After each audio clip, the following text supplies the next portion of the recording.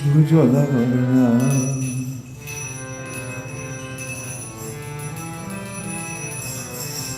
Ujjvala varna Gaurapada deham Dilasita niravari bhava videham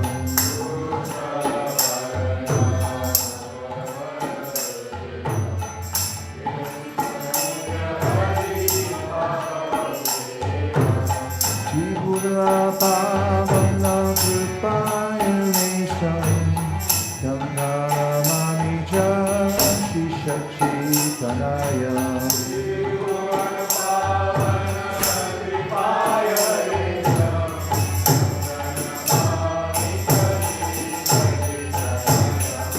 Jagara Baba Vikara Durjana Tarjana Nara Vishala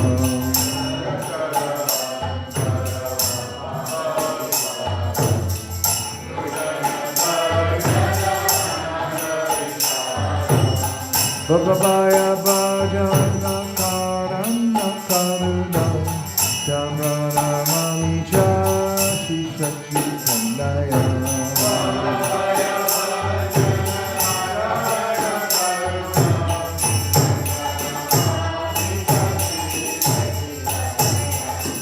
Aranam Bharadhara Charu Kapola Indu Vindita Kachaya Chiram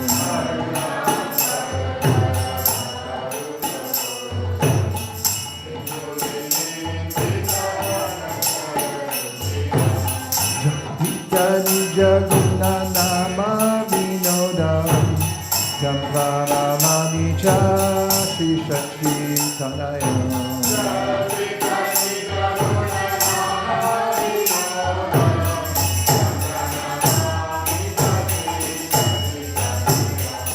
Vidalikanayana Kamalajalaksara Bhushana Navarasa Bhava Vikaram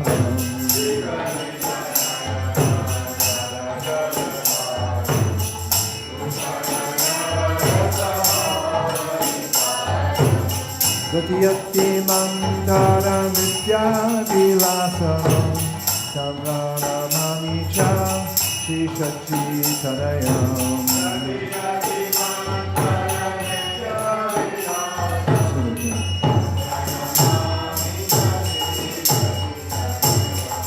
Chanchala Charu Sharana Gati Ruchira Manjira Ranjita Pada Jika Madura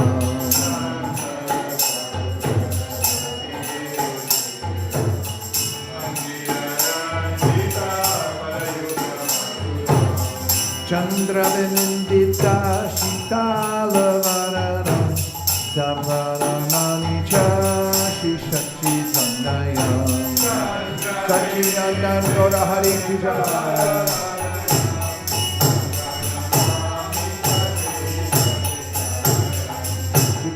Kitora Kamandalu Gandam Vidyakale Vara Mundita Mundam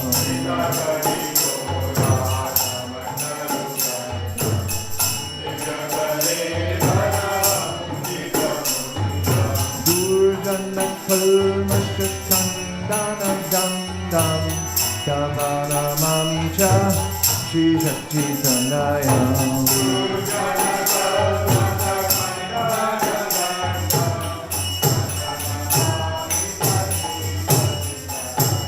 Bhushana Buraja Lakshvalitam Kamita Vindara Vararichiram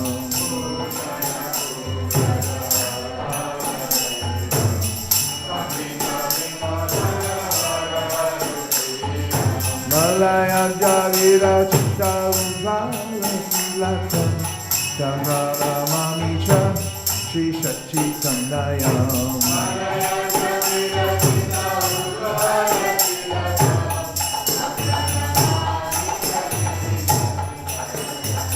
Indika Kamala Dallanaya Adana Adagulam Duktashi Bhujayugalam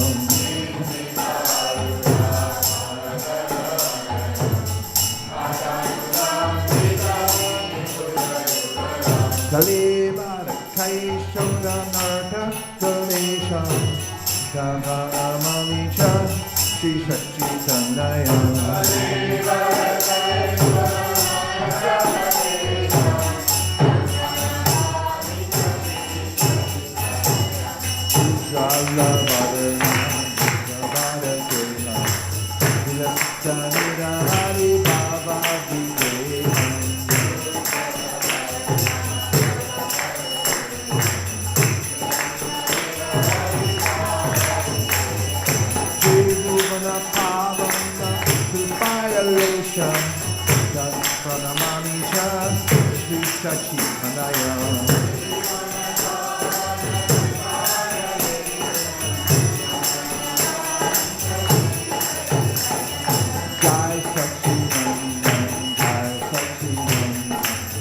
Jai Sachinandana Jai Gaura Hari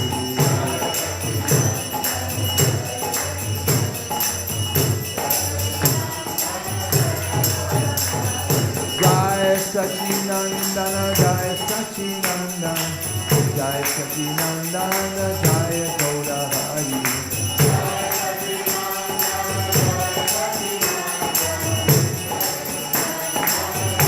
Jai Gaura Hari Bol Hari Bol Hari Bol Jai Gaura Hari Bol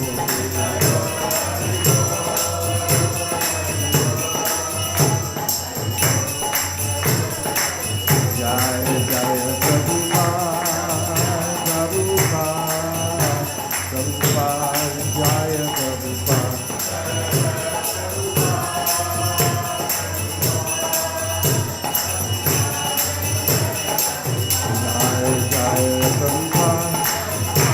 Prabhupada, Prabhupada, Jaya Jaya Prabhupada.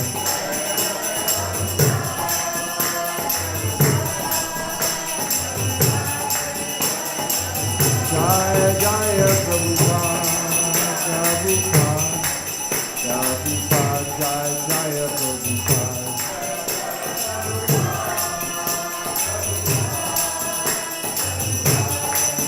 Hare Krishna, Hare Krishna, Krishna Krishna, Hare Hare, Hare Rama, Hare Rama, Rama Rama, Hare Hare.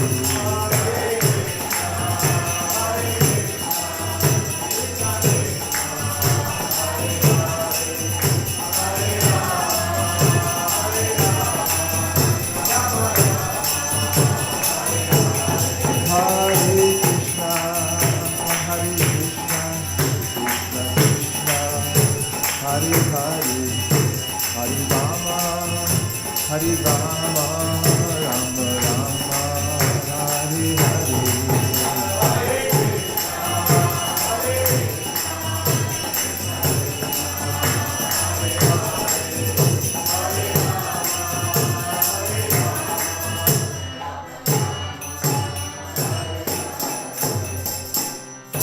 Jai Om Vishvad Paramahamsa Parivajakachaja Shtotarasati Shishimad Bhai Charanada Vinda Bhaktivedanta Sai Maharaj Srila Prabhupada Ki Jai. Jai Om Vishnuvad Paramahamsa Parivajakachaja Shtotarasati Shishimad Srila Bhaktivedanta Saraswati Goswami Maharaj Ki Jai. Ananta Koti Vaishnavidi Ki Jai. Namacharya Srila Haridas Thakur Ki Jai. Prem Gaho Shri Krishna Chaitanya Prabhu Nityananda Sri Advaita Gadadhara Shivasari Gaura Bhaktivinoda Ki Jai. Shri Shri Radha Krishna Gopina Shamakunda Radhakunda Giri Govardhan Ki Jai. Shri Vrindavan Dham Ki Jai. Shri Mayapur Navadvip Dham Ki Jai. Shri Jagannath Puri Dham Ki Jai. Tulsi Devi Bhakti Devi Ki Jai. Jamuna Devi Ganga Devi Ki Jai. Samveta Bhaktivinoda Ki Jai. His Divine Grace A.C. Bhaktivedanta Swami Maharaj Srila Prabhupada Shri Vyasa Puja Ki Jai. All glories to the assembled devotees. All glories to the assembled devotees. All glories to the assembled devotees. Go Premanande Hari Hari Bol. So we could set up. It's 8 o'clock. We'll start now.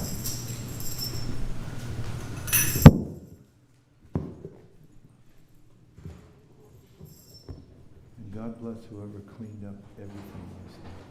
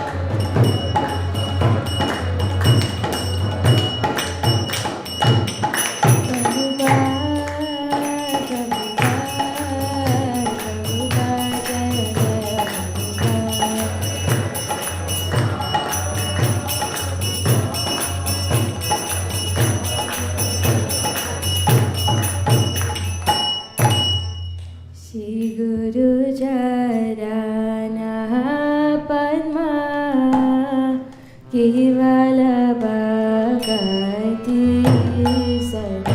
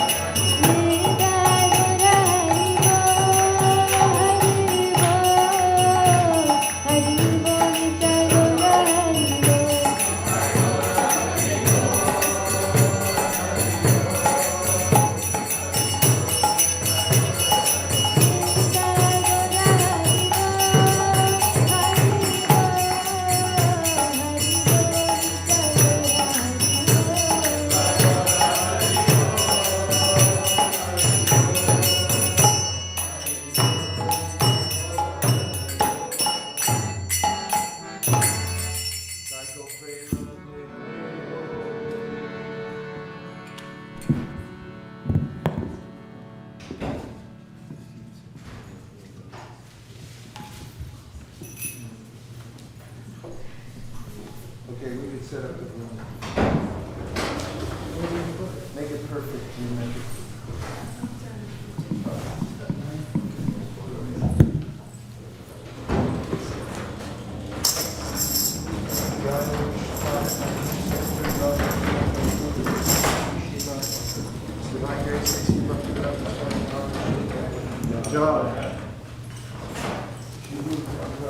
Josh.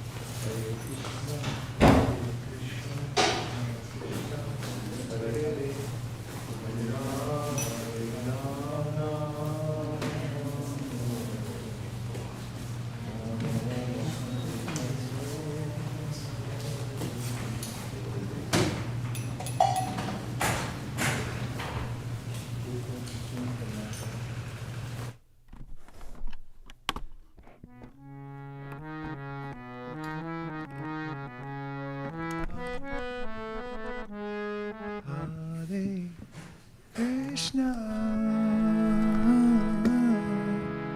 Hare Krishna, Krishna Krishna, Hare Hare. They put a seat here for Satya. I think we'll move this over a little bit. Satya Prabhu? Satya Sandarbha? Sawati Kudasai?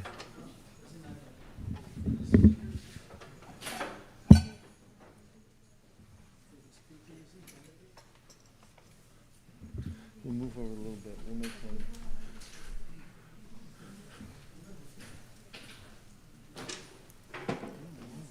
Moskoshi.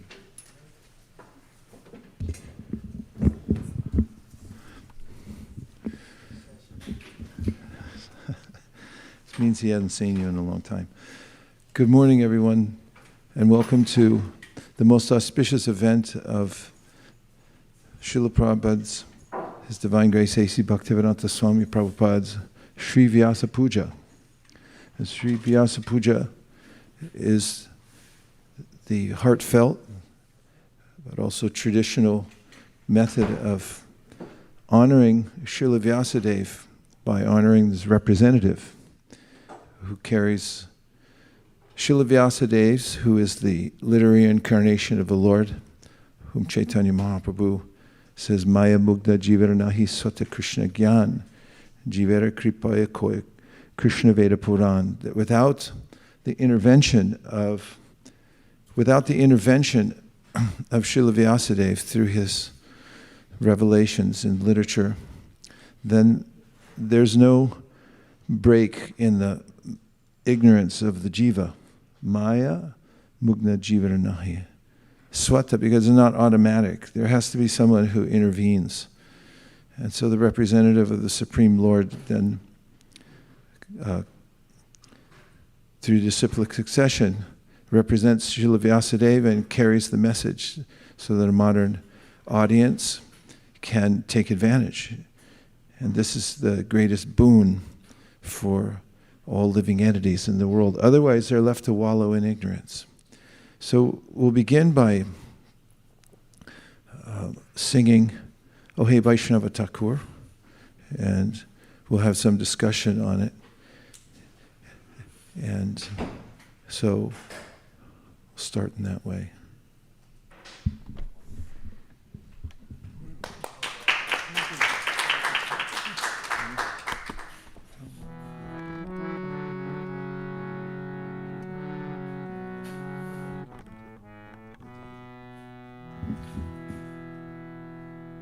Oh hey, Vaishnava Thakura, Doyara Sagara, Idase Karuna Kori.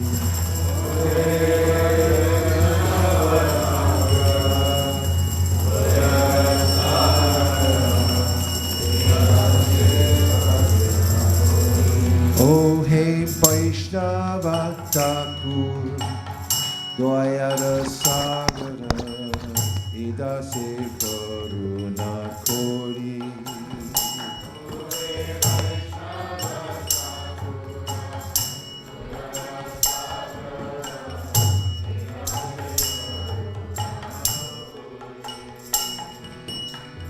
Diya Parachaya Shoroe Amai Tomara Charana Dori.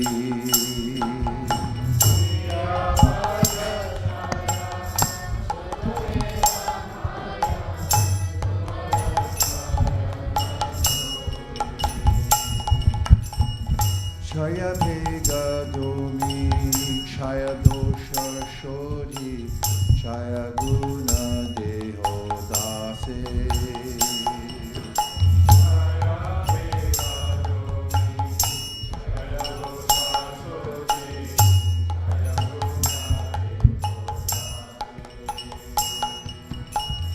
Chaya Satsanga Deho He Amare Boshashi Sangera.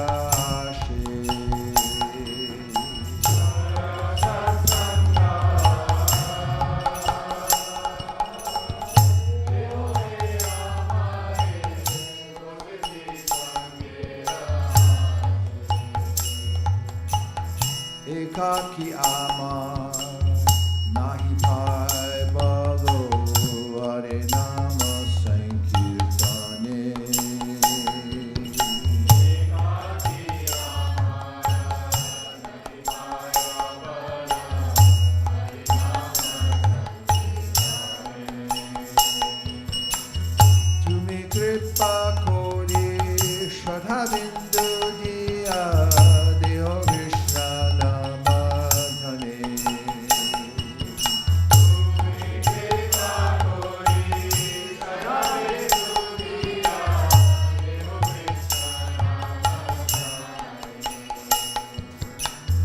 Krishna se tomar, Krishna dite paro, tomara shakti ache.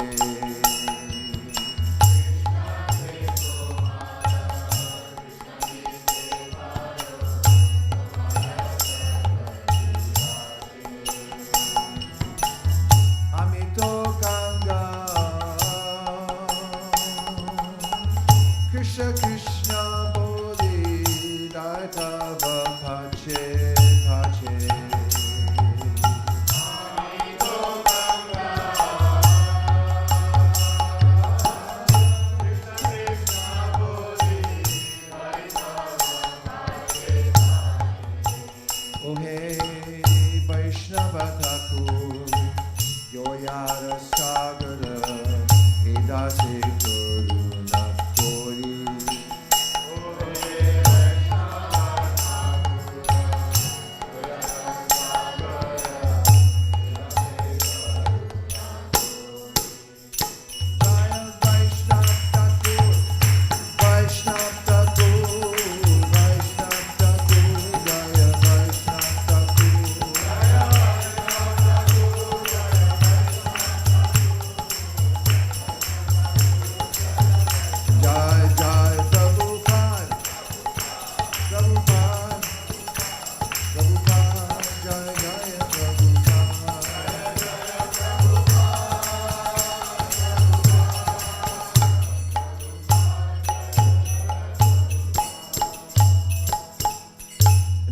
let's read the translation. As a way of entering into the mood of today's Shrivasa Puja, we can read this together. O Venerable Vaishnav Thakura, O Ocean of Mercy, be merciful to this servant of yours, and purify me with the shade of your lotus feet. Your lotus feet I humbly hold. By helping me control the 6 urges, and purifying me of the 6 faults, bestow upon your servant the 6 good qualities. O Master, please give me the 6 kinds of holy association. I have sat down here hoping to have your company. Go. Alone, I do not find the strength to chant the holy name of Hari. Please be merciful and blessing me with a drop of faith. Bestow on me the great treasure of the holy name of Krishna. Krishna is yours, and you can give him to me, for such is your power. This wretch is simply running behind you, crying, Krishna, Krishna. And now we'll take a few comments from Satyadev Prabhu and discuss any of the aspects of this song written by Srila Bhaktivinoda Thakur, helping us to come into the mood of Shrivasa Puja. Yeah, I like what you said, that you quoted Lord Chaitanya. What was the verse again? I used to know it. Maya Mugda Jivera Nahi Swata Krishna Gyan Jivera Kripaya Koila Krishna Veda Puran. Krishna Veda Puran, yeah. Mahaguna and I were driving down here this morning, and it just happened. Prabhupada's appearance day is the first day I met Śrīla Prabhupada. And Mahaguna was also there, but we were also new. She was so new she doesn't remember anything. But I do remember that. And then we asked ourselves the question, what would our life be like right now if somehow or other we hadn't met Śrīla Prabhupada? You know, what kind of timeline, or what would have happened in our life if that had not occurred? And so that's what I was thinking about when you mentioned that. So this verse is describing, the changes that occur in our life when we meet a pure Vaishnava, and we get the idea of devotion to God, devotion to Krishna. Somehow, because the Vaishnava is in love with Krishna and has that awakening, there can be an impression left upon us that can change the course of our lifetime. So that's what I was thinking about when we were reading this prayer. I was, in continuing that thought, thinking of how we had discussed last night, when there's an awakening of faith, adaushara tatasura sangha, there's a yearning for the association of devotees. As Vishwanath Chakrabarti Thakur says, when you have this sense that I should be a devotee, or I like Krishna consciousness, then you want to find the embodiment of that. And we gravitate towards the Vaishnava and want to be, then, as it's mentioned in if you can scroll up, the first 2, translation.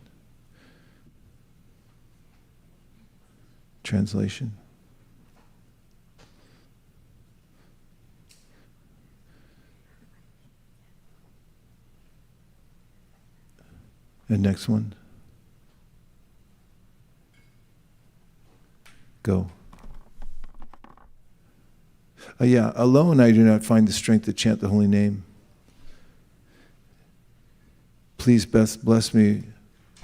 Please being merciful and bless me with a drop of faith. It's just that when we realize that it's the goal of life to see Krishna. And it's a great treasure. We also gravitate towards the representative of Krishna. Other feelings, thoughts about the bhajan? Or Vyasa Puja itself? Microphones, please, to pass around. And if we could leave them all on, it would be helpful.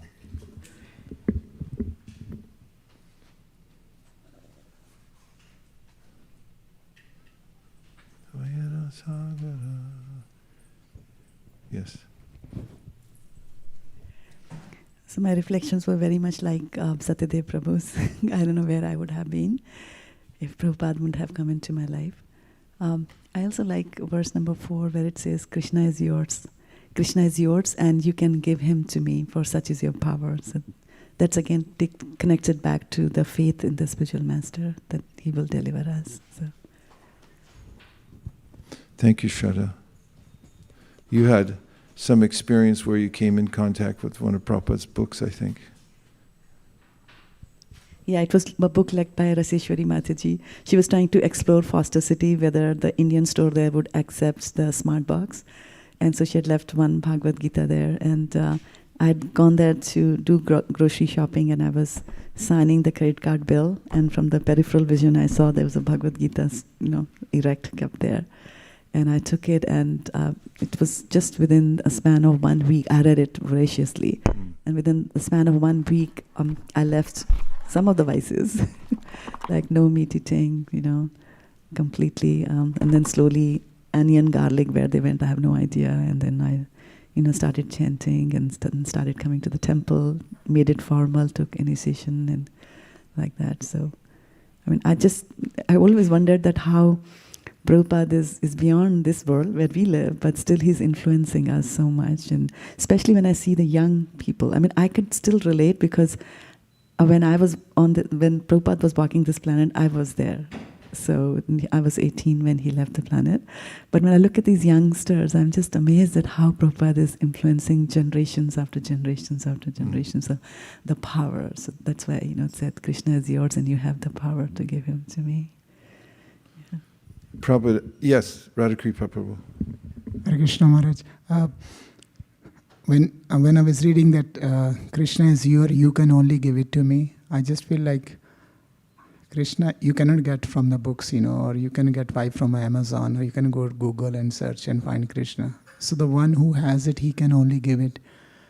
And it's so simple, but it just makes me feel like we should be fixated in understanding that who has Krishna. If you're really looking for Krishna, you have to find a person who has the Krishna, and he can only give. And he can give, it gives me also a hope that even I'm totally unqualified, but he wishes so, then he can give it to me. So I feel like so blessed that we are here, and Prabhupada is, passing that Krishna through the disciple chain. So hopefully one day we might. Hare Krishna. Hare Krishna.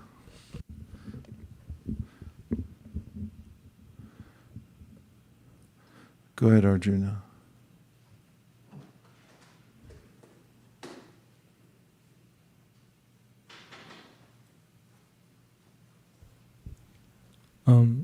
Reflecting on the general mood of this song, I was thinking about the analogy you gave yesterday, which was that acharyas give us a boat with which we can cross the material ocean.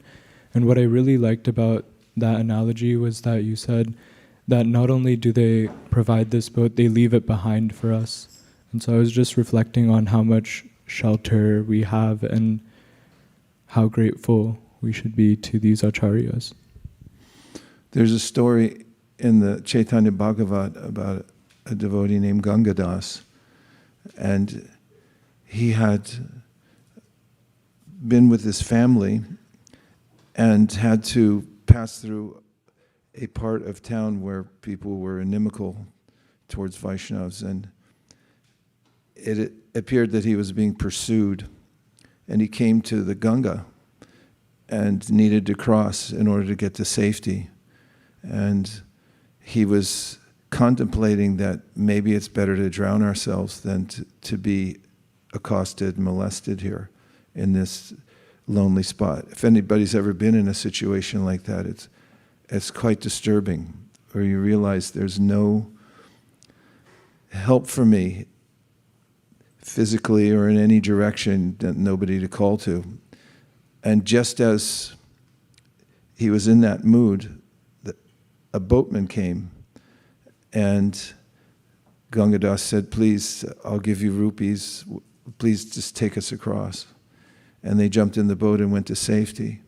Later, when Mahaprabhu was performing as Mahaprakash, revealing himself as Bhagavan to the devotees at Srivas Pandit's house, he was calling various devotees into his presence and revealing to him that he had intervened in their lives.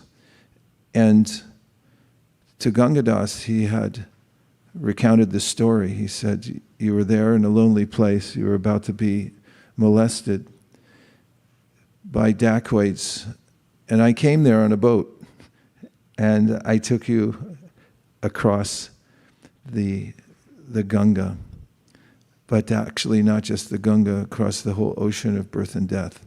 So when you brought up that point from the verse we read yesterday, demigods praying to Lord Krishna in the womb, I was thinking of how we may think it's an ordinary example, but if we think of how dire it is when we want to cross to get to safety and come away from the great danger of the material world, padam padam yad vipadam, then it becomes much more relevant that someone comes with a boat.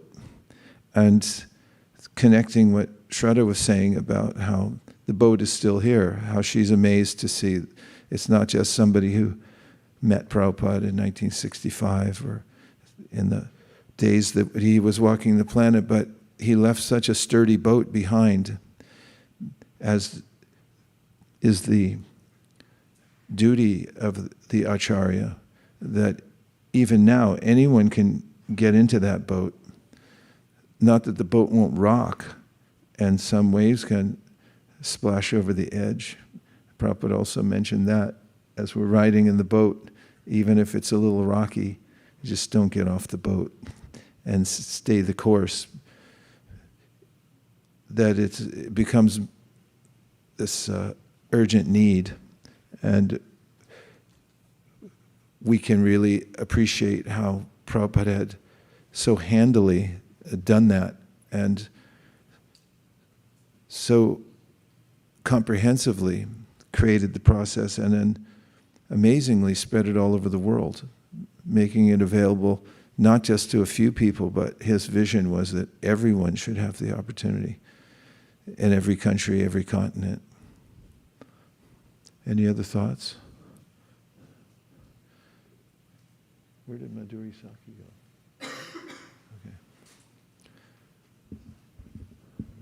Okay, go ahead. See, I can read minds. Something I was reflecting on when reading it was the verse Ekaki Amar Nahi Paya Bal, the alone. And I was just thinking back, this summer I did a little bit of traveling, and I think this summer I really realized that Prabhupada's big family is ISKCON, and that we have association everywhere, so that we're never alone, and that we can gain the strength to do devotional service with their association. Yeah, even now, if you travel somewhere, you can become weary. Travel makes one weary oftentimes, but as soon as you reach a place where there's devotees who are following the Acharya, same mood, same mindset and devotion, then we immediately feel protected, that we're back in safety. Thank you.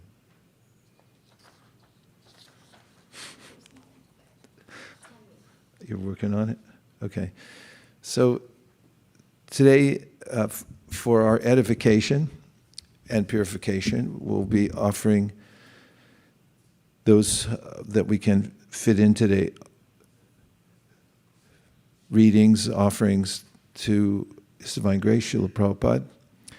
And we'll also have, as usual, an extended period for offering for those in the community who want to write an offering and submit it to Srila Prabhupada in the Association of Devotees. It's especially nice to hear from as many devotees as possible from every generation. And today we're going to start by hearing from Jamuna Devi, who is in the wings. There she is. So let's welcome Jamuna Devi. How's the setup here? Should we move over more or what? Yeah.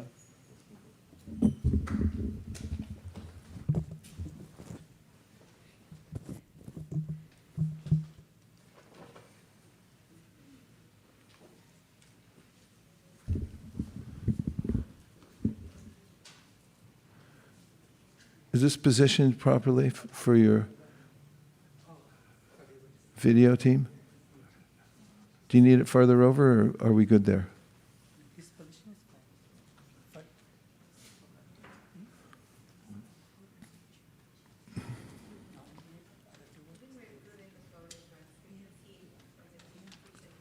So we'll set up a small jawful here, because we need devotees to sit on the floor and talk. No, have them sit in. They could sit in the chair. And they can sit here. It's better. You could see from there. Please. I'm just asking if the chair is situated properly. We welcome Her Grace Jamuna Devi Dasi. Haribol.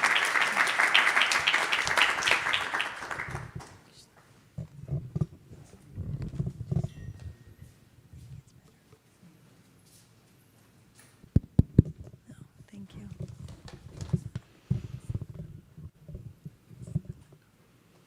Okay. Thank you. Hare Krishna.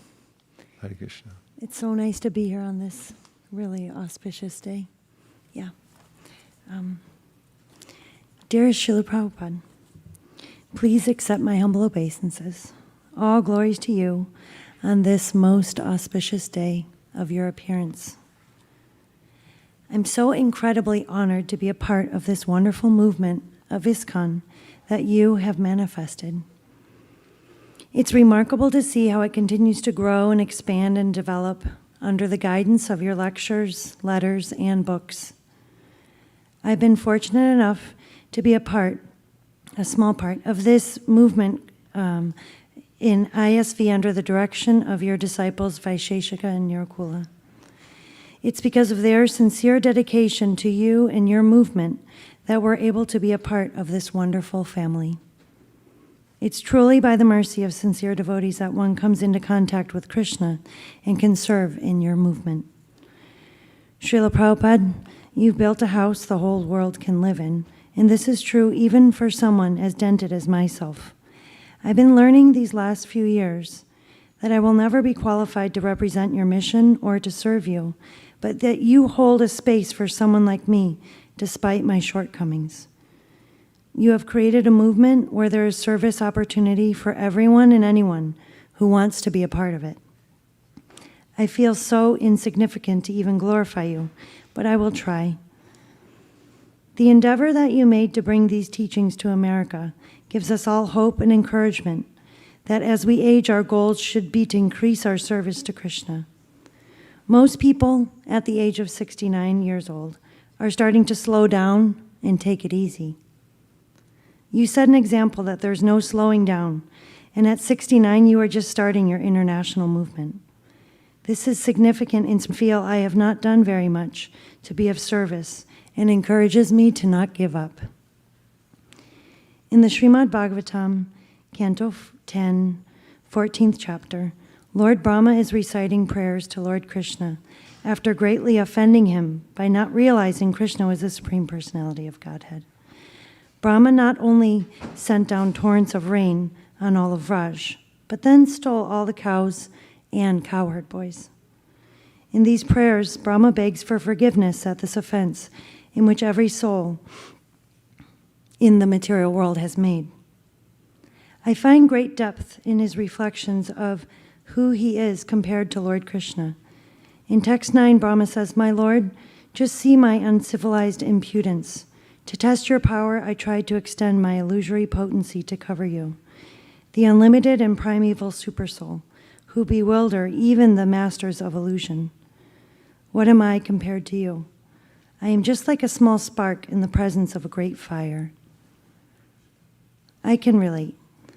In the purport, you say, "A great fire produces many sparks, which are insignificant in comparison to it. Indeed, if one of the small sparks were to try and burn the original fire, the attempt would be simply ludicrous."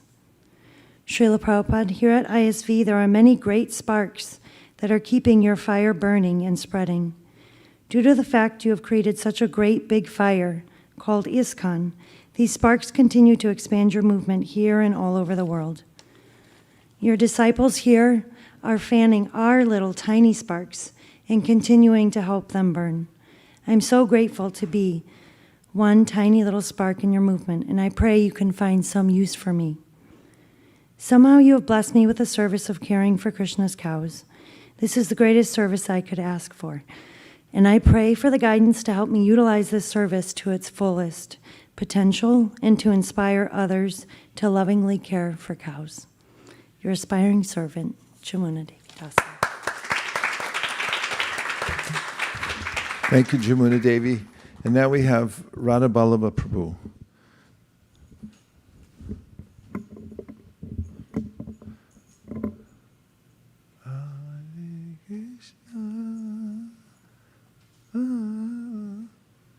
Hare Krishna, Hare Krishna, Krishna Krishna, Hare Hare, Hare Rama, Hare Rama,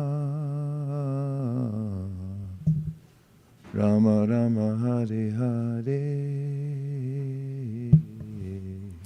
Hare Krishna. I wasn't expecting to speak.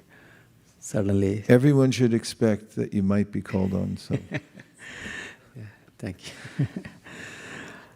Yesterday event was so beautiful, so amazing, Janmashtami. It was amazing. And I was talking to Vijay Prabhu, and we were discussing how a good leader, I was saying everyone needs leaders, and that's how things happen very nice.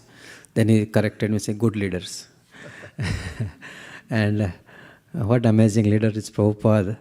Within such a short span of time, he established so many things, temples, deities, books, prasadam, unlimitedly, abundant. Like, I think if we look at the statistics, I don't know the exact figures, but sometimes I used to see these newsletters from BBT about the book distributions.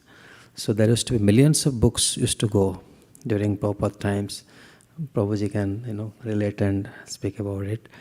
And there was a little slack in between. Now again it is picking up. And so is also, number of devotees are growing, and people are showing so much interest, trust, and dedicating their valuable time, energy to spread the mission also. So I think, Prabhupada inspired his followers, his disciples, and in turn, although there is rough rides in between somewhere, but still we feel inspired under their protection, under their leadership, and we are very grateful to Prabhupada, very grateful to all the disciples of Prabhupada, and we hope, I think Prabhupada, I hear from devotees, so somebody said that Prabhupada said, the third generation will be really huge blast will be there, so maybe the kids who are growing up here, they'll bring something amazing to ISKCON, and what I believe is the way Prabhupada has brought up ISKCON, it's like a brand which people will start trusting and connecting and feeling proud about being connected to ISKCON. So the way we behave, we grow, and that will definitely create a kind of branding that will attract and people will feel being proud, being connected to ISKCON. I think this is our little service to Prabhupada, whatever we are doing.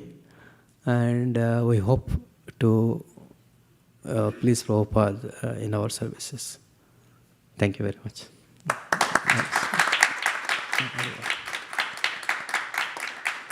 Srila Prabhupada ki jai. Thank you, Radha Vallabha Prabhu. And now we have Mahaguna Devi, one of the first disciple, among the first disciples in Japan, or the first disciple. What's that? Japan? No, actually there was another. There was one, but he only stayed like 1 or 2 weeks. And well, Mahaguna was the first disciple of Prabhupada in Japan who stayed. For all of you's mercy. Oh, I forgot my glasses. Can't.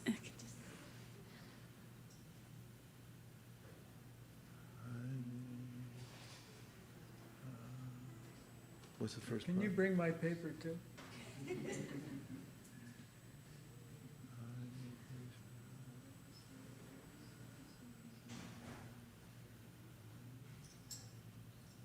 What is that tune? No, the first part.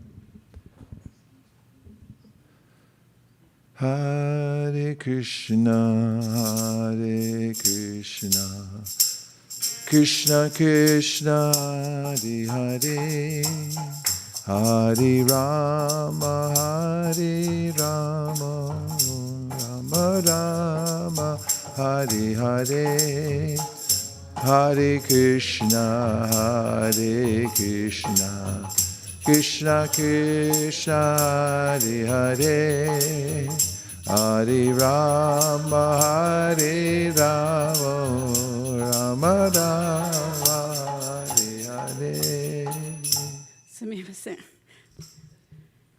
Thank you for waiting.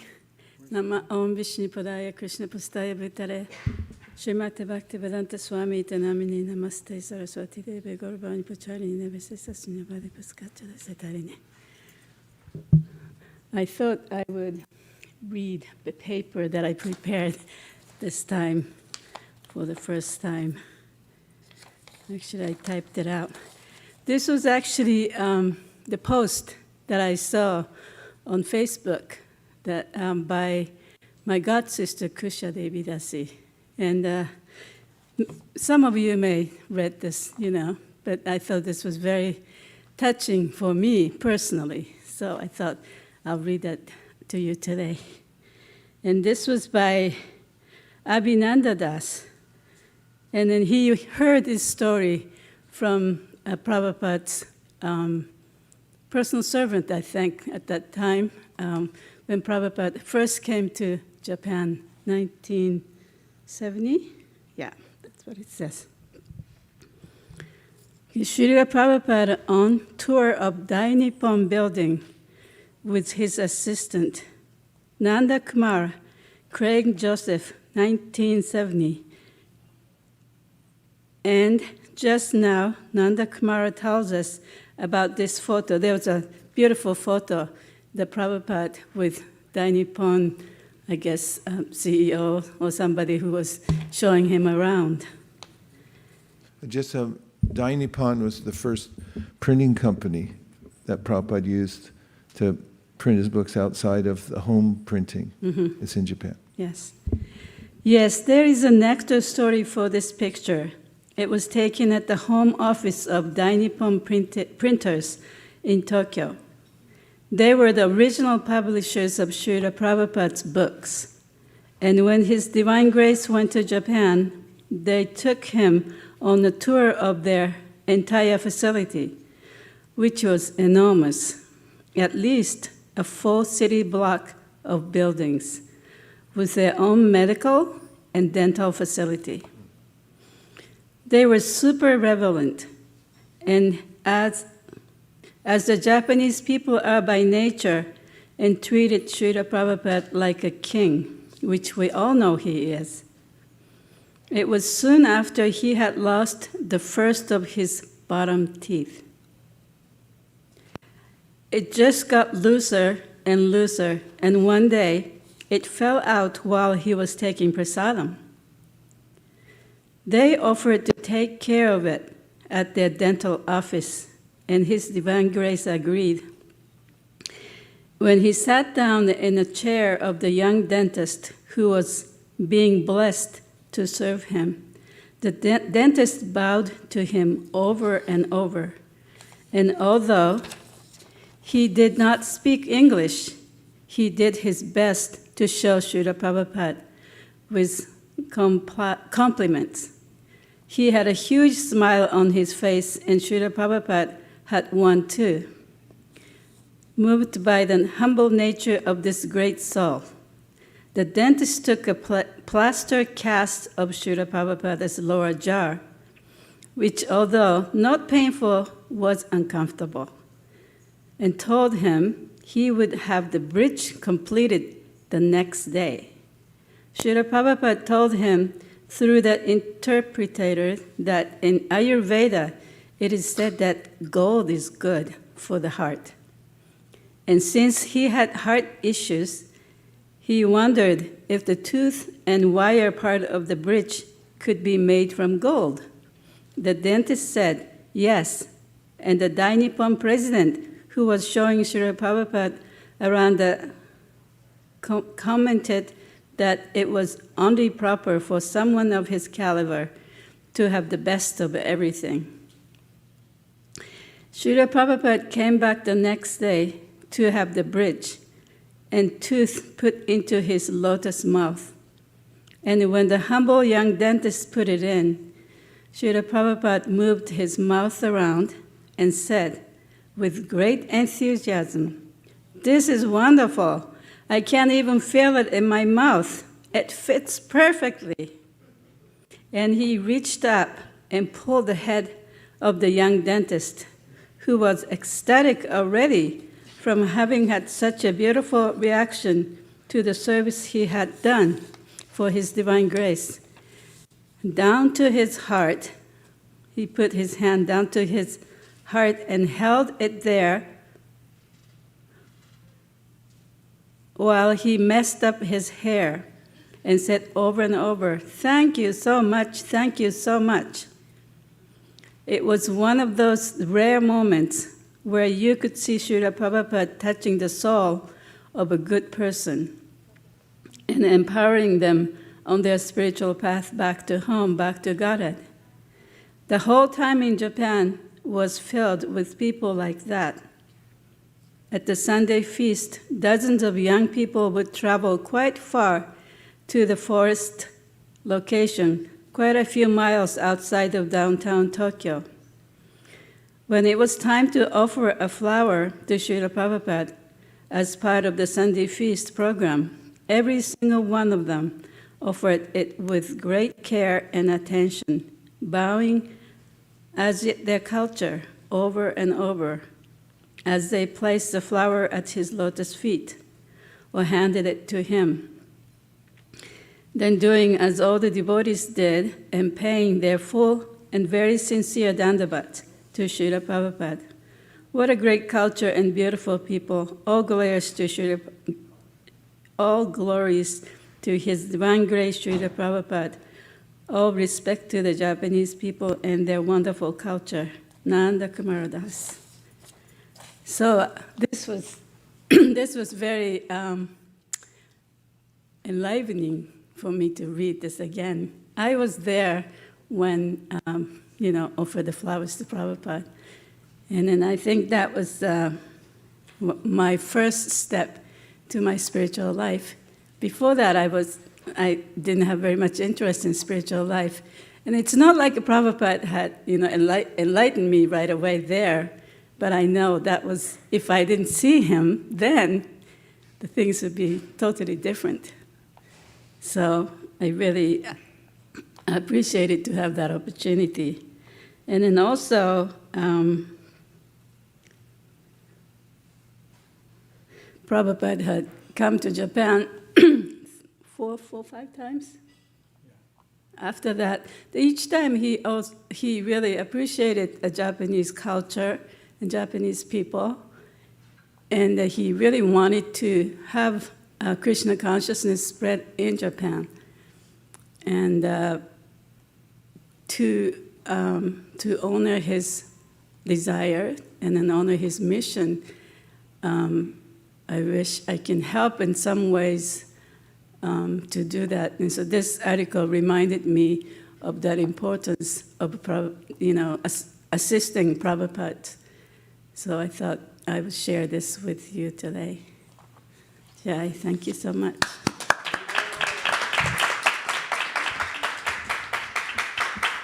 The Grace Mahaguna Devi Ki. And now we have great fortune of hearing from another one of Prabhupada's disciples, Kanka Devi, who's one of the very early disciples of Prabhupada in the movement. Hare Krishna, Krishna Krishna, Hare Hare, Hare Rama, Rama Rama, Hare Hare.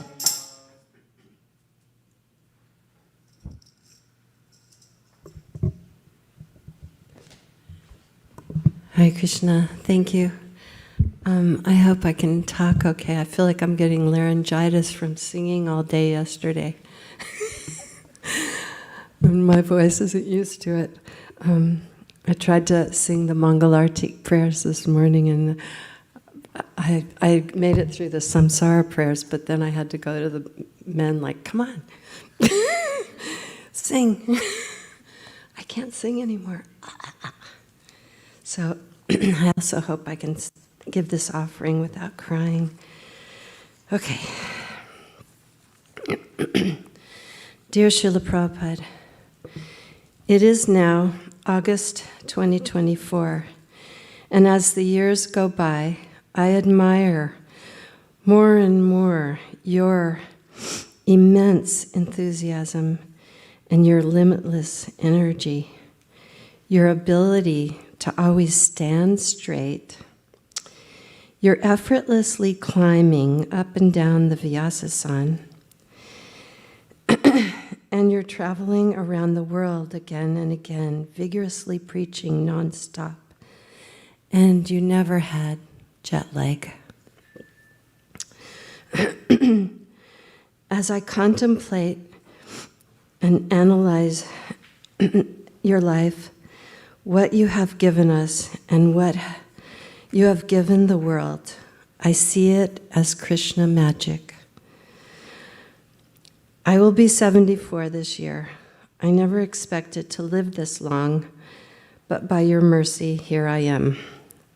I am convinced in my old age that your 12 years of spreading the Krishna consciousness movement around the world was a definite miracle. I recently saw a photo of the Moscow Rath Yatra, and they said at least 500,000 people had attended. You planted that seed in Russia in the early 1970s, and now just see the results. Here is a quote from a letter that you wrote to Sudama.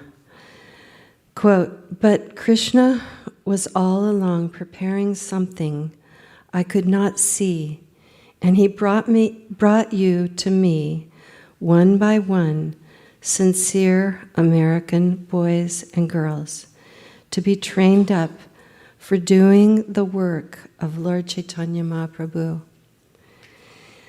Otherwise, in your city of New York, one single old man with only a few books to sell, for barely getting eatables, how he can survive, what to speak of introducing God-conscious movement for saving humankind. That is Krishna's miracle. Now I can see it," unquote. So Prabhupada also saw it as a miracle.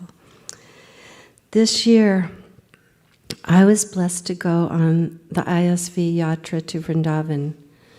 My first trip to Vrindavan was November 1977 for your Mahotsava ceremony after you departed.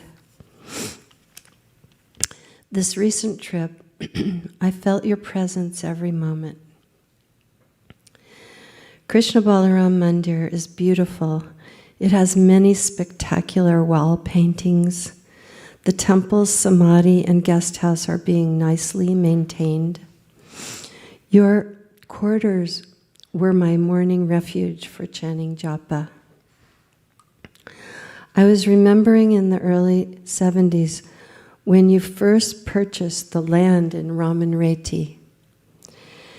The devotees said, "But Srila Prabhupada, it's so far out of town." But you told them, in the future, it would become the center of Vrindavan. Now we have witnessed this as it is truly the center of Vrindavan. The first week there, we visited 7 major temples, the Jamuna River, and Govardhan Hill. The next week, I came down with a fever and bronchitis. The second night of my illness, I woke in the middle of the night severely coughing. I could not get my breath. I was thinking, oh, this is it. My time is here to depart. It was the closest death experience I've ever had. I was having an internal conversation with Krishna. Okay, Krishna, if this is my time to depart, please let me remember you. Slowly, I recovered my breath. I was blessed the rest of the week to feel better and was able to attend the morning program daily at the Krishna Balaram Mandir. It was a wonderful experience. Srila Prabhupada, you always encouraged us to chant and be happy. You stated, happiness is our birthright. You quoted many times, our Vedic mission is Sarve Sukhino Bhavantu. Everyone be happy. This is our mission, and we know how to become happy. That is our credit, unquote. I am extremely grateful to you, Srila Prabhupada, for all that you have given us. I pray that as I age, I can continue to have the association of your amazing devotees.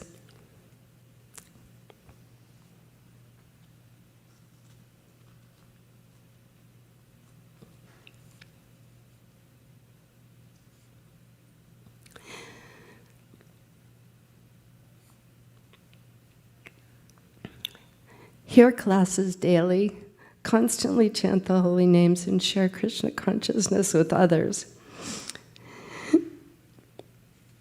Here's a quote from Srila Bhaktivinoda Thakur. Chanting the holy names is the highest path to liberation, peace, and eternal life. It's the pinnacle of devotion, the heart's joyous proclivity and attraction, and the best form of remembering the Supreme Lord. Thank you again and again, Srila Prabhupada, for giving us this eternal knowledge found in your numerous translations and purports. You worked and traveled around the world tirelessly to provide shelter for all in this Kali Yuga. I want to end by reading a quote from the 12th canto Srimad Bhagavatam that reminds me of you. These verses invoke my gratitude that I have for you and for the importance of chanting the holy name. This is from Srimad Bhagavatam, Canto 12, Chapter 6, Text 2. Maharaj Parikshit said to Sukadeva Goswami, I have now achieved the purpose of my life because a great and merciful soul like you has shown such kindness to me. You have personally spoken to me. This narration of the Supreme Personality of Godhead, Hari, who is without beginning or end. The next one is Canto 12, Chapter 3, Text 51. My dear King, although Kali Yuga is an ocean of faults, there is still one good quality about this age. Simply by chanting the Hare Krishna Maha Mantra, one can become free from material bondage and be promoted to the transcendental kingdom. Thank you, Srila Prabhupada, again and again and again. And thank you, Talk.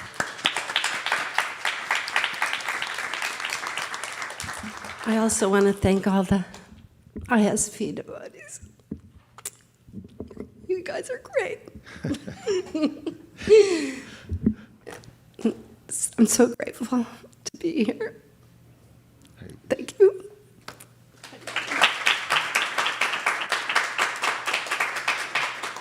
The Grace Kanka Devi Ki Jai. Now we have Shraddha Devi Dasi. Hare Krishna, Hare Krishna, Krishna Krishna, Hare Hare, Hare Rama, Hare Rama, Rama Rama, Hare Hare.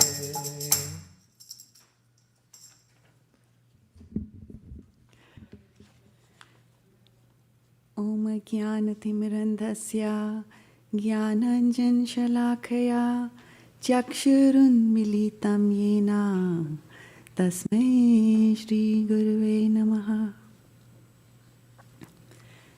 Dear Srila Prabhupada, Bhadra Purnima is almost a fortnight away, and the entire ISV is abuzz with the sound vibrations of devotees understanding and memorizing the prayers of Queen Kunti, encouraged by your dear disciple, Vaisheshika Prabhu. In one beautiful verse, Srimad Bhagavatam 1.8.35, in which the very intelligent Queen Kunti is setting forth the reasons Krishna descended to this material world, and she says, Bhavesmin Krishna Mananam Avidya Kama Karma Bhi Shravanam Smaranam Arhani Karishchan Iti Keshana. So Yashdhani Prabhu, I recited that with eyes closed, if you notice. That qualifies me. So which you translated as, and yet others say that you appeared for the sake of rejuvenating the devotional service of hearing, remembering, worshipping, and so on, in order that the conditioned souls suffering from material pangs might take advantage and gain liberation. The purport to this is very important and is a true testimony to your statement that your purports are your devotional ecstasies. In the purport, we see that your feelings are in alignment with that of Queen Kunti. We witness, number one, your deep devotion and reverence for the Lord. You emphasize that the Lord is the ultimate authority and the true path of religion is to serve Him. Your reverence for the Lord is evident in your assertion that no one can create a new path of religion, as the way of religion is established by the Lord Himself. Number two, your commitment to devotional service, which is evident as you see it as the only way for living beings to attain liberation. The detailed explanation of the various forms of devotional service, such as hearing, chanting, and surrendering to the Lord, shows your dedication to guiding others on the path of bhakti. Number three, your humility and acknowledgement of the Lord's mercy. You acknowledge that it is only through the Lord's causeless mercy that living beings can be liberated from material suffering. Your humility is evident as you credit Lord Sri Chaitanya Mahaprabhu with bestowing this mercy on the living beings. Number four, your clarity of vision and purpose. Your writing demonstrates a clear vision and understanding of the purpose of human life to serve the Supreme Lord and achieve liberation from the material bondage. Your writing is purposeful, aiming to educate and inspire others to follow the path of devotional service. Number 5, your flair for expounding. While Kunti Maharani had mentioned 3 things, Shravanam, Smaranam, and Arhani, hearing, remembering, and worshipping. And you added 3 more, praying, cooperating, and surrendering. Your style of emphasizing on important items by wedging them at every possible opportunity is just brilliant. In the process of reading your purport scrutinizingly and comparing it to the word-by-word translation to see what you had added, I read the translation again. And yet others say you appeared for the sake of rejuvenating the devotional service of hearing, remembering, worshipping, and so on, that the conditioned souls suffering from material pangs might take advantage and gain liberation. And then the realization struck me. This verse beautifully describes you, Śrīla Prabhupāda. Indeed, you dedicated your life to rejuvenating the lost art of devotional service to Krishna, walking the continents of this world at an age when most would retreat, undeterred by the rising tides of Mayavad, materialism, and the confused state of religion, swaddled as it was in complicated rituals devoid of true essence. In your purport, you write, the factual way of religion is to accept the Lord as the supreme authority and thus render service unto Him in spontaneous love. These words were a beacon of light for me, hopelessly entangled in the quagmire of material existence. They offered solace, revealing that despite my many missteps, Krishna would still accept my love. It was a profound relief to hear you declare, a living being cannot help but render service because he is constitutionally made of that purpose. The only function of the living being is to render service to the Lord.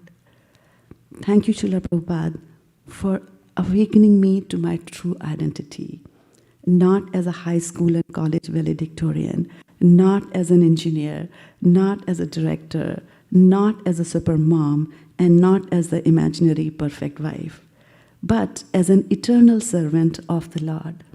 This understanding gave me the strength to extricate myself from the relentless pursuit of worldly achievements, a race to become a vice president that would have consumed my soul. And I am eternally grateful for your further guidance, encouraging me to see myself as a servant of the Lord, many times removed. This humble approach has been my anchor, safeguarding my soul and keeping me grounded amidst the complexities and challenges of this material world. My heart swells with gratitude for the boundless mercy you have showered upon me, Śrīla Prabhupāda, through your transcendental books and through the munificence of your dedicated disciples. On this sacred day of your divine appearance, I humbly bow down at your lotus feet and pray for the strength to become an instrument in your mission to help rejuvenate devotional service in the hearts of those who, like I was once, are disillusioned by the material desires and entangled in Maya's deceptive snares. Thank you, Śrīla Prabhupāda, once again. Hare Krishna. The great Shadadevi Dasi Ki. And now we have His Grace Sri Antariksha Prabhu. Hare Krishna, Krishna Krishna, Hare Hare, Hare Rama, Rama Rama, Hare Hare.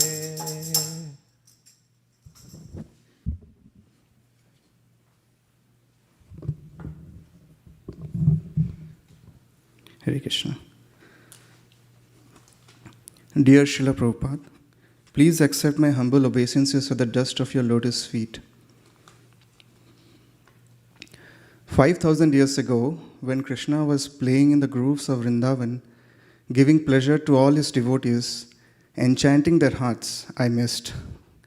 500 years ago, when Gauranga Mahaprabhu was performing his wonderful pastimes in Mayapur and Puri, inundating everyone in Krishna Prema, I missed. 50 years ago, when Srila Prabhupada, you were performing the Leela of spreading Chaitanya Mahaprabhu's movement, creating miracles in New York, San Francisco, London, establishing temples, starting Ratha Yatra in places no one could imagine, I missed. For starters, this is a lot of FOMO, or fear of missing out, but on close examination, no FOMO. Because of your bold preaching, potent presentation, and brilliance of enunciating Krishna consciousness in your books, means that the mood and mission of the parampara or disciplic succession starting from Krishna is thoroughly preserved.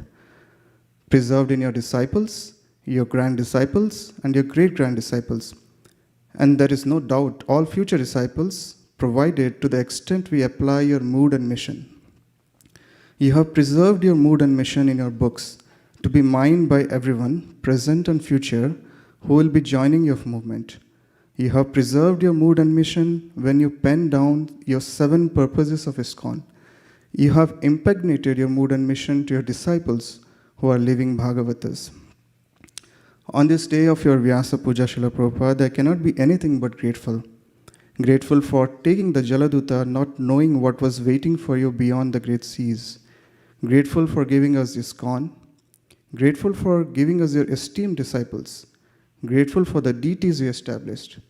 Grateful for establishing worship of their lordships. Grateful for the books you left for us. And last but not the least, all the association of devotees you have created. And one more final last but not the least, the kachoris made by your loving disciples on your Rasa Puja. Hare Krishna. His Grace Shri Antariksha Prabhu ki. And now we have Anapayini Bhakti Devi Dasi. Hare Krishna, Krishna Krishna, Hare Hare, Hare Rama,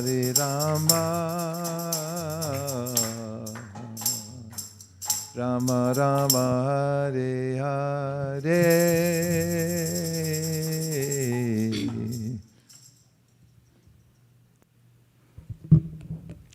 Hare Krishna, Srila Prabhupada. Happy Vyasa Puja. So, one thing that Vaisheshika Prabhu recently said in one of his lectures is if you don't read Srila Prabhupada's books, you will go insane. I took this into practice this year as I needed answers for why I was going insane. I could see a distinguishable difference in my overall well-being in the periods of time I was reading versus when I wasn't. I felt sharper, happier, satisfied with less, intellectually stimulated, and the best, very close to you. I feel very grateful to have the chance to associate with you through your books. As Maharaj was mentioning yesterday, books are the most intimate way to spend time with an author. You are essentially able to sit in their mind and find their values, thoughts, and priorities. So after spending more time reading Srimad Bhagavatam this year, I was really able to see your writing style and personality. I was able to identify the shlokas you like, your thoughts on modern society, the quotes you often use, and more. In fact, there are so many books you've written, each with so much love, and you prioritized these most, as you knew the books would last beyond you. Now when I read Srimad Bhagavatam, to make me understand it better, I read it in your voice. It fully transforms the experience and brings a soft warmth to the process. In fact, all the love you give is so gentle. You never specifically told your disciples when they first joined to stop anything, but gently guided them. You taught them how to cook traditional Indian preparations, showed them how to put tilak like a gentle father. You taught authentically without removing the integrity of the practice, but by keeping the essence. As mentioned in Shastra, you adjusted to time, place, and circumstance. So on this day, I really wanted to thank you for engaging me in devotional service, and I pray that I can continue to be engaged in your mission and that my faith can be strengthened in the process. Your servant, Anapayini Bhakti Devi Dasi. Grace Anapayini Devi Dasi ki. Ratatvaj Maharaj, thank you for joining in. Would you be willing to or open to reading your offering? Please let's welcome His Holiness Ratatvaj Maharaj. Good morning, ISV. Good morning, ISV. Hare Krishna. Hare Krishna. Namo Vishnu Padaya, Krishna Prasthaya Bhutale Shrimate Bhaktivedanta Swaminatha Namane, Namaste Saraswati Deve, Gauravani Pacharane, Nirvasesha Sunyavadi Pastelya Deshatarane. I offer my respectful obeisances unto my eternal spiritual master, His Divine Grace, Srila A.C. Bhaktivedanta Swami Prabhupāda. I am eternally grateful and filled with deep appreciation and amazed how you traveled so much, giving your heart full of Krishna consciousness in the line of our previous acharyas and opening these teachings to the Western world in a way which we can understand. It's through this great travel throughout the world that I came in contact with you. You appeared.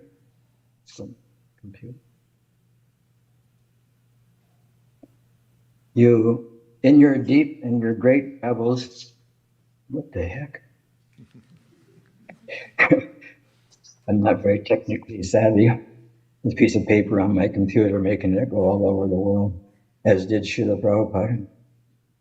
The most amazing thing is that somehow or another, although I come from a very, very, very small town in the remote corner of North Dakota, somehow or another, one day you appeared there in that small village, that small town, known as Minot, or Madhusutta, our old friend, Mind Rot. And somehow or another, you were there. You were right there in that small town of Minot, North Dakota. You appeared in the form of your books, apparently unknowing to myself the greatness of your teachings, the greatness of your book, your translations and purports. I had no idea what I was running into. Had been in a car accident and had been taking time off from my work as a civil engineer for the United States government, and walked into a room full of Krishna. Manasutta's brother had been in the temple, and Manasutta had sent him all the books, all the posters, you name it, it was in the house. The first picture I saw was that big pink picture of the Super Soul when I walked into the entrance. And I looked at it, and Martin, Manasutta's brother, I asked, what is this? And he says, that's Lord Krishna, the Lord of the heart. And I said, I believe that. He's got long hair. So into the room we went, looking around. There wasn't a space in the house that wasn't covered with Krishna. They Krishnized their whole house. And not only with the posters, but every single one of Srila Prabhupada's books was there within that room. Somehow or another, I happened to pick up one. I can't remember exactly which one it was. And I began to read. Animals go on 4 legs. They eat, they sleep, mate, and defend. Humans go on 4 wheels. They eat, sleep, mate, and defend. What is the difference? Of course, like every living entity in this world, I thought I knew everything. But this was one I didn't know. I read it again. Animals go on 4 legs. They eat, they sleep, they mate, and defend. And humans go on 4 wheels. They eat, sleep, mate, and defend. What is the difference?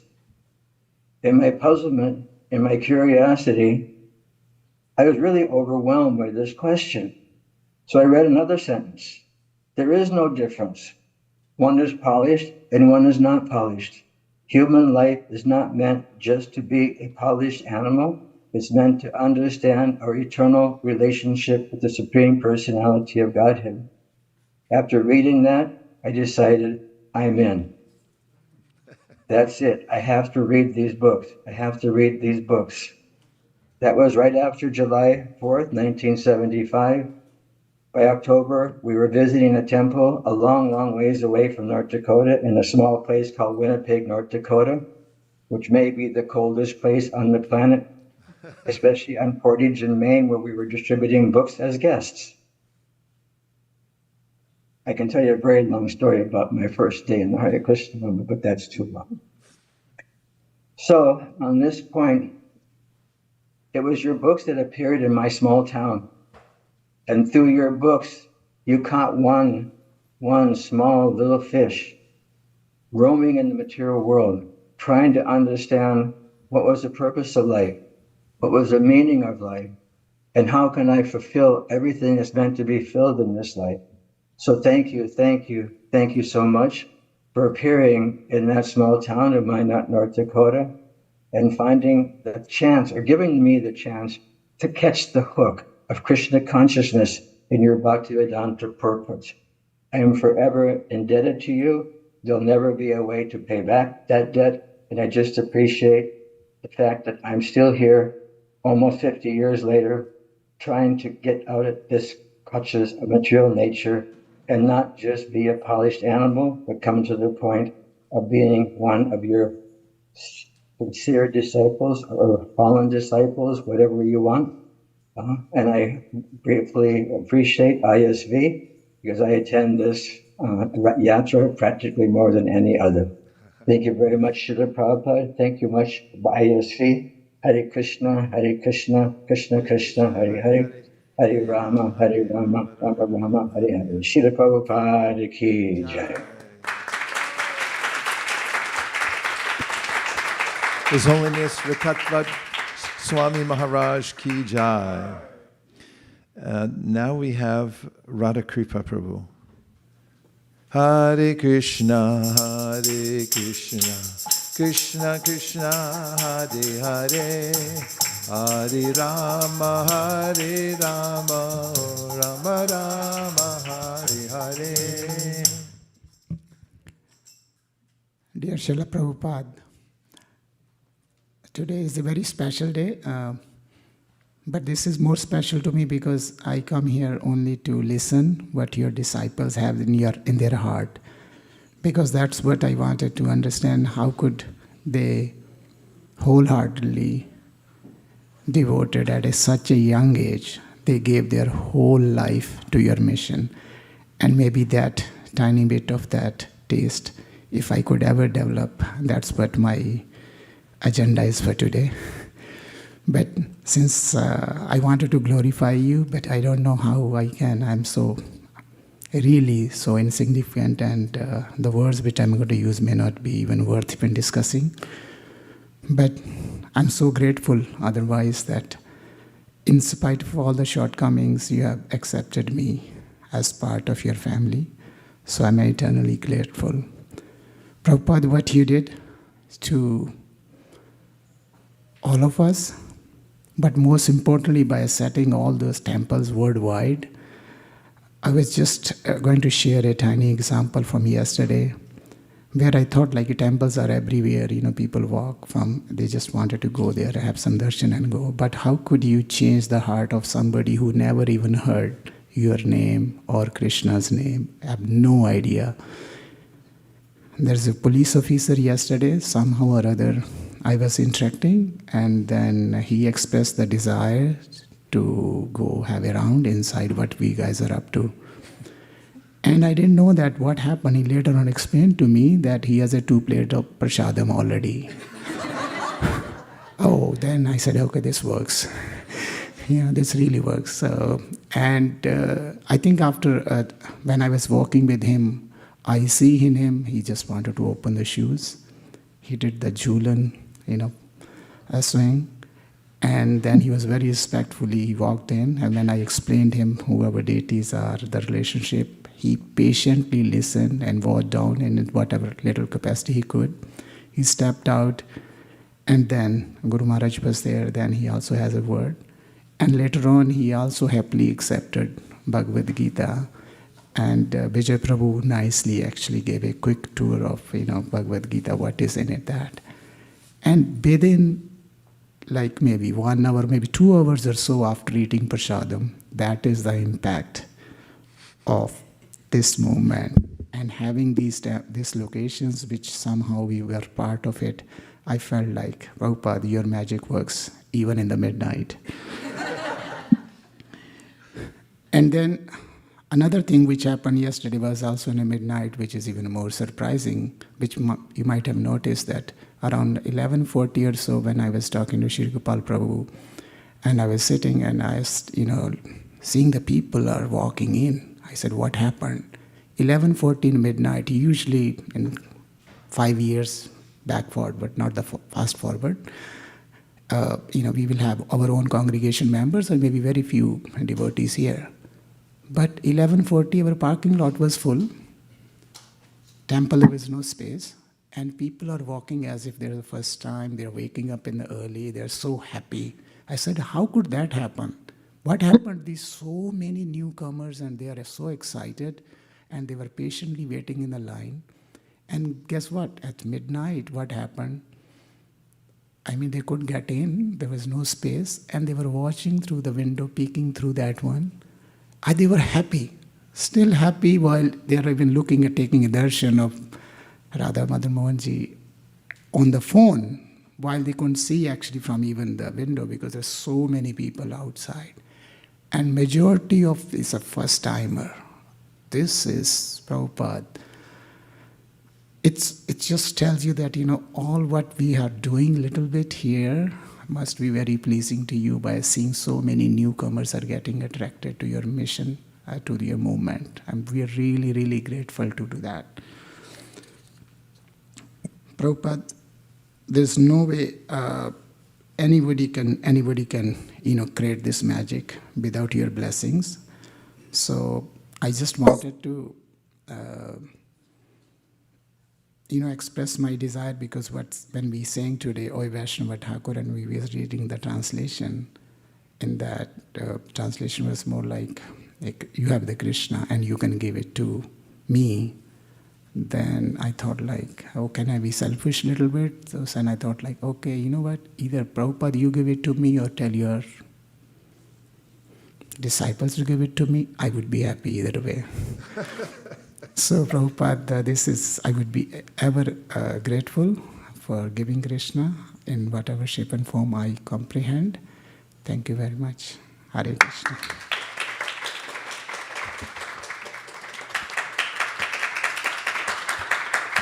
His Grace Radha Kripa Prabhu Ki.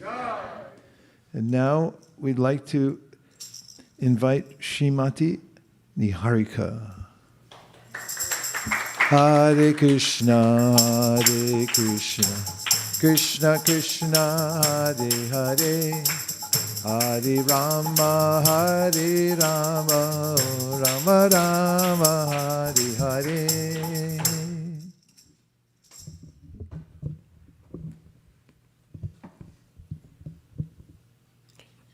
Hare Krishna, please accept my obeisances.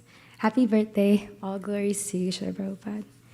So I just want to share some realizations kind of from this weekend and how they kind of tied into my life recently. So recently, actually, very recently, my friend, she called me and she told me about an epiphany she had after she went to a party. And she realized that she didn't want just this in life. She wanted more. She wanted to find her purpose. And she's already more spiritually inclined. And she knows about temple and Krishna consciousness. So I started thinking that now I have to present it to her in a good way. And I was very confused about how to begin speaking about it. And I just thought, where do I start? So I think through just had a realization that Prabhupada has given us everything, end to end. He's given us a society, the international society. We have a family and home everywhere. And he's given us Shastra, which he's put his own personal realizations into, and so much hard work and effort into, and a very clear process to follow. So when I realized this, I thought, why not just start by reading the Gita? So on Ekadashi, we started reading the Gita, and I told her about how the purports would be like the best place to actually get the juice out of it. And in that way, I just think you've made the process so easy and enriching to take up because of your purports and your books. And I sincerely pray that I can read more in this upcoming year. And one more very important thing about how I think you've made it very end-to-end is giving us your representatives, your disciples. And I keep thinking about how, Maharaj, you are a Prabhupada man through and through. And in this way, I feel like I've gotten to know you, Srila Prabhupada.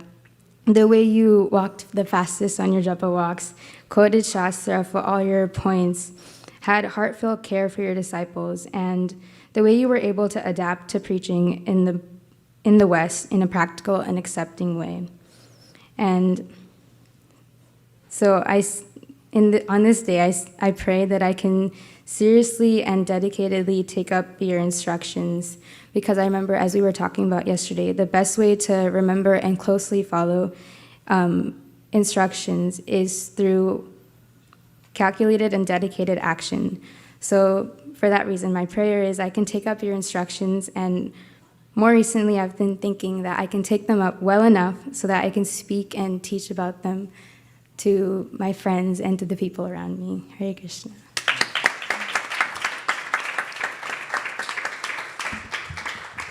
Her Grace Niharika Ki Jai. Now we have, Her Grace Srimati Madhuri Saki Devidasi.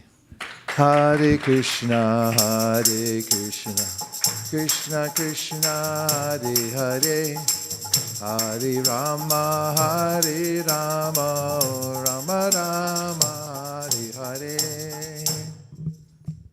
Hare Krishna.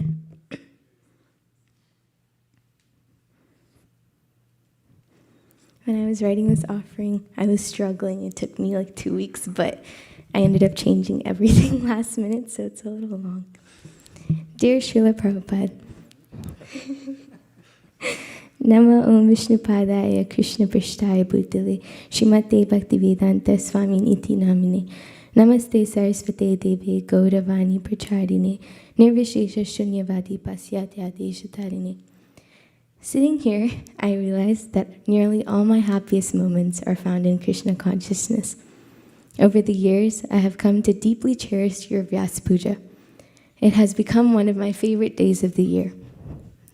As His Holiness Radhanath Swami Maharaj said, your Vyasa Puja is a sober opportunity for each of us to personally meditate on how your divine grace has transformed our lives and opened the doors to the spiritual world of Radha and Krishna. Before my gurus, senior devotees, and friends here, I feel a profound sense of gratitude for this movement that you have so graciously spearheaded. And I'm here today to make a humble offering at your lotus feet. As devotees, we have often heard about the Krishna conscious movement. I mean, obviously, right, because we're all in it. While I always grasped the concepts of Krishna and consciousness, I never paid much attention to the term movement itself, so I decided to do some research. The word movement has been used as a noun since the late 14th century to signify a change of position or passage from place to place. It derives from the Proto-Indo-European root mu, which means to push away. This root, as noted in the etymological dictionaries, is connected to the Sanskrit terms kamamutta, which means moved by love, and mivati, which means pushes or moves. This international society of Krishna consciousness you have nurtured is a testament to your love and dedication. Earlier this year, my engineering team and I traveled to Boston to give talks at Harvard and MIT. I had never thought about this, but for the first time, I thought, why not open up the Prabhupada Leela Mitra and see your own experiences in Boston? My colleagues had meticulously planned our itinerary on the plane, listing where to eat, drink, and sightsee. However, amidst our Sunday adventures, I discovered that despite being far from home, your influence was deeply present. Mona, we're only here for a few days. Just come and hit the bars with us, my colleague said. I'm not even 21, and I don't have any clothes. I only brought temple clothes. And it makes me feel at home, so I think I'm going to spend the evening at the temple, I said. It was the first time that I felt so open speaking about my Krishna conscious life. I realized that it's not two lives that I have to live, but rather one holistic one. That Sunday evening, although afraid of traveling alone, I was extremely excited to go to see the Boston temple. The devotees there welcomed me warmly and ensured I left with a full stomach. When I got home, I shared some prasadam with my colleagues, and their countenance lit up with a surprise, and they exclaimed, "Bruh, we should have never eaten out. This is too good." Their reaction was a scintilla of your love. Although they don't know you personally and are unfamiliar with this movement, they were curious and appreciative of the prasadam. Srila Prabhupada, you said in a lecture in Bombay, February 25th, 1974, "Oh, this land is so nice. Why not construct a nice temple for Krishna? This is Krishna consciousness." As we prepare for our next team trip to Paris, my colleagues have already mapped out their activities day to day, and some even by the hour. Yet prior to my trip, I have been meditating on Shri Shri Radha Parisishvara, and I cannot wait to see them. This is all because of you. No matter where I go in the world, I know that I'll have a home to turn to. And this is all because of your divine grace.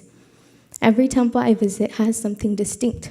Perhaps they have Jagannath, Baladev, and Subhadra, or maybe Ram, Sita, Lakshman, Hanuman.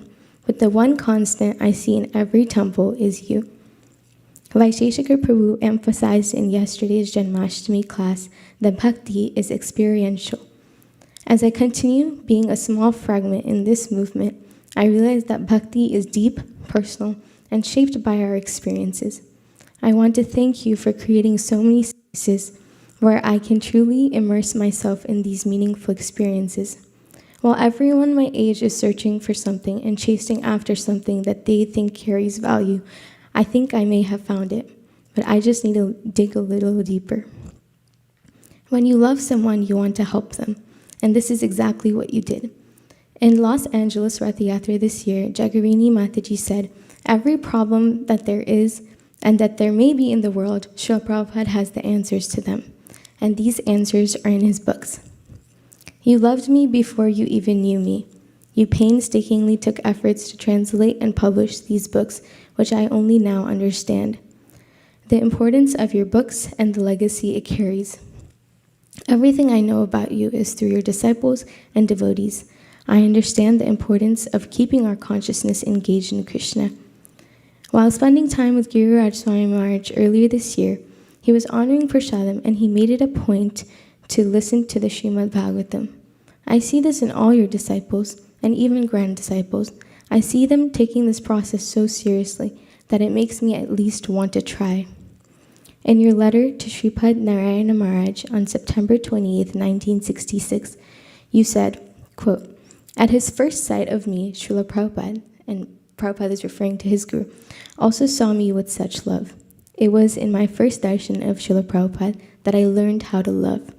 It is his boundless mercy that he has engaged an unworthy person like me in fulfilling some of his desires." End quote. Now you have millions of followers in this movement.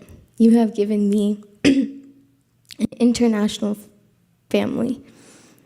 On this day of your Vyasa Puja, I'm praying that you may inspire me to become an instrument in this movement.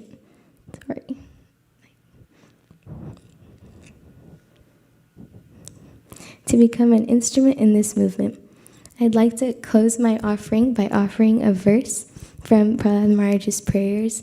Evam janam nipatitam pravavahi kupe kama vikamam anuya prapatan prasangat kritvat masat surasina bhagavan grihita soham katam nuvisajeta vibritya sevam. I didn't write down the translation, but maybe I'll pull it up. Or someone can pull it up. And I'd like to close by signing off this Vyas Puja offering with Nivedana, as you often did in your letters, which means I offer myself to you. Thank you so much for everything that you've done for this movement, and thank you for being a part of my life from the start and hopefully to the finish. Thank you so much. Your eternal servant, Madhuri Seki Devi Dasi.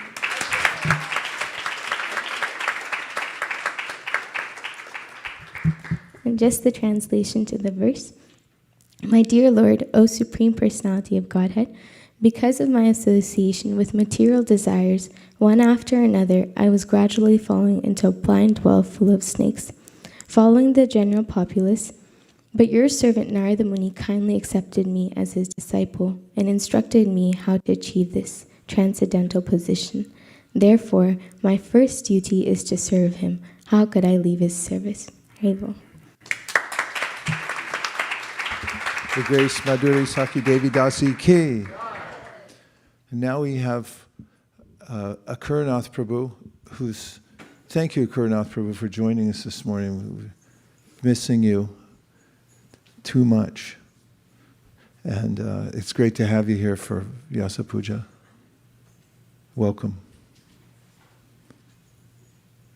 We do read lips, so you can do it like that if you wish.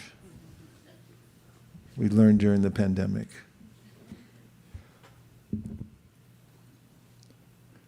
Hare Krishna, Krishna Krishna, unmute him. Hare Rama, Hare Rama, Rama Rama, Hare Hare. Hare Krishna, Krishna Krishna, Hare Hare. Hare Rama, Hare Rama, Rama Rama, Hare Hare. Hare Krishna, Krishna Krishna, Hare Hare. Hare Rama, Rama Rama, Hare Hare. Welcome. Hare Krishna, greetings everyone from Alachua. Please accept my humble obeisances. I have an offering here. I was born in the darkness of ignorance with my eyes closed tight shut. But my spiritual master is forcing me to open my eyes with the torchlight of knowledge. I offer my respectful obeisances unto him. Nama Om Vishnu Padaya Krishna Preshtaya Bhutale Srimati Bhakti Vedanta Swamin Iti Namine Namaste Saraswate Deve Gauravani Pracharine Nirvishesha Shunyavadi Paschatya Deshatarine. Dear Srila Prabhupada, by your grace we know that service and submission to the bona fide spiritual master is the key to success in spiritual life. For one who has implicit faith in both the Supreme Personality of Godhead, Krishna, and the spiritual master, all the imports to all the Vedic knowledge is revealed. Yasya prasadad bhagavat prasado, yasya prasadan nagati kutopi. One who receives the grace of the spiritual master obtains the grace of Krishna, and without the grace of the spiritual master, no one can make any advancement. This Vyasa Puja festival is the favorite festival of many devotees, and we eagerly anticipate every year hearing all the offerings being made and reading the offerings in the Vyasa Puja book. And it's really Sankirtan, it's transcendental sound vibration, which we so much need. Is very pleasing to the ear and to the heart as compared to all the material sound vibrations that are available for other people. All the transcendental sound vibration that I'm aware of, that I've ever been in touch with, comes from Srila Prabhupada, directly or indirectly. So this year, Srila Prabhupada is a presidential election year in the US, and the two major political parties have held their conventions. And these are big events that go for several days. They're televised and seen by many people, in which the party leaders and celebrities and other people get up and make speeches in praise of the respective nominee or candidate for president from each party.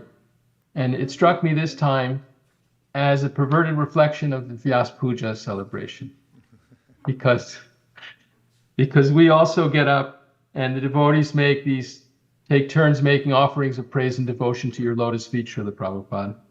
And even though it's externally similar, the political conventions are aimed at all material objectives.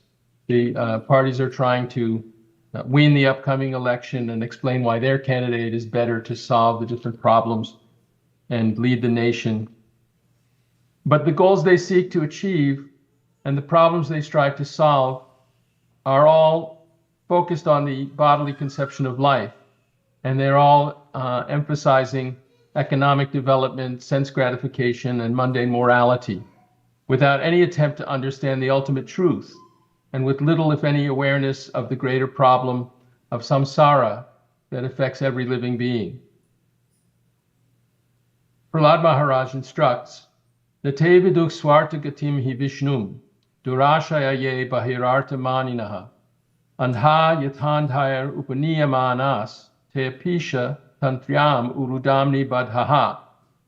Persons who are strongly entrapped by the consciousness of enjoying material life and who have therefore accepted as their leader or guru a similar blind man attached to external sense objects, cannot understand that the goal of life is to return home back to Godhead and engage in the service of Lord Vishnu. As blind men guided by another blind man miss the right path and fall into a ditch, materially attached men, led by another materially attached man, are bound by the ropes of fruitive labor, which are made of very strong cords, and they continue again and again in materialistic life, suffering the threefold miseries. Srila Prabhupada, by contrast to these political conventions, when we celebrate your Vyas Puja, we praise you for opening our eyes and showing us the right path to succeed in returning back to Godhead. You are an intimate servant of Krishna, and you show us the ways of his devotional service. The assembled devotees have accepted you as the captain of the ship to ferry us across the difficult ocean of Kali Yuga, the age of quarrel and hypocrisy.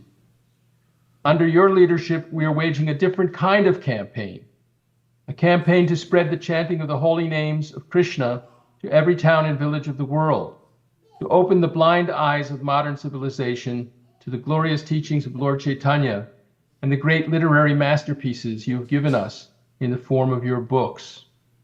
This transcendental sound of Sankirtan, Narottam Das Thakur says, Golokera Premadhana Harinama Sankirtana, the treasure of love of Godhead in the spiritual world, Lord Krishna's planet, is this Sankirtan movement. It's coming directly from the topmost planet. Kali Kalera Dharma, Krishna Nama Sankirtana, Krishna Shakti Vina Nahe Tara Pravartana. The fundamental religious system in the age of Kali is the chanting of the holy name of Krishna. And one cannot propagate the Sankirtan movement without being empowered by Krishna. Srila Prabhupada, you are clearly empowered by Krishna to propagate this Sankirtan campaign throughout the world, as evidenced by your success. You're the leader that we've chosen in our campaign, and we pray that by carrying out your instructions, we can achieve your blessings and can carry the Sankirtan movement to greater and greater success and victories. Your humble servant, Gurunat Das.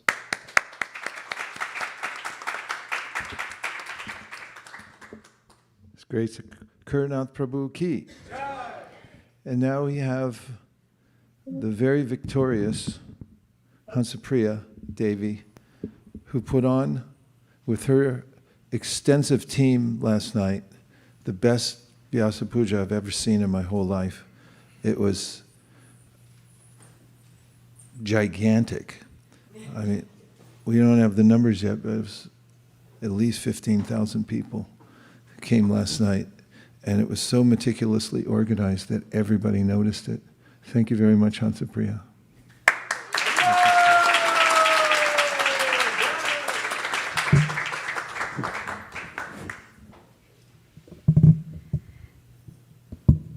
Hare Krishna. That's the only mercy is that Srila Prabhupada has given to you, to the whole ISKCON movement. And that was just a pinch effort to giving it forward. Thank you. So as we get ready for the festivals, I like to look into my recollections of my spiritual master. So I try to make some sankalpa, or at least pretend to make some sankalpa, because I don't know how much I really would follow through it. But it's such a wonderful process to see that how my spiritual master had a recollection with his spiritual master and how he implemented in his day-to-day services. And I thought if I can at least have some recollection of those or dig up into those things, it could help with my sankalpa or what I should be making offering, what should be my mood, what should be my mind. I should have the top on my list. So I just thought that on this very auspicious day of Srila Prabhupada, I thought I will share some of the recollection that touched my heart.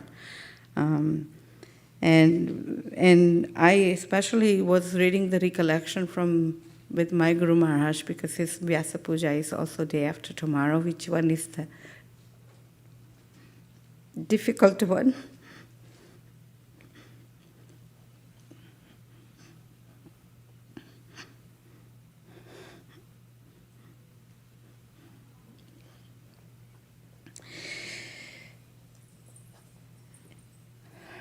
In 1970, when Maharaj was assisting with the publication of ISKCON books in Hindi, a critical task of spreading Krishna consciousness in India, he was under a lot of pressure to meet deadlines, and the workload was immense.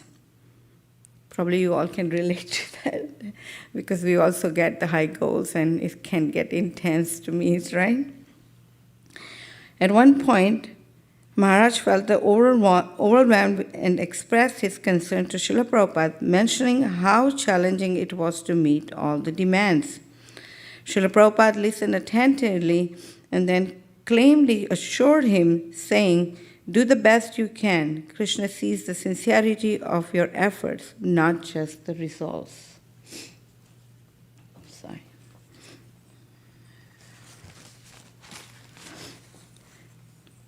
This experience left impression on Maharaj that he realized that Srila Prabhupada valued the sincere efforts and devotion above all else. This understanding gave him a strength to continue his service with a renewed determination, knowing that it was the sincerity of his dedication that mattered the most. This interaction exemplified Srila Prabhupada's role as a compassionate and a wise spiritual guide, deeply concerned with the well-being and the spiritual progress of his disciples. Another one here. During one occasion, Maharaj was serving Srila Prabhupada by helping to arrange for the distribution of books in India. Srila Prabhupada instructed him to distribute books in some challenging areas, and Maharaj felt hesitant, fearing that the people in those regions might not be receptive. He expressed his concern to Srila Prabhupada, who gently reminded him that it wasn't about the personal success or failure, but about the serving Krishna with the humility and dedication. Srila Prabhupada emphasized that success in spiritual life comes from the humility and reliance on Krishna rather than one's own abilities. This teaching profoundly influenced Maharaj's approach to These teachings profoundly influenced Maharaj's approach to service and a life. Another recollection is Maharaj was dealing with the financial difficulties in publication. Maharaj was dealing with the financial difficulties in the publishing books. At one point, the fund required to print and distribute books were insufficient, and the situation seemed almost impossible to resolve. Maharaj worried about the situation and approached Srila Prabhupada seeking guidance. Srila Prabhupada simply advised him to have unwavering faith in Krishna, reassuring him that if they remained dedicated to the mission, Krishna would provide everything necessary. Remarkably, soon after, donation and resources began to flow in unexpectedly, allowing that books to be printed and distributed on time. This experience strengthened Maharaj's faith in Krishna's providence and power of devotion.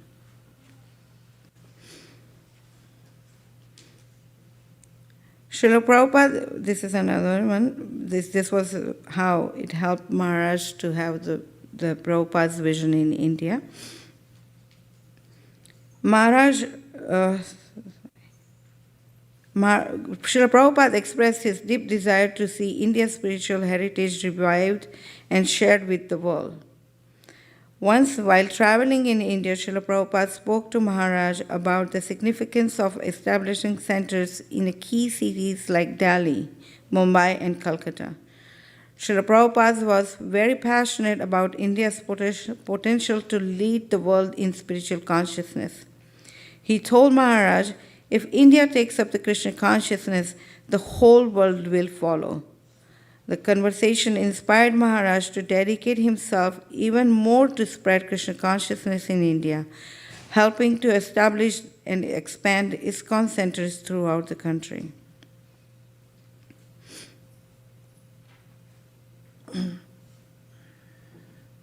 And here we get all sort of visitors during Janmashtami, so this one was something I thought would be nice to keep in my mind, so I'll share this as well. Srila Prabhupada's compassion for all living beings. Once during the temple construction project, some workers were facing hardships and there was a dispute over their wages. Maharaj, overseeing this project, was unsure how to handle the situation. When he brought the matter to Srila Prabhupada, Prabhupada showed a deep compassion for the workers and instructed Maharaj to ensure that they were treated fairly and paid properly. Srila Prabhupada's concern for even a simplest worker taught Maharaj a valuable lesson in compassion, equality, and importance of caring everyone, regardless of their social status. And this is how Maharaj had learned from Srila Prabhupada to encourage the next generation. Srila Prabhupada's encouragement of young devotees. Srila Prabhupada believed strongly in nurturing the next generation of Krishna devotees and often spoke about the importance of training and guiding young people. During one visit to the temple, Srila Prabhupada spent time with the children, encouraging them to chant and engage in devotional activities. He told Gopal Krishna Maharaj that the future of the movements rested on the shoulders of the young devotees, and it was their duty to ensure that they were properly trained and inspired. This encounter left a lasting impression on Maharaj, motivating him to focus on the youth programs and educating them within ISKCON. Anyway, these are my few recollections that I wanted to share, because this experience with Srila Prabhupada have been crucial in shaping Maharaj's life and mission. They highlight the depth of Srila Prabhupada's wisdom, compassion, unwavering dedication to spread Krishna consciousness, and they continue to inspire Maharaj and all of us in the service to the ISKCON movement. I also wanted to share yesterday, after having such a nice morning program and japa, I went in the afternoon around for an hour or so. So I took a little nap because I wanted to have some energy for the rest of the evening. As I was waking up, and I was like, oh my goodness, you know how Srila Prabhupada at the age of 70 came to America He cooked all night, preparing feast. He got the groceries, he shopped, he cooked, everything, right? He did the programs in the parks, he distributed the books, and I'm just complaining for the one day of event to get up and go to the temple, but I was just thinking how much love that he had for us, then how much he wanted to give the mercy what he has received from his spiritual master.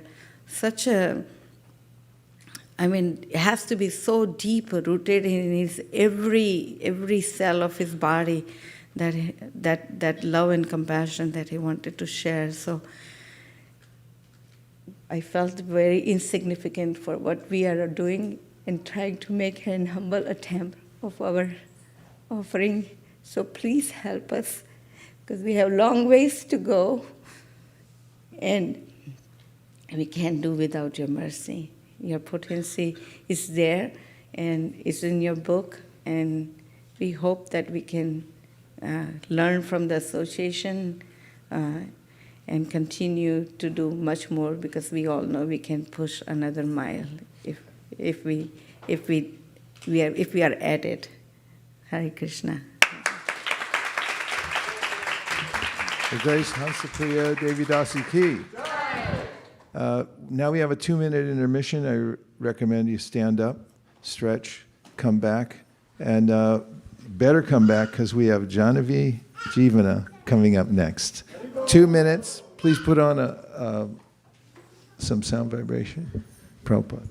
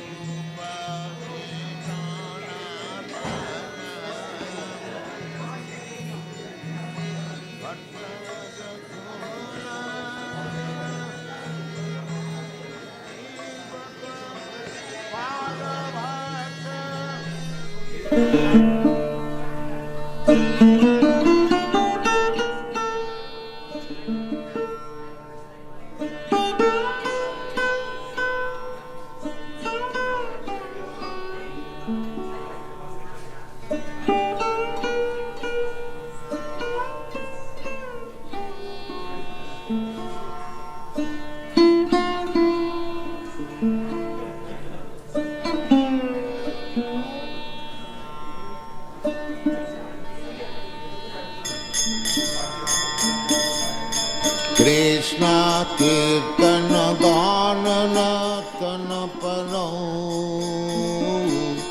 Premamritam Manidhi Dhira Dhira Jana Priyau Priyakarau Nimasaram Pujitau Sri Chaitanya Kripa Bharau Bhuvi Bhuva Bharavahantarakam Vande Rupa Sanatana Raghujagam Sri Jiva Gopalakam Krishna Kirtana Ganana Tanapanam Premamritam Banidhi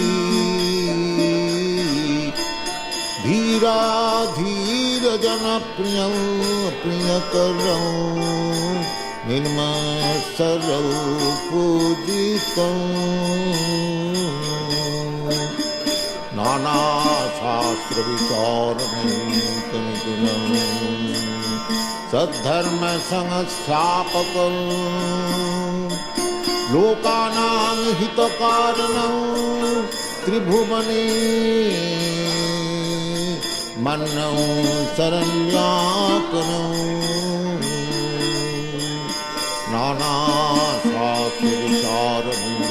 कनिपुनं सद्धर्म संस्थापकं लोकानां हितकारिणं विभुमने मन्नं शरणाकरं राधा कृष्ण पदारविन्द भजनानन्देन मत्वालिकं वन्दे रूपसनातनं रघुयुगं श्रीजीवगोपालकं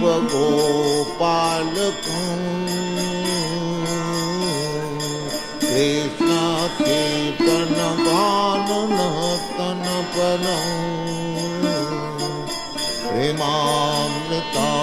प्रेमामृताम्बनिधि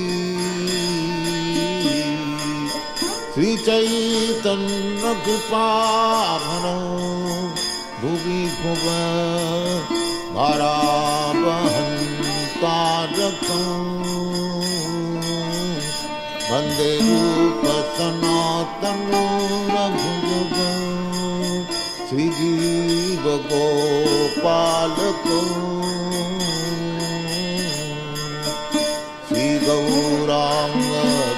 श्रीगौराङ्गगुणानुगणनिधिधौ सध्यासनिधार्मितं पापत्रापनिकन्तनं तनुभृतां गोविन्दगानामृतैः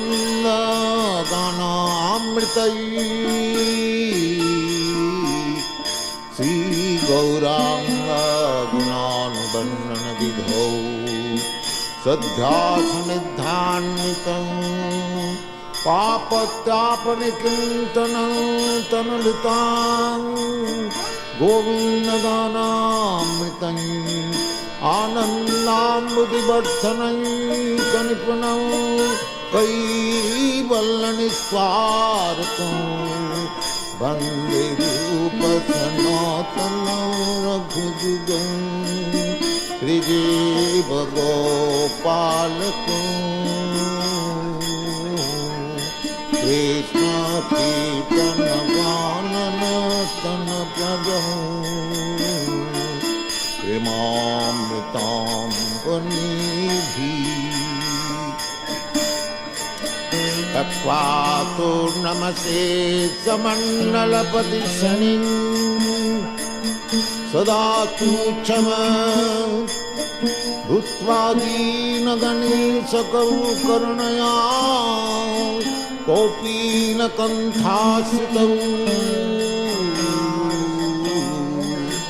तत्त्वातो नमसे समण्डलपति शनिं सदा तुच्छव भूत्वा दीनगणेशकौ करुणया कौपीनकण्ठाश्रितौ गोपीभावरसामृताभिलहरी कल्लोलमग्नौ मुहुः वन्दे रूपसनातनं रघुयुगं श्रीजीवगोपालकौ Krishna कीर्तनगाननर्तनपरं प्रेमामृताम्बनिधि Krishna कीर्तनगाननर्तनपरं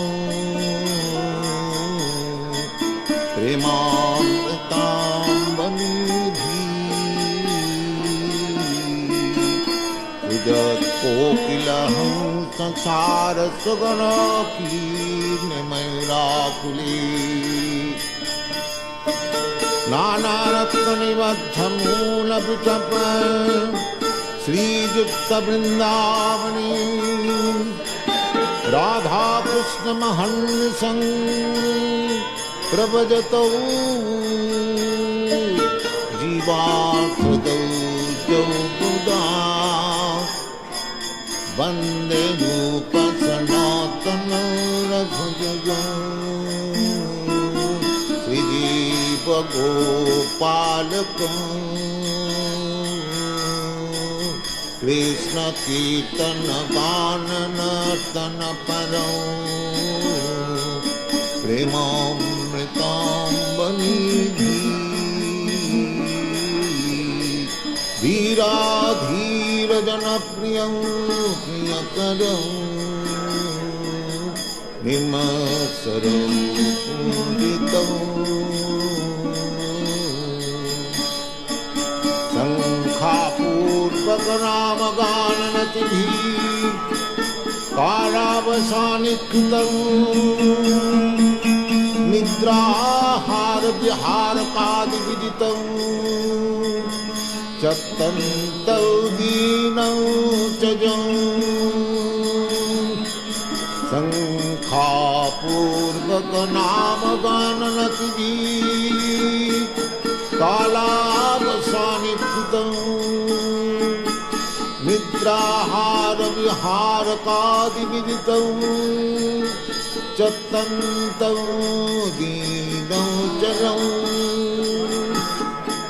Gopi bhavarasamrita tilahani Kallolamagnan maho Vande rupa sanatana raghuyam Sri Jiva Gopalakam Krishna Kirtana Ganana Tanapanam Vimamritam Panidhi Krishna Kirtana Ganana Tanapanam Radha Punnatake Kalinnatanayatire Chavansi Bate Preman Madhava Sadase Sadasaya Grastau Pramastau Sada Radha Punnatake Kalinnatanayatire Chavansi Bate Preman Madhava Sadase Sadasaya Grastau Pramastau Sada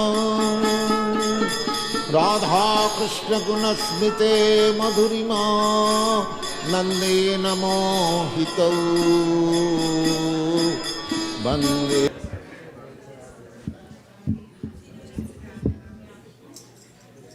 Okay. Hare Krishna, Krishna Krishna, Hare Hare, Hare Rama, Rama Rama, Hare Hare, Hare Krishna, Krishna Krishna, Hare Hare, Hare Rama, Rama Rama, Hare Hare. We're very happy to invite Srimati Janavi Jivana Devi to speak. Hare Krishna.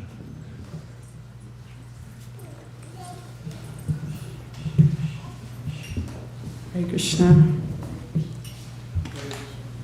I heard several devotees say that they weren't expecting to be asked to speak. And yesterday that was the case for me. And then I got a request, and for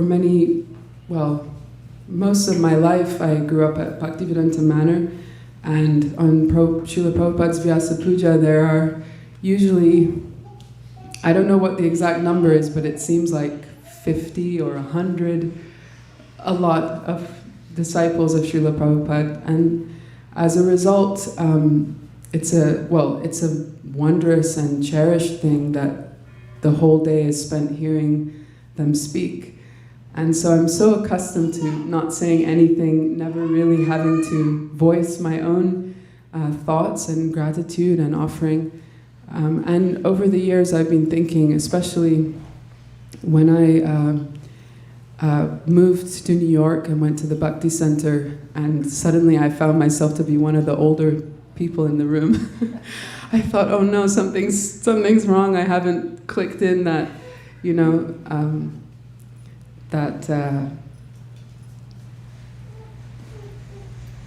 this action every year to offer words of praise and so thoughtfully. I was being so inspired hearing all of the devotees thus far. So I composed these words feeling really like a child. And I pray for Srila Prabhupada to please accept this very humble offering. And I hope that I can make this an annual attempt. Dear Srila Prabhupada, please accept my humble obeisances. All glories to you on your appearance day. Please accept my very simple words of praise and gratitude. For so many years, decades, on this day of your appearance, I have been content and inspired to hear the tributes offered to you by your disciples. Their stories of personal exchanges and moments of service, the way their lives were transformed by your glance, smile, character, teachings, and devotion are always relishable to hear and allow me to feel close to you in a specific way. On many occasions on Janmashtami, my friends and I would spend hours in your quarters at Bhaktivedanta Manor, surrounded by an unbelievable array of flowers, threading them to make a mountain of garlands to be offered to you the following day by your disciples. In these moments, as we listen to the Krishna book narration or bhajan sung by you, feeling the reassuring imprint of your presence in those rooms, complete with the objects you once used, I would feel so much gratitude to you, counting the years passing by these simple moments of devotional service.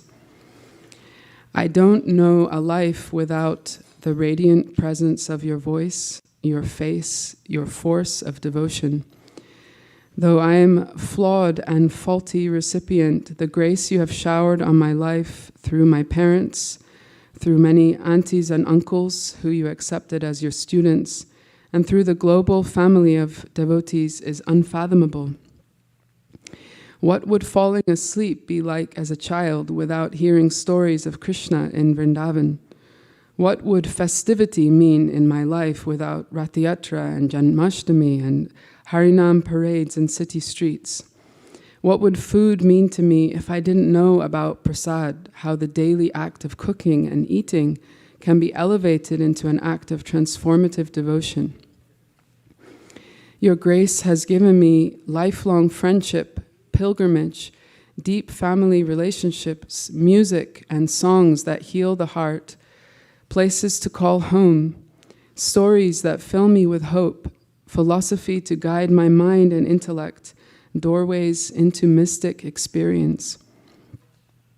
Because you courageously chose to come to the West, you gave me a chance to know and serve and love Sri Sri Radha Krishna, Chaitanya Mahaprabhu, and their divine associates.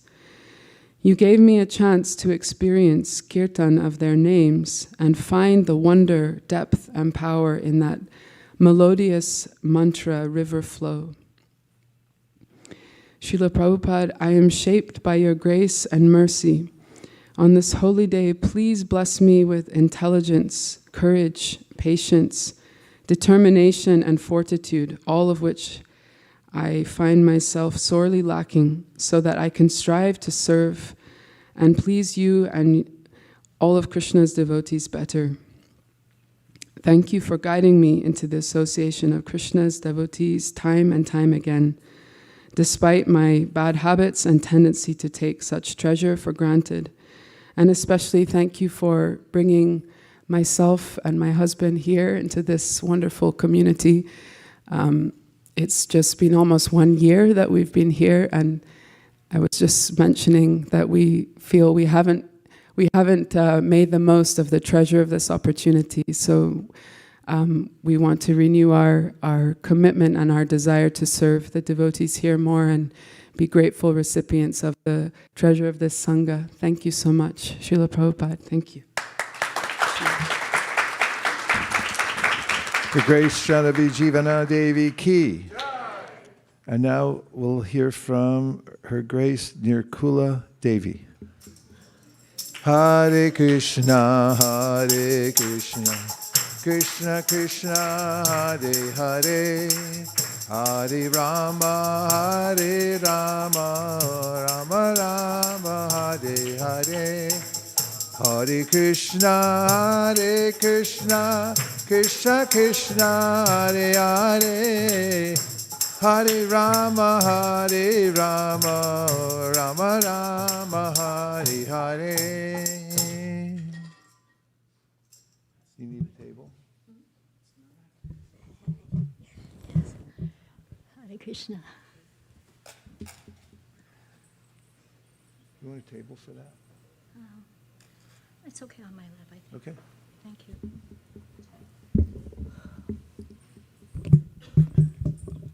Oh, actually, I'll put it on the table.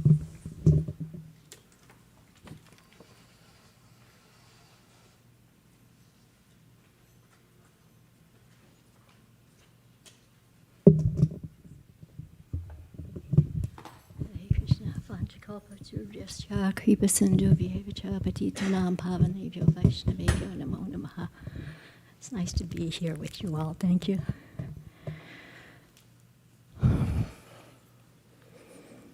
My dear Father and Eternal Master, Srila Prabhupada, please accept my prostrated obeisances in the dust of your lotus feet. As I sit to try and put into words the depth of my appreciation and gratitude that I have in my heart, I am keenly aware of my inability to comprehend and express my good fortune. I pray that I may somehow please you with my attempt. Srila Prabhupada, you are the perfect example in every way. In every relationship and situation, your mercy knows no bounds. You are grateful to anyone who chants Hare Krishna even once. What to speak of those who have served you and assisted you in fulfilling your Guru Maharaj's instruction and mission. People like George Harrison, who was instrumental in bringing thousands to your lotus feet, or Mr. P.L. Sethi, who did so much to help build the Juhu Beach Temple, or Sumati Murariji, who in spite of her concerns for your age and health, gave you passage on the Jaladuta so that you could come to the west to save the most fallen. They are just a few who, though they never formally became your disciples, did immense service and received your blessings and gratitude.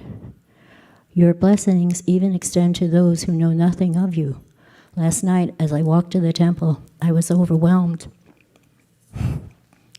Here I go, with emotion as I became part of the stream of hundreds of Krishna bhaktas walking towards the temple to take a 2-minute darshan of Radha Madan Mohan. My heart swelled with joy and gratitude. All of this because with courage and determination, you set out at the age of 69 to spread his mission, the mission of your Guru Maharaj, the mission of Mahaprabhu. Last year, I wrote of my concern that future generations of ISKCON devotees would not understand the importance of your position as founder Acharya of ISKCON. In our humble effort to help devotees feel more connected to you, my husband and I have been spending time with small groups in Calcutta, visiting some of the important places of your pastimes. We visit your birthplace, your childhood places of worship and schools, the port from which you departed on the Jaladuta, and Alta Danga Junction Road, where you first met Srila Bhaktisiddhanta Saraswati Prabhupada and received his order to preach in the West, to name a few. We perform Harinam and book distribution in all of these places, as well as discuss their significance. This has been a favorite part of our yatras, not just for us, but happily for all of the participants. Many, if not all, when giving their reflections, talk of feeling more connected to you. The spiritual potencies of these tirthas touch us all very deeply. In Chaitanya Charitamrita Madhya Lila 19.151, a verse often quoted by you, Chaitanya Mahaprabhu tells Srila Rupa Goswami, out of many millions of wandering living entities, one who is very fortunate gets an opportunity to associate with a bona fide spiritual master by the grace of Krishna. By the mercy of both Krishna and spiritual master, such a person receives the seed of kripa, of devotional service. And in your purport to the Srimad Bhagavatam 5.11.17, you wrote, when one receives the seed of devotional service by the mercy of Guru and Krishna, the Supreme Personality of Godhead, one's real life begins. If one abides by the orders of the spiritual master, by the grace of Krishna, he is freed from service to the mind. Freed from service to the mind. Those words really stood out to me. As your disciple, it is my sacred duty to cultivate the garden of my heart, so that the Bhakti Lata beej you have so magnanimously planted in the barren soil of my heart can sprout and develop to its full potential. Srila Prabhupada, everything I am,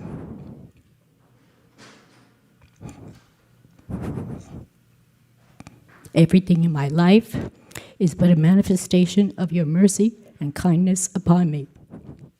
I cannot in a trillion births ever repay you, but from the core of my heart, with all the sincerity I can muster, I pray that I can spend all of eternity as your aspiring servant, serving those who are your sincere and surrendered devotees. This body, mind, and soul belongs to you.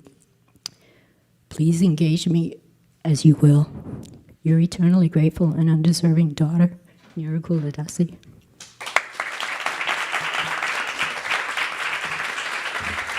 The Grace Nirkula Devi Dasi Ki. And now we'd like to invite Srimati Kunjari. Hare Krishna, Hare Krishna, Hare Krishna, Krishna Krishna, Hare Hare, Hare Rama, Hare Rama, Rama Rama, Hare Hare.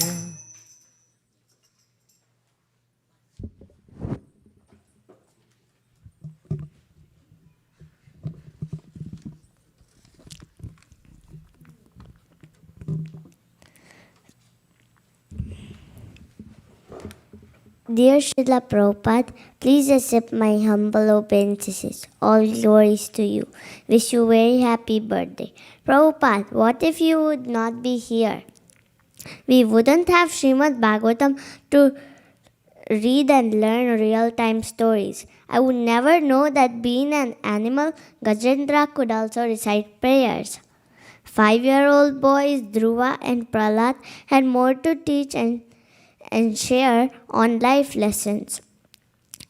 Either you are a mother of 5 powerful Pandavas, Queen Kunti, emperor of the whole world like Parikshit Maharaj, or a poor Brahmana of Avanti Desh. In short, it's only you, Prabhupada, who clarifies on every page of Bhagavatam that no matter who we are, we all need help, and only Krishna can fulfill that. If you would not be there, Srila Prabhupada, the hidden incarnation of Chaitanya Mahaprabhu would be only hidden for us. Then, how would we know that just by selling a bunch of bananas and bunch of banana leaves, we can live a happy life? Many times I heard that if you desire to eat one gulab jamun, then also you need to come back in the material world. In case people would just be coming back and back and back only, because we wouldn't have Krishna prasadam. If you wouldn't be here, Prabhupada, then prasadam would not be a plate of prasadam, but just a spoon of sugar candies. Your presence in our lives in the form of books enlighten us. Your presence in the form of Krishna prasadam nourishes us. Your presence in the Vani reminds us to live a simple, happy, Krishna conscious life and keep our thinking always high. Thank you, Srila Prabhupada, for transforming our Saturdays into Sankirtan days, filled with fun and adventures. If you so desire, please engage us in this transformational cycle. Thank you very much, Srila Prabhupada. Hare Krishna.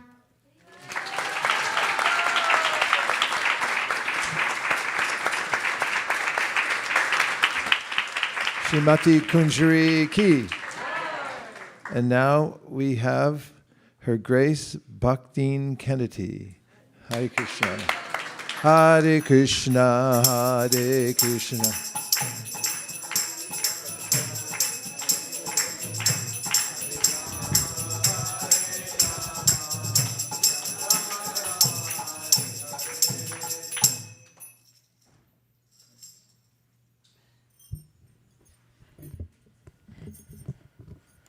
Hare Krishna. All right. Om Jnanatimirandasya Jnananjana Shalakaya Chakshurun Militam Yena Tasmai Shri Gurave Namaha. Namo Vishnupadaya Krishna Prishtaya Bhutale Srimati Bhaktivedanta Swaminiti Namine Namaste Saraswati Devi Gauravani Pracharine Nirvishesha Shunyavadi Pashatade Shatarine.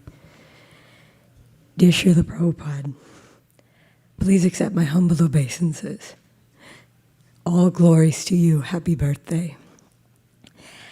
I am struck by the world I am waking up to. The world of devotion you built and continue to inspire. While I have spent a little time with your books and lectures, I am realizing I am meeting you through your disciples. And in this process, I find myself surrounded by a very large, rowdy, and absolutely magnificent family.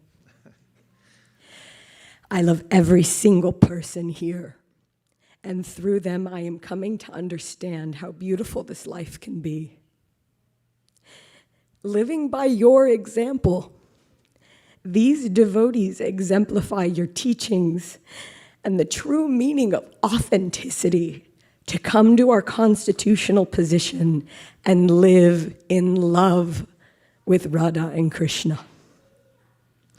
I've witnessed your mercy reach the forests of Carmel Valley and bring joy to the cows, to the streets of the holy places where the locals are reminded of their great fortune by you, and even to my hometown, bringing Krishna consciousness to the city that raised me. However, the most incredible impact of your mercy so far is simply the love of the ISV devotees. Your mercy has collected every one of these beautiful souls, and I hope one day through their association, I might become like them. I can believe you have faith in me because they do, that you love me because they show it so effortlessly. When I came to this movement, I expected to struggle like I had in the material world, but they won't let me. In fact, if I want to struggle, I have to deliberately put myself in that position. So long as there is someone who loves you in this world, it will be a place worth living. Just as jewelry is most beautiful against a dark velvet backdrop, all are made beautiful in the context of your Krishna consciousness movement. So if I may be so bold as to request it, please continue to bless your disciples. They carry your love well, and if I didn't know any better, I'd say they were way too generous with it. Your aspiring granddaughter, Bhaktin Kennedy.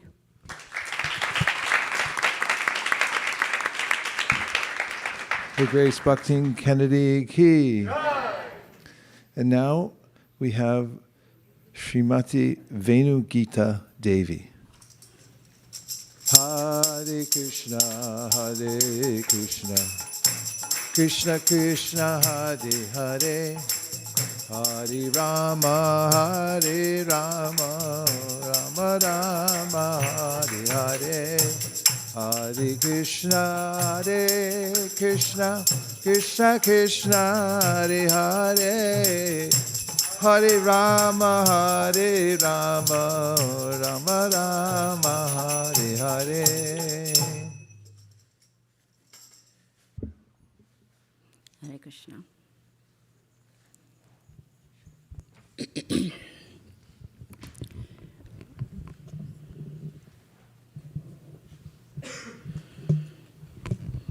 Thank you. Dear Śrīla Prabhupāda, please accept my respectful obeisance. On this very auspicious day of your appearance, the one and only feeling that my whole heart and soul is filled with is gratitude.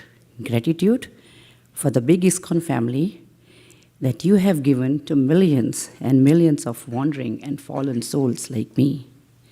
I am so thankful for all your disciples guiding us in the journey where we are always surrounded by so many Maya's lollipops, waiting for us to take the taste of it and then fall in for that. But I am so sure, like many others who have already mentioned, that you are there to guide and save us. In the form of your books and your disciples and grand-disciples and all your lectures.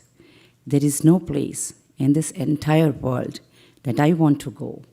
There is no one in this entire universe I want to see and talk and listen to except your books, your lectures, and your disciples. Thank you, dear Śrīla Prabhupāda, for all that you have provided to us and guiding us every day. Thank you. Hare Krishna.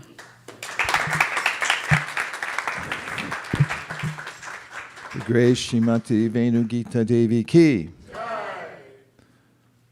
Now we have the privilege to hear from His Grace Akshara Nitai. Hare Krishna, Hare Krishna, Krishna Krishna, Hare Hare, Hare Rama, Rama Rama, Hare Hare. Hare Krishna.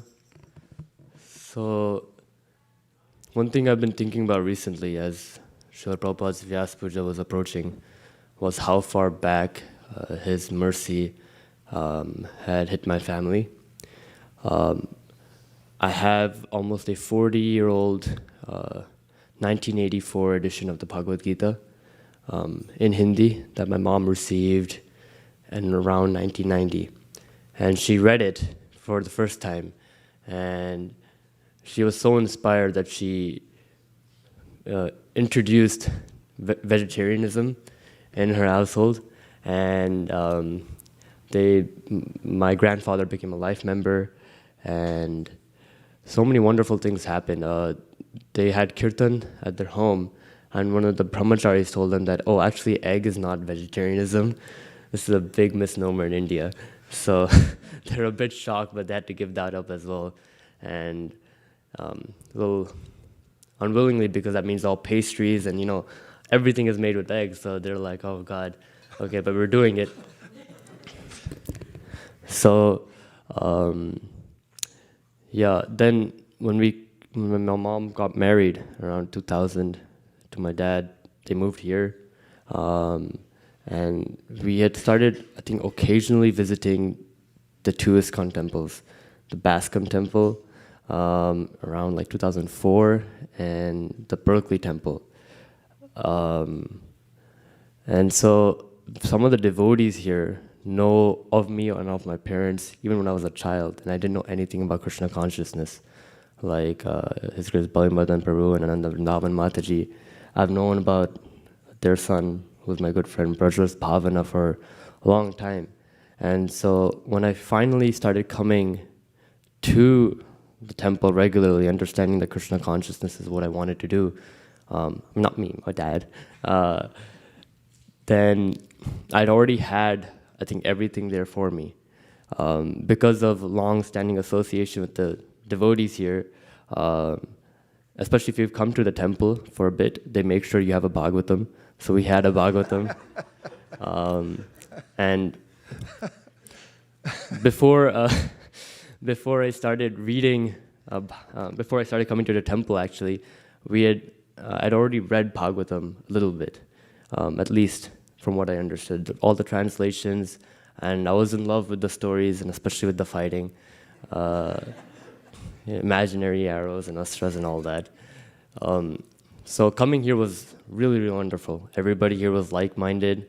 All the devotees here had one goal. They knew about Shastra. They knew about the time of Lord Krishna. They didn't believe his mythology. That was one of my big, it's like, this is real, this is real. And so this became my home, even though I didn't really understand it. And so as time has progressed, in the past 10 years I've been at this temple, I've understood how far Prabhupada's mercy reaches, because just by reading his books once or twice, you start to develop a consciousness, because you've trained yourself to, at least if you try to read it properly, you start understanding some of the thoughts behind and some of the key points that he mentions in Bhagavad Gita, and those become like the good side of you. And so if you're ever in some sort of a crossroad and you have a choice to make something that you like versus what is right, then you have the correct understanding there with you. Even if you may not follow it immediately, it's at least there and present. And the fact that you acknowledge that presence, that I felt like for me that has been really big, because I've noticed over time, although I've not been able to follow instructions immediately, since the devotees here are so merciful, and since Srila Prabhupada is so merciful, I've been able to at least slowly take some of those instructions properly as time has progressed. So I'm just thankful for the fact that we have this space to grow, and it's accepting of all our faults and all our good qualities and bad qualities, which are more bad qualities. But yeah, I'm just happy that I have the space to grow. And thank you, Srila Prabhupada, for creating ISKCON and allowing for this to happen.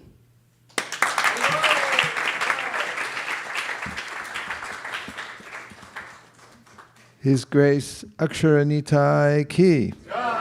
Now we have His Grace Bhakta Pankaj. Hare Krishna, Krishna Krishna, Hare Hare, Hare Rama, Hare Rama, Rama Rama, Hare Hare. Hare Krishna, Krishna Krishna, Hare Hare, Hare Rama, Rama Rama, Hare Hare. Hare Krishna. Dear Srila Prabhupada, please accept my humble obeisances at your lotus feet. All glories to you on this very auspicious day. Srila Prabhupada, I have been in ISKCON for many years, but my life has changed. Since last year, I went to Dham with Maharaj, Jagannath Puri, as well as Vrindavan Dham. Now I'm seeing from different way how to lead a life. At the same time, I have been reading your books. That's the only way I am able to connect to you. In terms of, I have read Srimad Bhagavatam, now I'm reading Chaitanya Charitamrita. So every day I'm learning, and every day when I'm reading the book, I'm getting new realization. So I just want to share, definitely I was not born at the time when you were on this earth.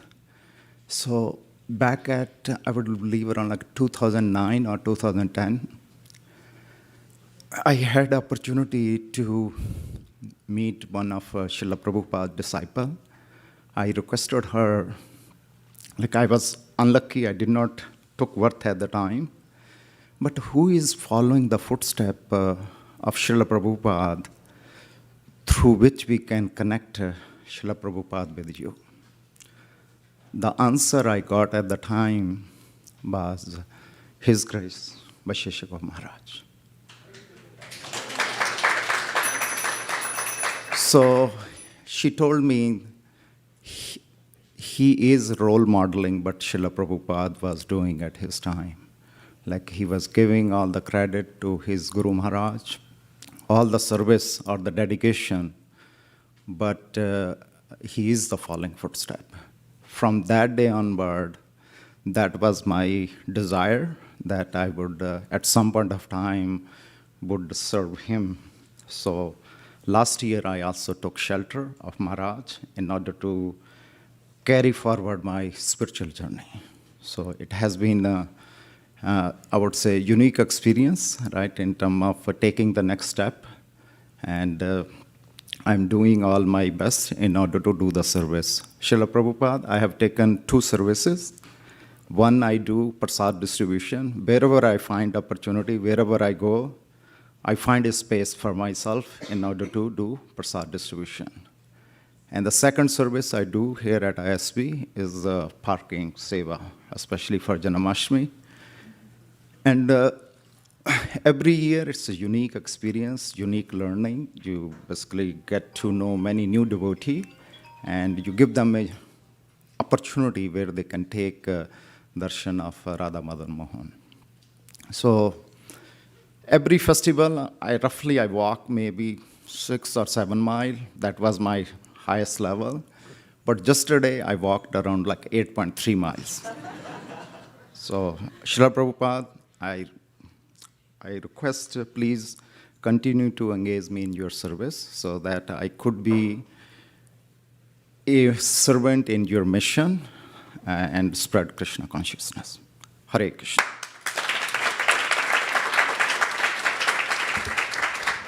His Grace Bhakta Pankaj Ki.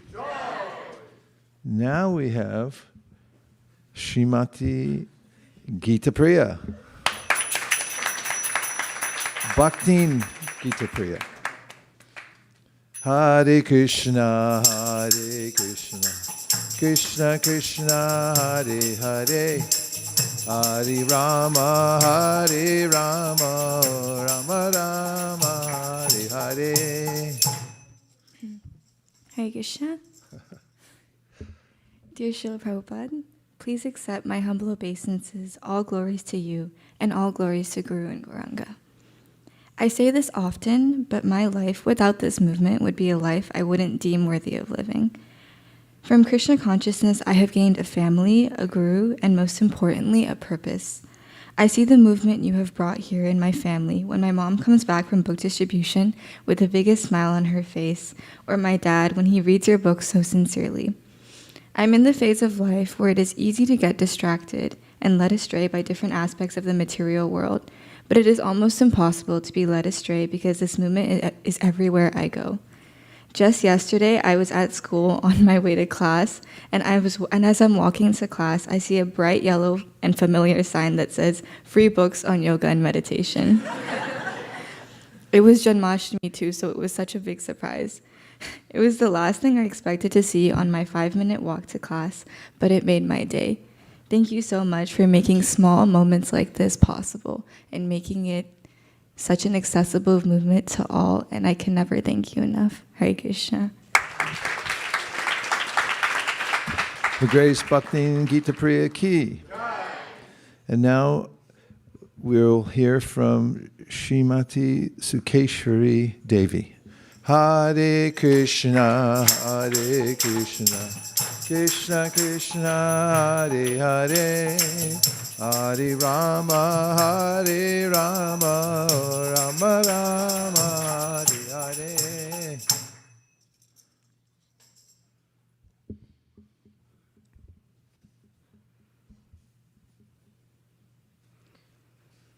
Dear Srila Prabhupada, please accept my humble obeisances. All glories to Srila Prabhupada.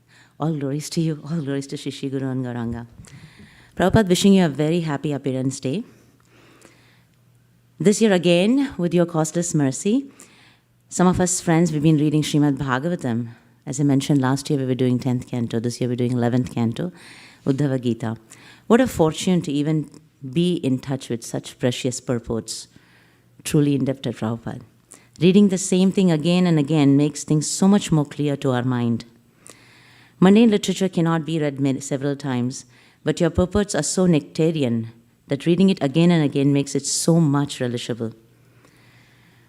For ISV Sankirtan, under our wonderful leader, His Grace Vaisheshika Prabhu, who's working very hard, and we're all working very hard to please him, as I always request you, please help us achieve our Bhadra Purnima goal again this year.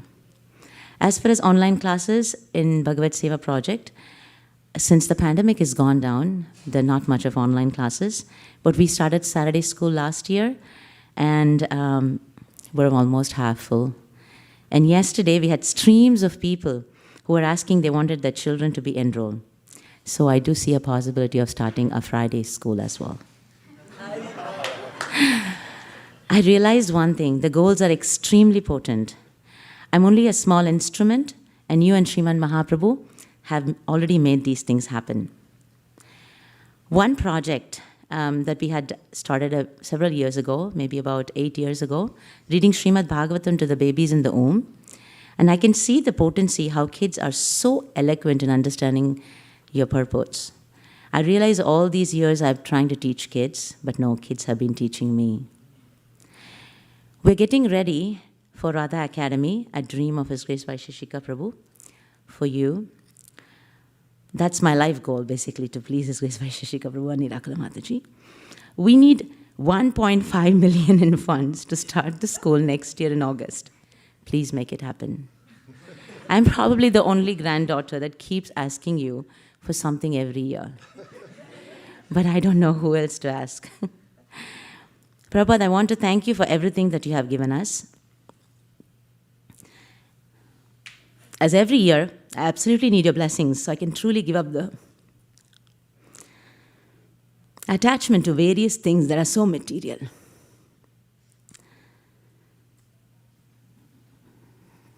It's been very hard to truly be sincere in my endeavor to serve your mission. I need your help, and please help me get rid of the attachment I have for sense gratification in this material world. I hear all the time, and I've asked even last time, the chanting is very important, and I really want to taste the true essence of it. Please guide me. I really want to thank you for giving your wonderful disciples. I want to thank His Grace Vaisheshika Prabhu and Nirakula Mataji, who are my spiritual parents and helping me through my spiritual journey. I want to thank Satyadev Prabhu, who helped me understand what is my mind. Several people don't know I've gone through my own problems with my mind, and I would not be able to do any service I do today without Prabhu's help. I would not be able to do any service without His Grace Satyadev Prabhu's help in helping me understand the mind's gimmicks. Thank you, Prabhu.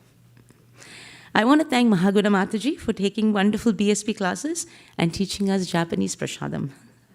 I want to thank Jagrini Mataji, who I dearly miss, her advice for our CPO classes and her overall guidance for educating kids. Kanka Mataji, who's so friendly and guiding me with all the various questions I ask her. I want to thank each and every Prabhupada disciple who have helped me in my life. Thank you so much, Srila Prabhupada. Hare Krishna, your eternal granddaughter, Sukeshwari Devi Dasi. The Grace Sukeshwari Devi Ki. And just want to say we're missing Gandharvika Radha very much. Of course, I don't think she was here last year because she was off in India, but since she left during Janmashtami, she didn't leave during Janmashtami yesterday. She's recently departed, left her body, but I was missing her intensely yesterday during Janmashtami because I always remember that she never left the room whenever there was Krishna Katha, and she was always there. So we're really missing her. And also, special prayers for Prema Kishori Dasi's dear mother, Sita Lakshmi, who had a heart attack this morning. She's in a critical period, next 6 hours. So we're offering our prayers to Dear Shishi Radhamani Mohan, if you'll kindly keep her grace. Prema Kishori Dasi's dear mother, Sita Lakshmi, safe at your lotus feet always. Thank you for considering our request. Om Tat Sat. So, now we have His Grace Bhakta Abhijit. Hare Krishna, Hare Krishna, Krishna Krishna, Hare Hare, Hare Rama, Hare Rama, Rama Rama Hare Hare.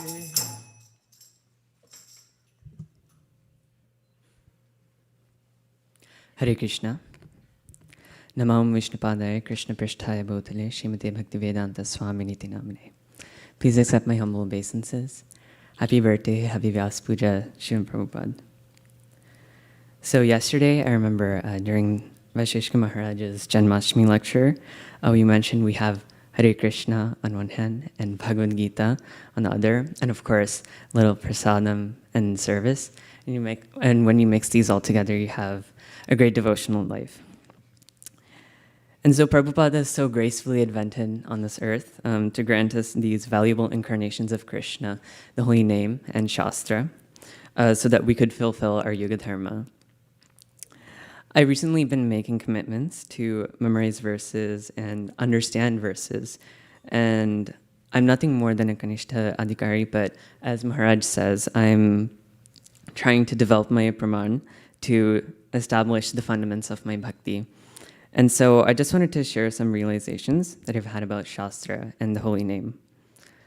A few days ago, right after chanting, I had to eat because I chanted first thing in the morning to start my day in Sattva.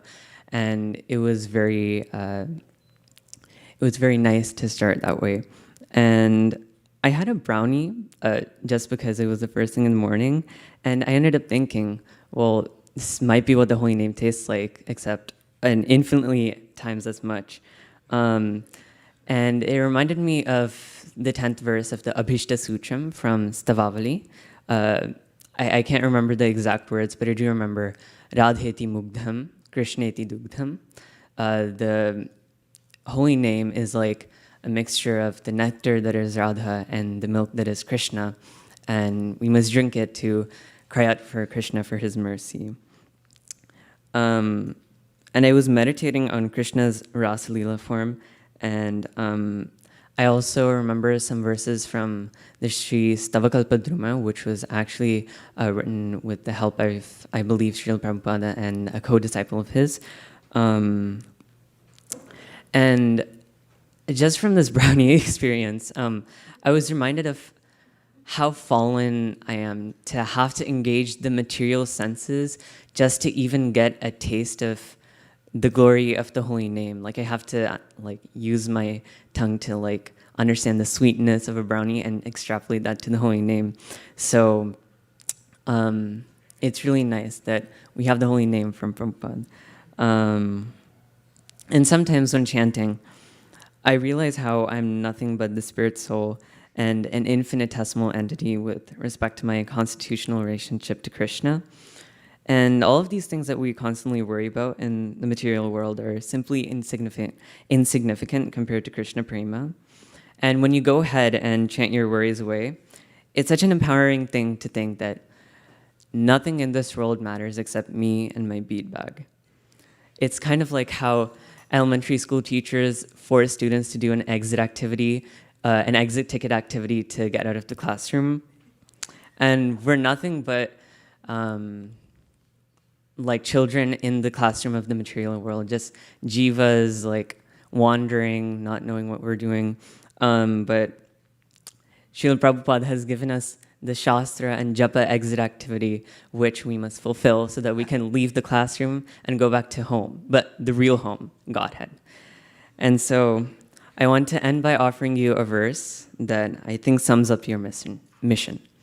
Tasmadekena manasa bhagavan sattvatam patihi shotavyah kirtitavyascha dhyeyav pujaschya nityada.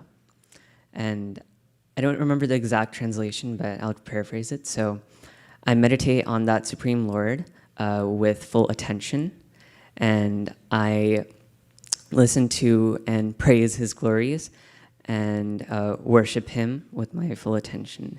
And so I hope that I can dedicate all aspects of my life in servitude of the servant to fulfill your mission, Prabhupada. Hare Krishna. His Grace Abhijit Ki Jai, Bhakta Abhijit. Now we have Srimati Priya Kishori Devi. Hare Krishna, Hare Krishna, Krishna Krishna Hare Hare Hare Rama Hare Rama Rama Rama Hare Hare.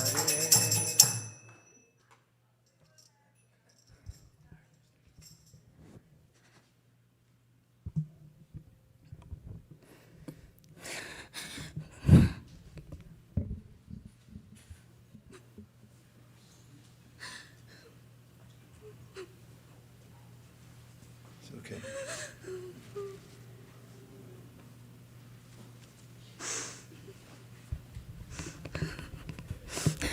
I'm nothing without my mother. Not because she gave me my body, but because she gave me life, and I'm going to try my best. I couldn't write the offering, but I've thought about the same structure and flow. So I'm going to speak.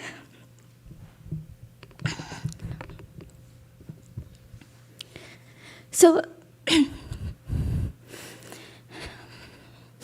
Vaisheshika Prabhu's team sent a little radio, and Sharad Vihari uploaded all his lectures, and I started listening again, and it completely changed my life, because there was a series on the Ishopanishad that Srila Prabhupada gave, and I had been wondering, why was it that my mother passed away, but the sorrow didn't hit me like it hit a couple other relatives that I saw.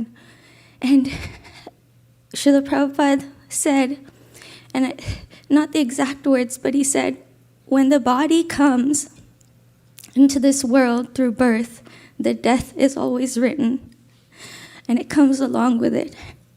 And in that moment, I felt that my grandfather sat next to me on a porch on a beautiful summer day and soothed my heart and said that this is natural and that I'll be okay. And Srila Prabhupada,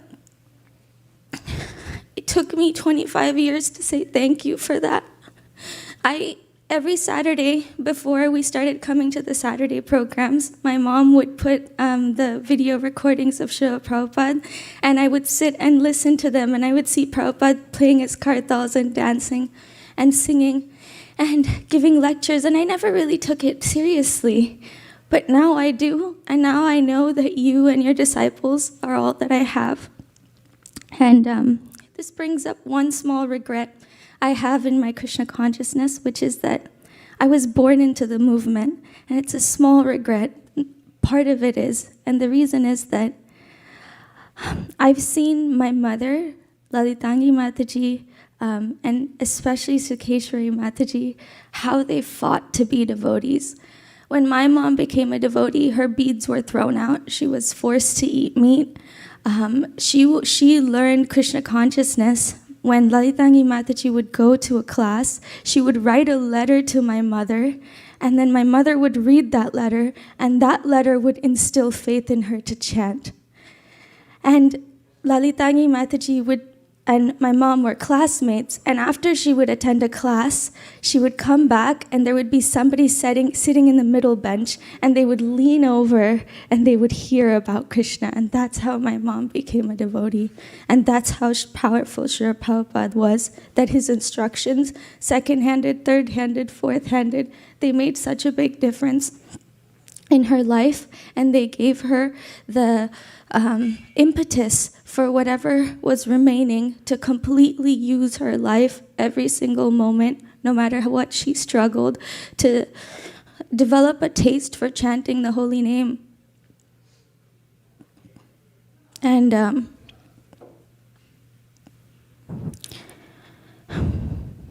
I saw the proof of that with my own eyes as she left her body. One thing I noticed is all the time and effort that she put in, the holy name never left her.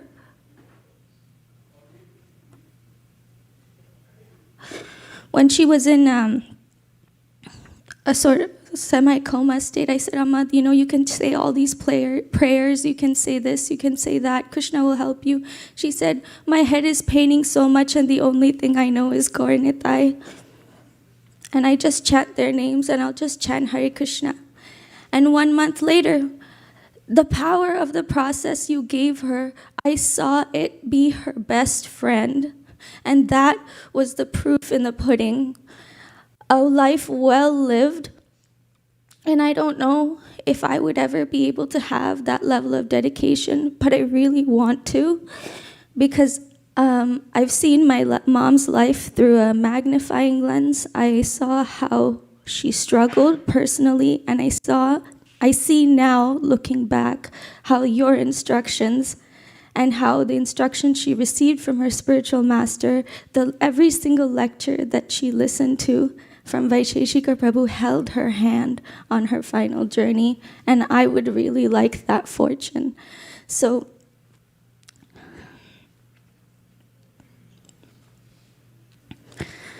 I'm really grateful to you for giving her her spiritual body, which slowly started manifesting through all her sadhana and all the guidance that you provided her.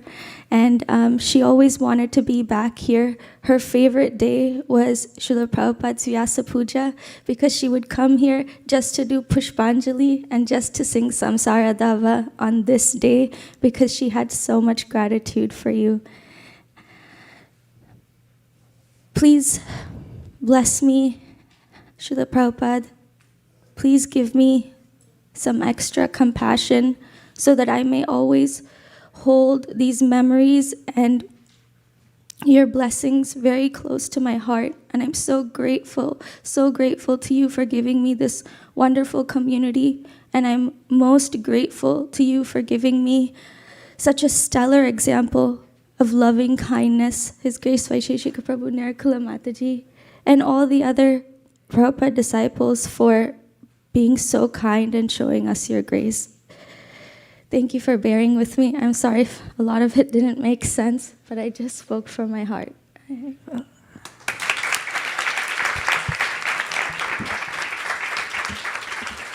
For Grace Pri Kishori Devi Ki.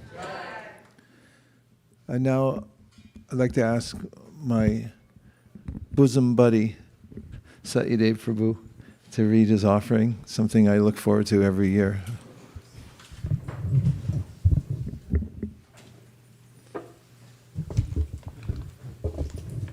I was noticing most of the devotees are reading from their iPhones, and I'm thinking, man, how can they see that?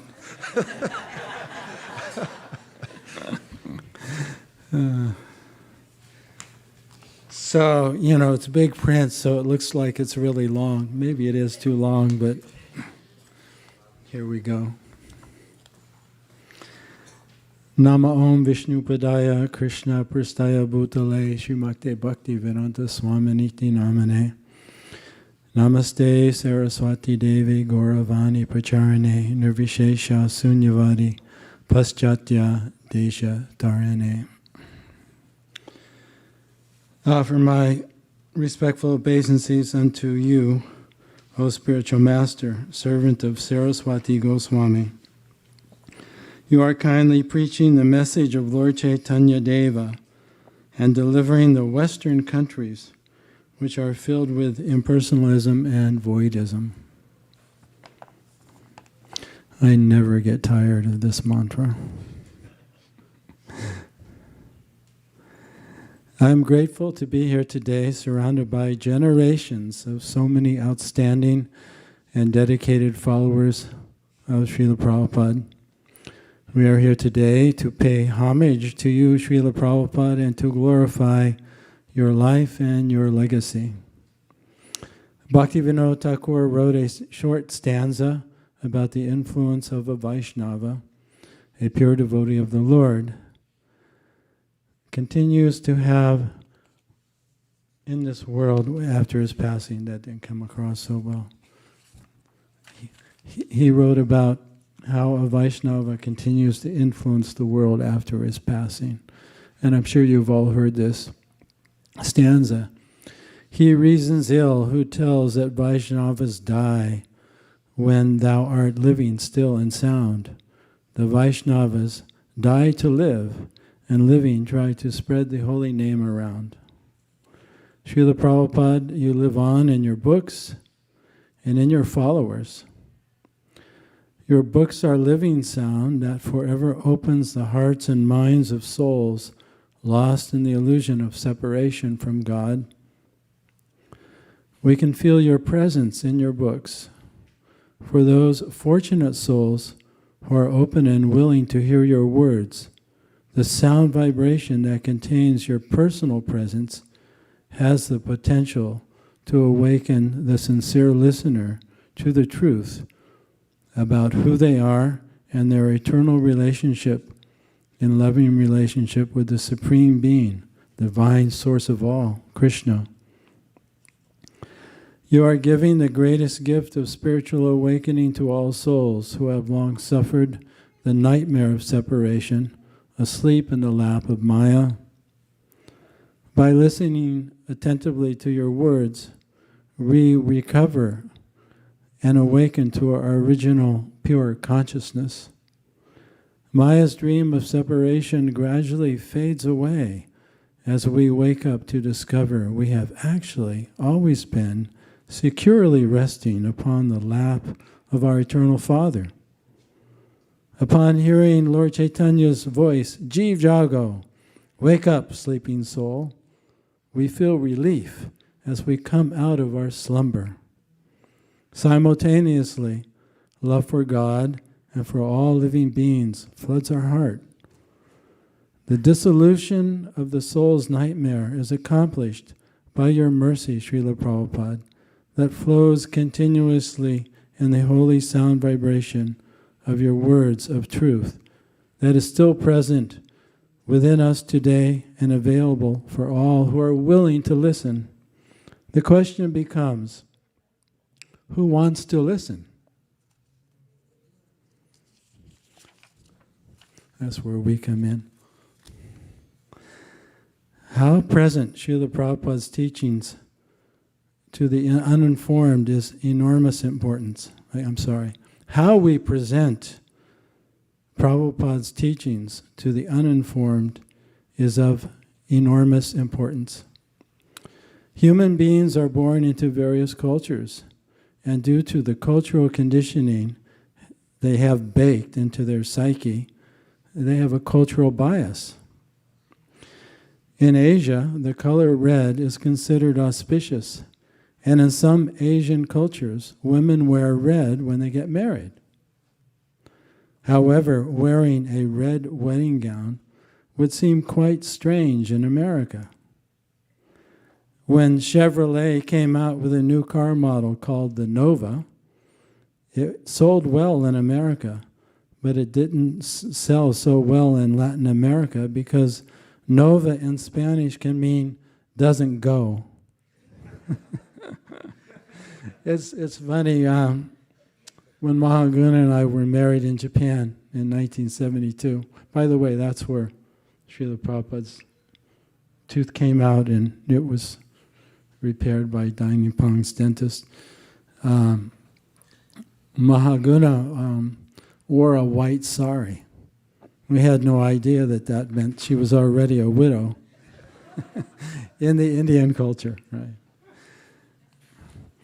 Prabhupada wrote his books and gave essential practices of Krishna consciousness with the Western audience in mind. His books are especially designed and designated for those souls who are born outside of Bharatvarsha. Prabhupada's life's mission and intention of purpose is revealed to us in his pranam mantra. I was told by a reliable source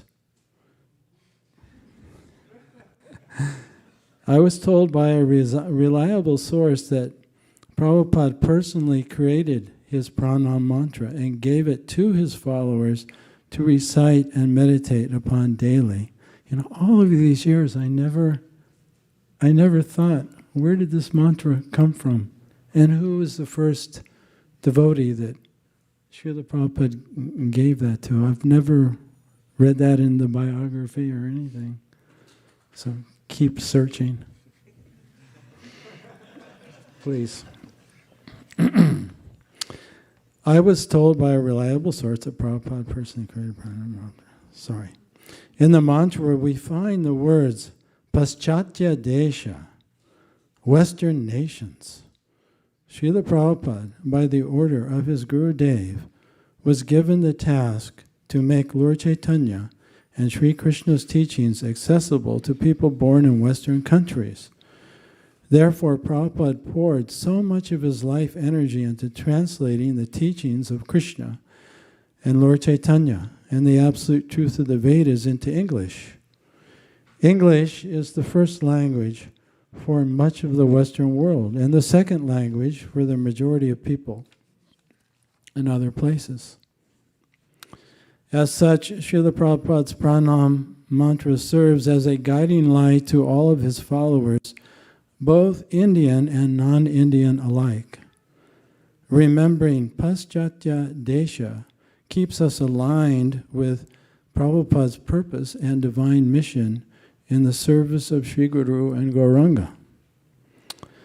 Your books and lectures, you brilliantly and expertly speak in a tone and context that is approachable and relatable in terms of time, place, and circumstance to people living in the western part of the world. As your humble servants, we want to please you and be of practical service to your mission, especially to people unfamiliar with Indian culture and traditions. As your servants, it is incumbent upon us to always remember these two words in your pranam mantra, Paschatya Desha. We may contemplate these words deeply and ask the question, are the ways in which we are attempting to present your teachings and their practical application to people who are born outside of Bharatvarsha understandable and relatable? The world is constantly changing. Are we keeping the presentation of your teachings up to date? We want to stay the course and remain in alignment with Prabhupada's mission. Asking such questions honestly helps us stay on track. That's the part I want to skip. As an example, my Uncle Dick, Father Whitmore, as he was called in his church, was a Catholic priest. And this is actually, it's because of my Uncle Dick that indirectly I went to Japan and became a devotee. But that's another story. He belonged to a special order of Catholic priests whose mission was to present the teachings of Jesus, as understood by the Catholic Church, to the people of Asia with a particular focus on China and Japan. So, they're called the Marianol order, and that's their whole focus is Asia. Yeah. Anyway, Uncle Dick served as a Catholic priest in Hokkaido, Japan, for over 40 years. Hokkaido is the northernmost island of Japan. He retired and lived in a retirement home for Catholic priests. This church and retirement home was designed and built with this particular order of Catholic priests that was dedicated to teaching in Asia. The retirement home is a large building located in Mountain View, California. You can see the beautiful church and building from the 280 freeway even today. So if you're going south and you pass, what's the exit for ISV? It's just before you leave Mountain View. If you look up onto the right side as you're going south, you can see the building. You must be wondering why I'm telling you this information about my Uncle Dick. Come on, get on with it. If you look closely at the design of this particular Catholic church building located just above 280 in Mountain View, you can see the design of the church building is distinctly Asian with specific intent to appeal to the people born of Asian culture. It's a very beautiful building. It has that kind of arched roof on it, and you can see right away, oh, this is Asian. In other words, the design of this church is intended to be relatable to Asians with the intention of helping them to feel comfortable and at home in the Catholic Church. Mahaguna and I were present in Japan in 1970 during Prabhupada's first visit to Japan, and during his second visit also in 72. Prabhupada's visit to Japan in 1970 was Srila Prabhupada's first encounter with the Japanese people. During his visits in 1970 and 72, Prabhupada became familiar with the Japanese people and culture firsthand.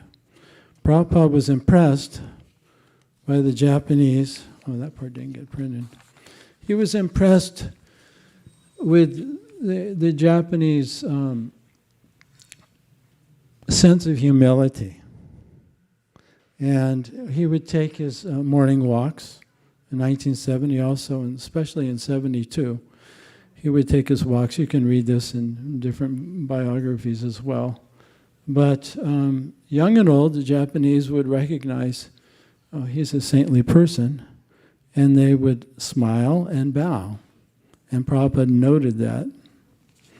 He appreciated the Japanese could recognize him as a saintly person. And some Japanese people would immediately acknowledge his presence as a saintly person and bow respectfully whenever they encountered him on his walks. So Prabhupada, he came 4 times. The last time was in, 5 times. Last time was in 1975. He would usually visit Japan. In 1970, he visited Japan because he was traveling from America to India to actually begin the Krishna consciousness movement in India. So Japan was right on the way. And simultaneously, he had just arranged to have his books, Krishna book, printed by Daini Pong, and also they took over the printing of all of his magazines. So that's why he stopped in Japan, and they had just opened a temple there. And then sometimes he would visit Japan on the way back from traveling from India back to America. So he stopped there 5 times. And he would always take his morning walks, and even in 1975, people were bowing down. Sorry to get off track here. A few months after we were with Prabhupada in Japan in 1972, we again had the good fortune to be in his presence in LA for Mahaguna's first initiation. Yeah, so Mahaguna didn't get initiated in Japan. She got initiated in 1972 in LA, and it was a big initiation ceremony. I think 50 devotees got initiated. Sadananda got initiated. During the initiation ceremony, when Mahaguna approached Srila Prabhupada to make her initiation vows and receive her spiritual name and beads, Prabhupada immediately took special interest in her and asked her if she was Japanese, and Mahaguna answered in the affirmative. After the initiation ceremony, Prabhupada ordered his servant to invite Mahaguna and I up to Prabhupada's room for a chat. Prabhupada's room was close by and situated on the 2nd floor over the LA temple room.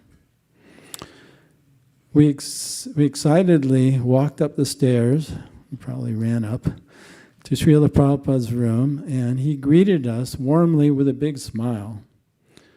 Prabhupada directed his penetrating gaze to Mahaguna and began to ask her about herself, about her parents, and also about Japan. Soon after the discussion about her background, Prabhupada suggested to her that she become the temple president of Tokyo, Japan. And he was very serious. And I was kind of a bit shocked. He didn't ask me.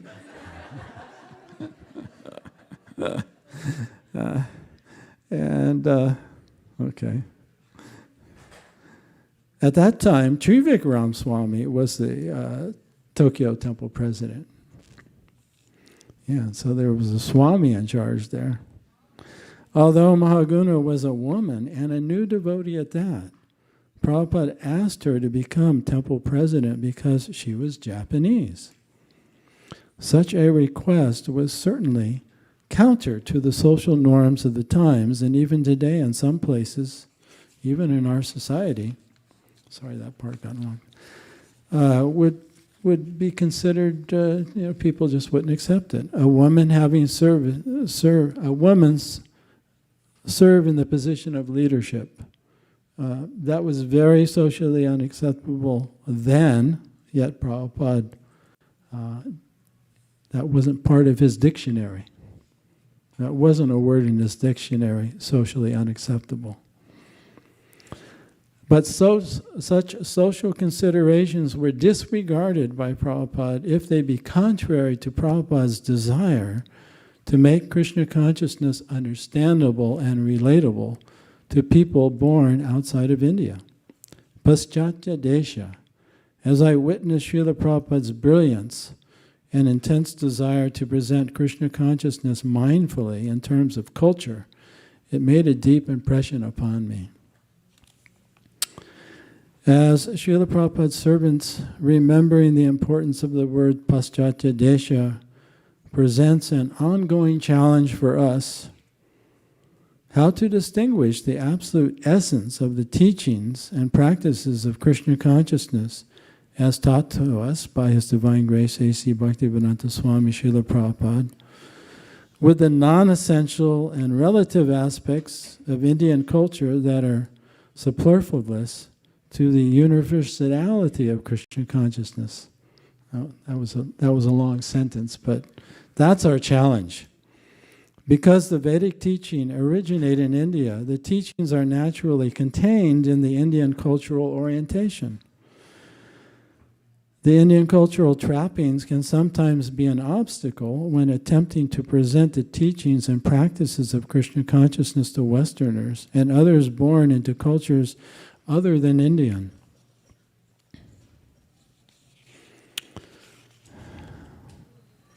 Sorry. I pray to Srila Prabhupada and all the previous acharyas to continually guide us and give us the spiritual intelligence to know how to present Prabhupada's teachings in a way that can adjust and accommodate to peoples of various cultural backgrounds and in ways that embodies the essential absolute truth without compromising it. Please empower us to convey your teachings in ways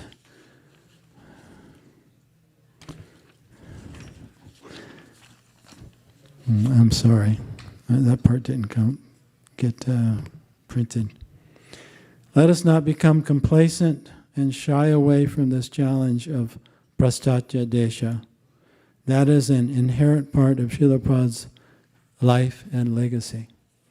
So that is now our life and legacy, to somehow make Krishna consciousness, especially, we may be Indian, we may not be Indian, but we're Srila Prabhupada's followers. So that is our challenge, and our prayer is how do we present this teaching and the practices to people not from this culture, which, in one sense is even more of a challenge for you than it is for me, because it's hard to think out of the box, or it's how to imagine how it is for somebody else, that's not in our shoes. So that's always a challenge. Anyway, that's my prayer for today. And Srila Prabhupada, he's there present with us, so when we ask the question, he'll supply the answer. I have no doubt about that. And I just wanted to say to all my ISV family, I wanted to thank you for continuing to accept me with loving arms. Sometimes I see myself as this character, and there's a Japanese series called Tora-san. It's an old series, but it's still very popular. It's kind of a comedy, but it's about a man who is, he has a very loving family, a big loving family, but he's kind of a misfit. And he's always leaving home out on these different, he gets some inspiration. He's a traveling salesman, and he'll go out for months at a time and, trying to sell his wares. And then somehow he'll come back to his family, and his family won't ask where he's been or what he's been up to. They just love him and accept him anyway as he is. So thank you for all these years accepting me as I am. Hare Krishna.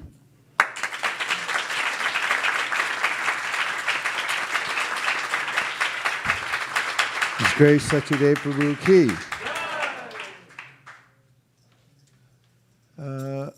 Maybe if you move up a little bit, if you see daylight in front of you, and you can defragmentalize the room, if that's a thing. Now we have His Grace Shastrasara Prada. Hare Krishna, Hare Krishna, Krishna Krishna, Hare Hare, Hare Rama, Hare Rama, Rama Rama, Hare Hare, Hare Krishna, Hare Krishna, Krishna Krishna, Hare Hare, Hare Rama, Hare Rama, Rama Rama, Hare Hare.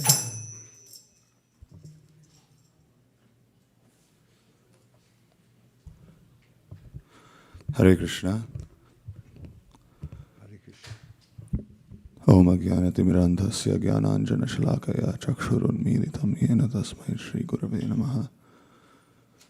Namah Vishnupadaya Krishna Presthaya Bhutale Srimate Bhakti Vedanta Swami Niti Namane.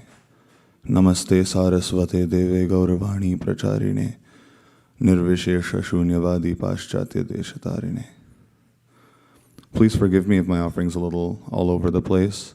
I woke up today morning really wanting to say some things, and I tried capturing everything in one place.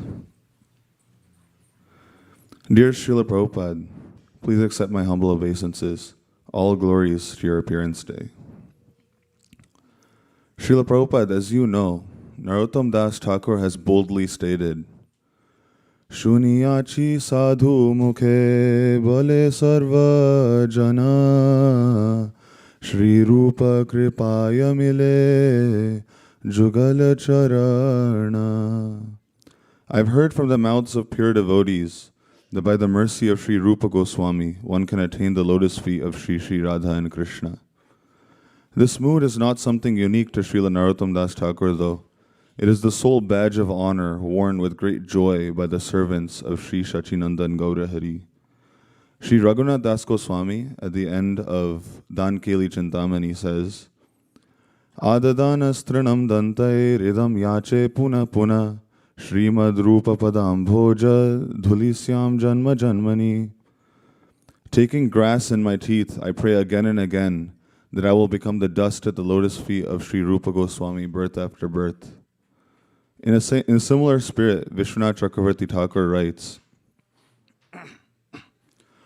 Srimad Rupa Padabja Dhuli Malike Nityam Dadheya Manag Gratahrin Madhupam Mamana Yadaho Krishnangri Trishnangripam Yasam Saramatanga Janga Madiram Vyasmara Yatsvairasair Yad Gandharnulavopakarsati Dhrito Tarsham Munindranapi. I place the dust from Sri Rupa Goswami's lotus feet on my forehead. Even a little fragrance from those feet should lead the bee of my mind to the desire tree of Krishna's feet, which should make me forget the liquor oozing from the head of the elephant of repeated birth and death.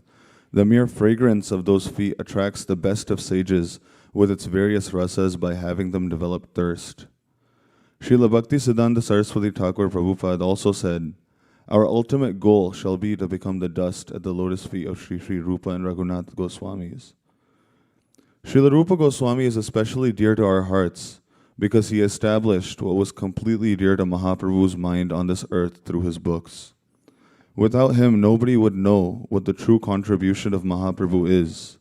Nobody would know the mood of Srimati Radharani that Krishna stole along with her complexion when he came as Sriman Mahaprabhu. Nobody would know the necessary bhajan to enter into Vraj. Srila Prabhupada, you are a fully realized servant of Srila Rupa Goswami. And through you, the entire world has received the opportunity to hear his message. That too, you presented it in such an expert way that only those who are sincere and dedicated to his serious, sincere, and dedicated to his message can fully understand it, imbibe it, and realize it. This is truly the greatest gift anyone can ever give. Through this selfless act of yourself, you have given countless people the association of sadhus whose life has been drenched in the remembrance of the pastimes of Radha and Krishna. You have given Harinam, you have given our parampara, but most of all, you have given Radhika Madhavasha. When we chant at the beginning of Guru Puja, Nama Shreshtham, Manumapi Shachi Putramatra Swarupa, at the end of that verse, of the many things that Guru gives, at the end it's listed as Radhika Madhavasha, which is the hope of directly rendering service to Radhika and Madhav in Vrindavan. Thank you so much for this. Words cannot describe the impact this has had in my personal life. The greatest being the understanding that bhakti is its own reward. Fortunate are the karmis, since they have some faith in Shastra, and any spiritual realization they'll have will come at the rate of a snail though, but they still have faith in Shastra. More fortunate are the Gyanis, whose interest go beyond this world. They would be moving at the speed of, like, I guess, someone walking. More fortunate than that is the Gyani who has come to bhakti and understands the bhakti's supremacy. Such a person is running. But most fortunate is the person who renders bhakti under the guidance of a true follower of Srila Rupa Goswami. Such a person doesn't run, but flies. Even more fortunate than that is someone who has directly realized the message that has been given by such a follower. Such people don't fly, but they move at the speed of light. Prabhupada, you have given the ability and the potential to the whole world to potentially move at the speed of light in their bhajan, and thereby intoxicate the entire world in Harinam. Most of all, Prabhupada, you have given Vrindavan Dham, which is the greatest treasure of all. Srila Vishwanath Chakravarti Thakur, in one of his books, he writes, in Sankalpa Kalpadruma, he writes, at the end, he writes that, he says, Hitvanya khila vasana bhajatare vrindavanam premadam. Give up all other mental, all vasanas, all mental inclinations, and just worship Vrindavan, because Vrindavan gives prem. However, going to Vrindavan is not such a simple thing, because now when we go to Vrindavan, it's full of concrete, and it's not the same Vrindavan that was there when Nanda Maharaj was there. So, going to Vrindavan is not that simple, but Prabhupada has given the direct means by which we can go to Vrindavan. And this is given in an expert from a purport to CC Antya 831. Srila Prabhupada says, actually going to Vrindavan involves taking shelter of the 6 Goswamis by reading the Bhakti Rasamrit Sindhu, Vidagdha Madhav, Lalita Madhav, and the other books that they have given. In this way, one can understand the transcendental loving affairs between Radha and Krishna. Kabe hama bujha bhase jugal piriti. The conjugal love between Radha and Krishna is not an ordinary human affair. It is fully transcendental. In order to understand Radha and Krishna, worship them, and engage in their loving service, one must be guided by Sri Chaitanya Mahaprabhu, Nityananda Prabhu, and the 6 Goswamis, Lord Chaitanya's direct disciples. And even though they're so far away, Prabhupada has brought them so close to us. So I beg that I may one day have a drop of sincerity by which I also may I also may realize the message of Rupa Goswami and hopefully one day attain the direct service of Sri Radhika and Madhav that he has come to give to the whole world. Thank you. Hare Krishna. It's great Shastasar Ki. Hare Krishna.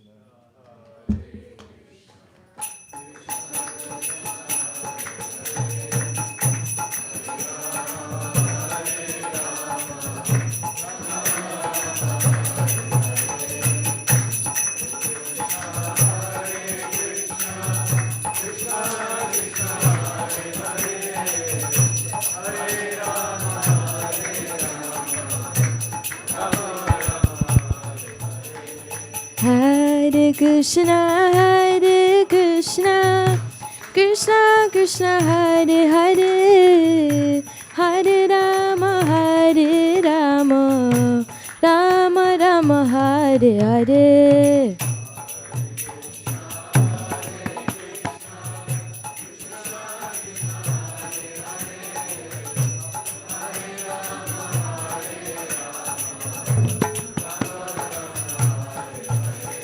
Hare Krishna, Hare Krishna, Krishna Krishna, Hare Hare, Hare Rama, Hare Rama, Rama Rama, Hare Hare.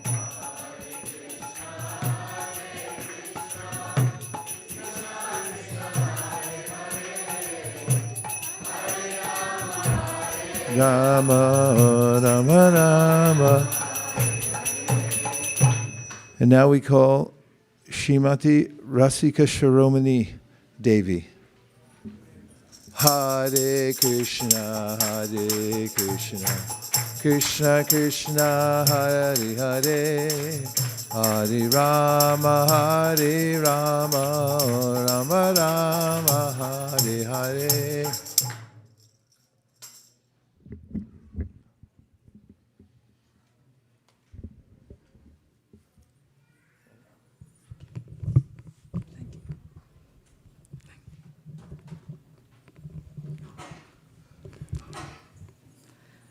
Hare Krishna. Govincharan and I thought first I would like to read our Guru Maharaj's offering to Srila Prabhupada. Hope that's okay. This is written by His Holiness Indradimna Swami Maharaj. Yesterday he wrote this.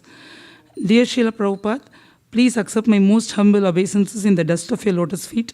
All glories to you. Today marks the 54th time I have celebrated your Vyasa Puja in my life. This occasion is the spiritual pinnacle of my year, a time when I reflect on the progress I may have made and the services I have rendered in your honor. You envisioned ISKCON as the primary vehicle for propagating the movement initiated over 500 years ago by Lord Chaitanya and his immediate followers, the 6 Goswamis.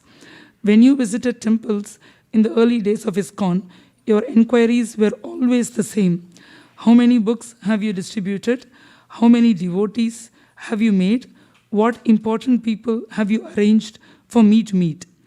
Since then, I have believed that answering these questions with tangible results is the key to pleasing you and thereby obtaining the boundless mercy that leads to the ultimate goal of life. Param gopyam api snigde shishye vachyam iti shruti tash shruyatam mahabhaga goloka mahimaduna. The Vedas say that to your loyal disciple, one may speak the confidential secret. Therefore, O most fortunate one, now please hear the glories of Goloka. Shri Brihad Bhagavatamrita, Part 2, Chapter 1, Text 6. Srila Prabhupada, on this sacred day, I come before you with a solemn vow. I am prepared to take as many births as necessary to fulfill your desire to spread Lord Chaitanya's Sankirtan movement during the 10,000-year golden age within this dark Kali Yuga. In a conversation on June 5th, 1976, while driving back from a morning walk in Los Angeles, Rameshwara Swami asked you, Srila Prabhupada, I was told that Lord Chaitanya's movement will rise like a moon and shine for 10,000 years. Is that true? You softly murmured in assent and then said, this movement will go on for 10,000 years without any impediment. Many fallen souls will be delivered back to home, back to Godhead. Demons that are trying to challenge us cannot stop our movement for 10,000 years. A couple of weeks later, in New Vrindavan, you reiterated this prophecy to your disciples. Quote, lectures are selling and they are being appreciated by the learned circles. It takes some time, but if we stick to our principles and do not compromise, our movement will never stop. It will go on. At least for 10,000 years, it will continue. Srila Prabhupada, it is clear to me that you possess the power to gradually transform the face of the earth. This is confirmed in the Vishnu Dharma. Kalau krita yugam tasya, kalis tasya krite yuge, yasya chetasi govindo, hridaye yasya nachyuta. For one who has Lord Govinda in his heart, Satya Yuga becomes manifest in the midst of Kali, and even Satya Yuga becomes Kali Yuga for one who does not have the infallible Lord in his heart. The Sankirtan movement, as you have presented, it is nothing short of miraculous. The word miraculous, of course, is derived from the word miracle, which has its roots in the Latin word mira, meaning to wonder at. Miracles are extraordinary events that transcend natural laws and are attributed to a divine or supernatural cause. Historically, miracles have been viewed as evidence of divine power and have served as a profound source of inspiration for religious faith. You hinted at the miraculous nature of this movement during a morning conversation with your disciples in 1970. Quote, people are appreciating that in such a short time, this Hare Krishna mantra is spreading all over the world. It is Krishna's miracle.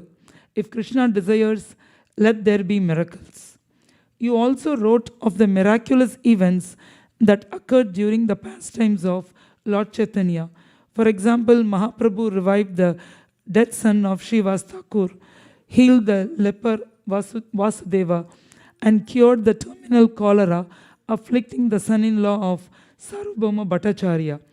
He also revealed visions of his transcendental form to Sarvabhauma Bhattacharya and Ramananda Rai, and influenced the Mayavadi sannyasis of Benares by manifesting a brilliant effulgence upon entering their assembly. He even simultaneously appeared in several different Kirtan parties during the Ratha Yatra in Jagannath Puri. When someone once asked you about your own miracles, you smiled, waved your hand towards your disciples, and said, my miracle is that I have made all these Western boys and girls devotees of Krishna. It is stated in Hari Bhakti Vilas, Yata Kanchanatam Yati Kamsyam Rasa Vidhanatah Tata Diksha Vidhanena Dvijatvam Jayate Nranam. As bell metal is turned to gold when mixed with mercury in an alchemical process, so one who is properly trained and initiated by a bona fide spiritual master becomes a Brahmana immediately. 212. Srila Prabhupada, your miracles continue to manifest through the medium of your International Society for Krishna Consciousness. As your representatives on the Baltic Sea coast in Poland this summer, we, your servants, witnessed many such miracles. For your pleasure on this day, please allow me to recount some of them to you. At our festival in the village of Ustroni Morsky, I noticed an older couple sitting in the front row as I lectured. While the gentleman was captivated, his wife appeared restless and disinterested. However, as I continued to speak, sharing all that I had learned from you, Srila Prabhupada, I observed her demeanor slowly changed as if her interest had been piqued. By the end, she seemed as transfixed as her husband. After the lecture, she purchased a Bhagavad Gita and asked me to sign it. Actually, this is what I was always looking for, she said. Her husband looked shocked, his eyes wide and his jaw open in amazement. I have been trying to get her to read this book for years. He said to me, I first read the Bhagavad Gita in a comparative religion course. I was so inspired by it that I placed a copy in every room of a large resort I owned. My wife, however, never showed any interest. We drove 200 kilometers today to attend this festival. On the way, I said to my wife that I hoped the festival might finally inspire her to read the Bhagavad Gita, but she candidly dismissed my hope, just as she had throughout our marriage. But now here, she is buying a copy of her own. This is nothing short of miraculous. Later in the evening, I shared the story with Guru Kripadas.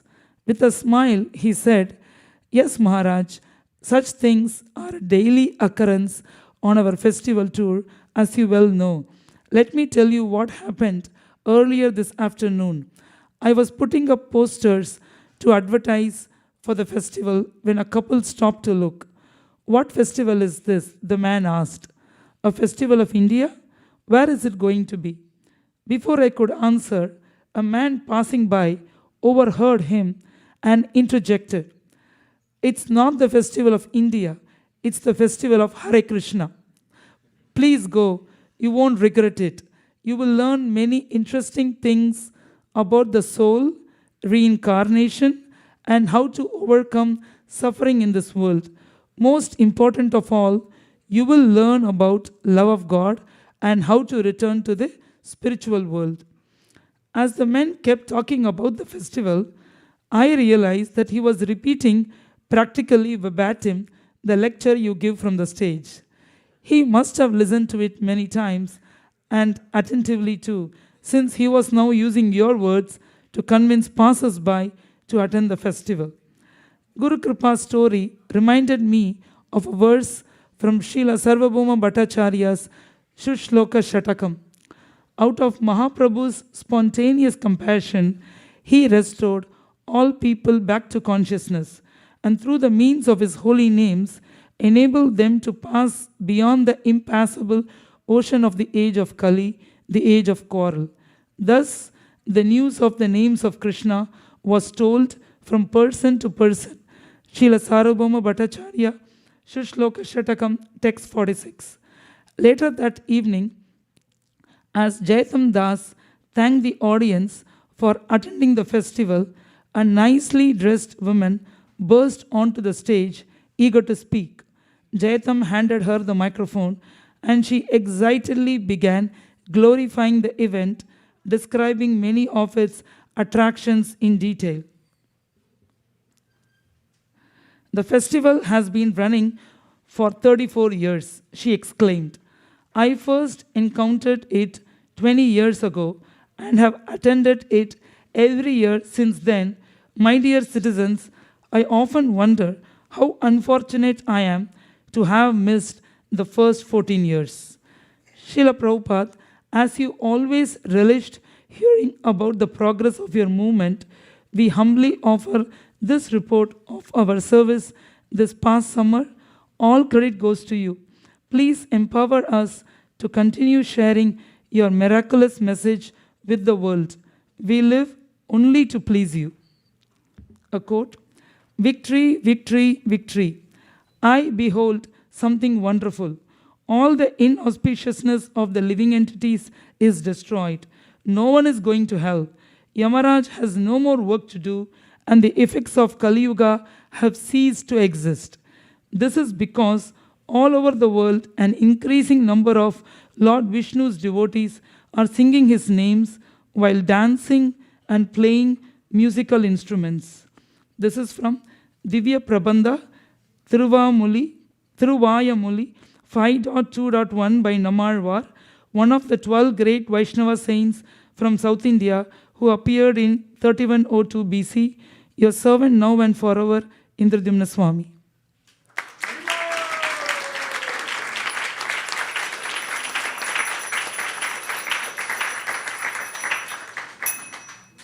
Thank you so much for giving this opportunity to read this offering. And I wanted to say a little bit from my side. I was reflecting that what I would have lost if not for Srila Prabhupada. Meaning, if not for this process of Krishna consciousness. Maybe the gross sins like meat eating or intoxication, probably I would not have gotten into this, probably because of the background or the culture. But the subtle desires, no one taught us that we need to work on them, we need to give them up, like anger or, the desire for prestige, desire to be popular, desire for others to think about me, recognize me. We have never heard about these things either from our parents or in school or in college or anywhere. So I was thinking that this process of Krishna consciousness has helped and is still helping, because I'm in the process, to think about these anarthas in my heart. Without Prabhupada, without this process, I would have never even paid thought like, oh, I should try to serve in the mood of a servant, or I should try to not take credit, because, just by the nature of my services, most of the time I'm in the front, and people appreciate, even though there are so many people trying to help and I'm a servant, but then it's always coming, and I keep telling myself, but in another context, without this, I might have done this in my company or in my wherever, and nobody would have told me, oh, you need to be in the mood, you need to be as a servant, you should not feel proud. Nobody, and I would have I don't know where I would have gone. So this process, I see like this process given by Srila Prabhupada, constantly in every lecture we keep hearing about, all these good qualities. So basically I feel Krishna consciousness, on the outside it may look like rules and regulations, but actually in the core, it's helping me refine my qualities. It's making me a better and a better person. And I have seen a little bit of this in my life, like now I feel more grateful to even my family members. For example, my mother, who have always taken for granted, always. Now I am turning 50, my mom is 75, but these days I am feeling more gratitude to her, and I owe this to Srila Prabhupada, to my spiritual master, and to all my mentors, because they have taught this simple principle of being grateful, which I didn't learn that much in my life. And I was also thinking, if not for this process, I would have lived, quote unquote, a normal life in America. Earned money, went to job, bought a home, maybe few things. There would not be any such purpose. But then now, with Prabhupada's mercy, there is meaning and purpose in our lives. One thing is I can see that we never get bored. The to-do list keeps growing. It never ends. There is always more and more, and out of causeless mercy, my spiritual master keeps adding to that list. And I always feel that, there is very less time trying to do household things, meaning improving the house or doing something. I always feel like, and then at one sense, I think maybe it's better to not improve the material conditions that much and do the basic things to keep moving. Otherwise time gets spent on that. My family members, they all think, how come you're always busy? Why is it you always have to travel? How is it busy? But then I was thinking, it's actually not surprising, because Srila Prabhupada is trying to fulfill the mission of Lord Chaitanya, who wanted to spread this mission, spread the holy name in every town and village. And our spiritual masters and senior devotees of this movement, they are all trying to spread it, and there is so much more work left to do. So, and we, as humble servants, we are all helping them in this mission. So, it's not surprising that they are trying to keep us busy. And I pray to Srila Prabhupada that I want to develop this service attitude of always thinking that I am a servant of my spiritual master and other senior devotees, and I don't want to feel privileged. Rather, I am fortunate to become an instrument in all of your hands, and I want to try to keep this attitude when rendering services. Thank you, Srila Prabhupada.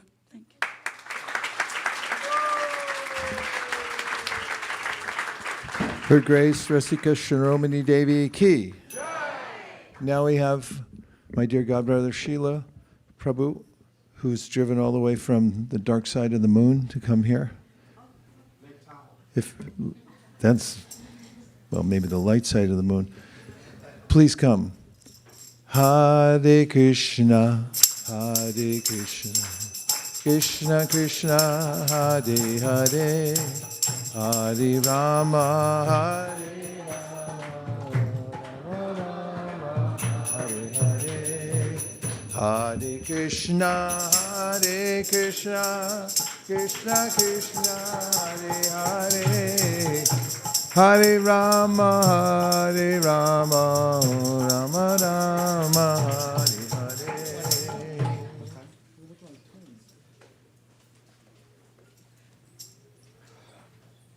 Okay. I need this. Need the table?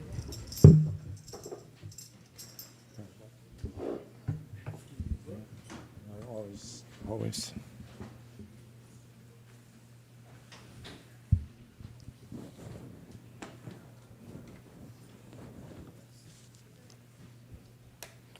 You don't have a gold pen, do you? No.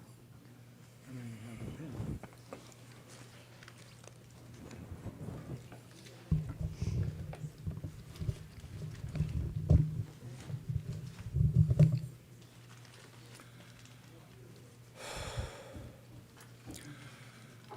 Ajnana-timirandasya jnananjana shalakaya chaksurun militam yena tasmai Sri Gurave Namaha. Nama Om Vishnu Padaya Krishna Prasthaya Bhutale Simate Bhakti Vedanta Swami Niti Namane.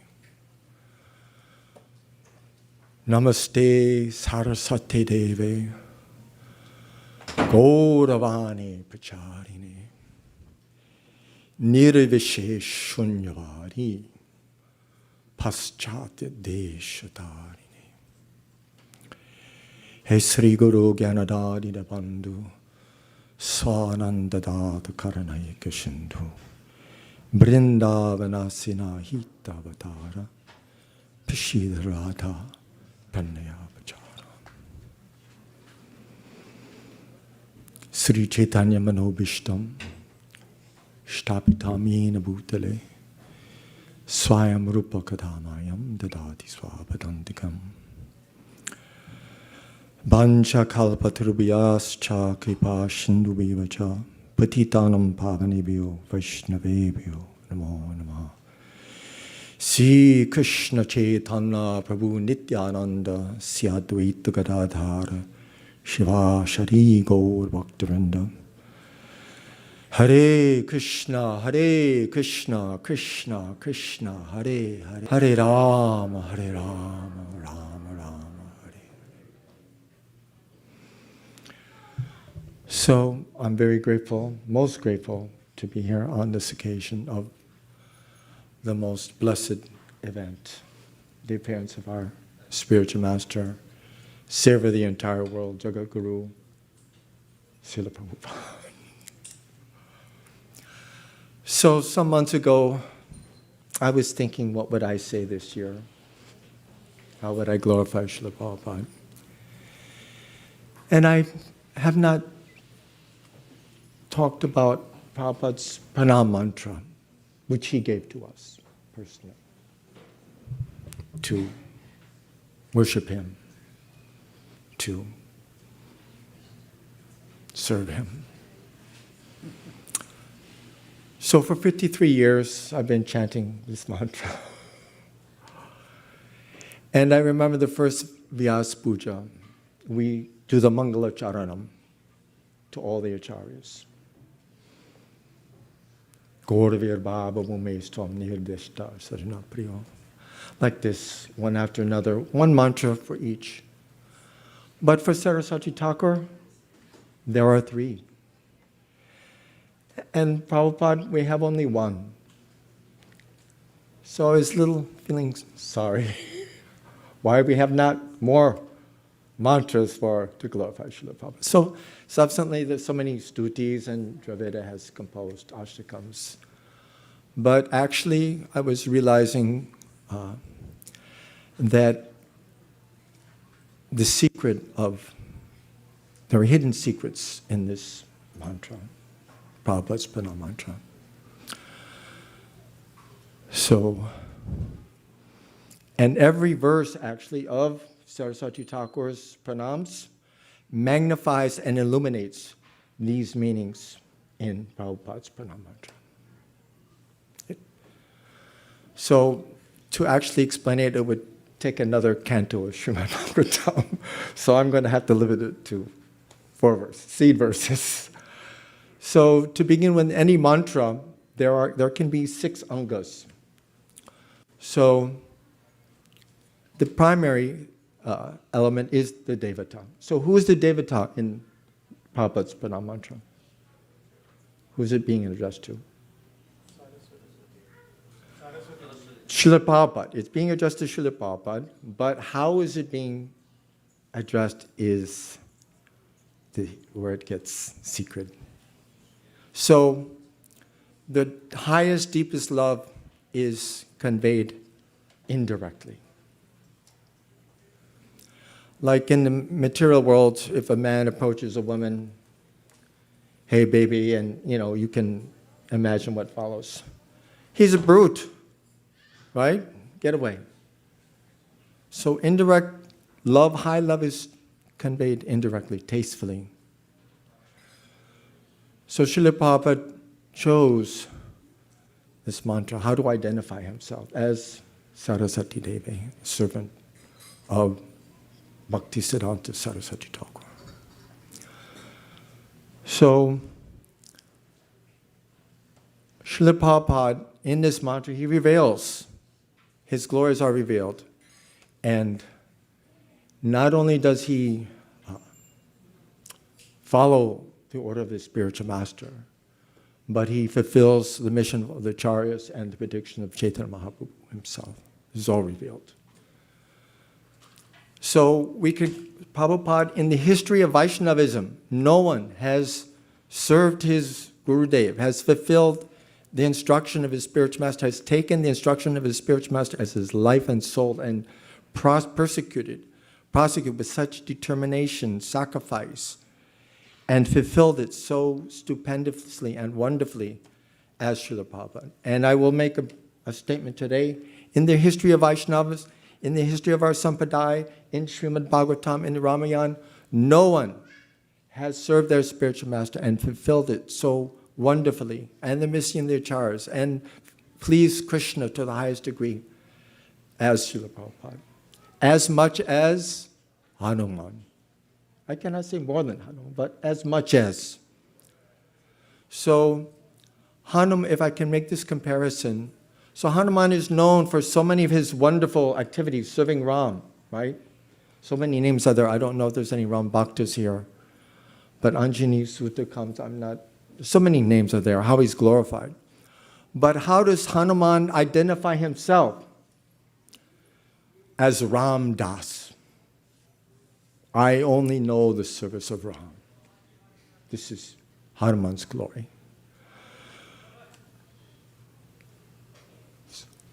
So our Srila Prabhupada, he only knows himself as Saraswati Devi, the servant of Saraswati Thakur.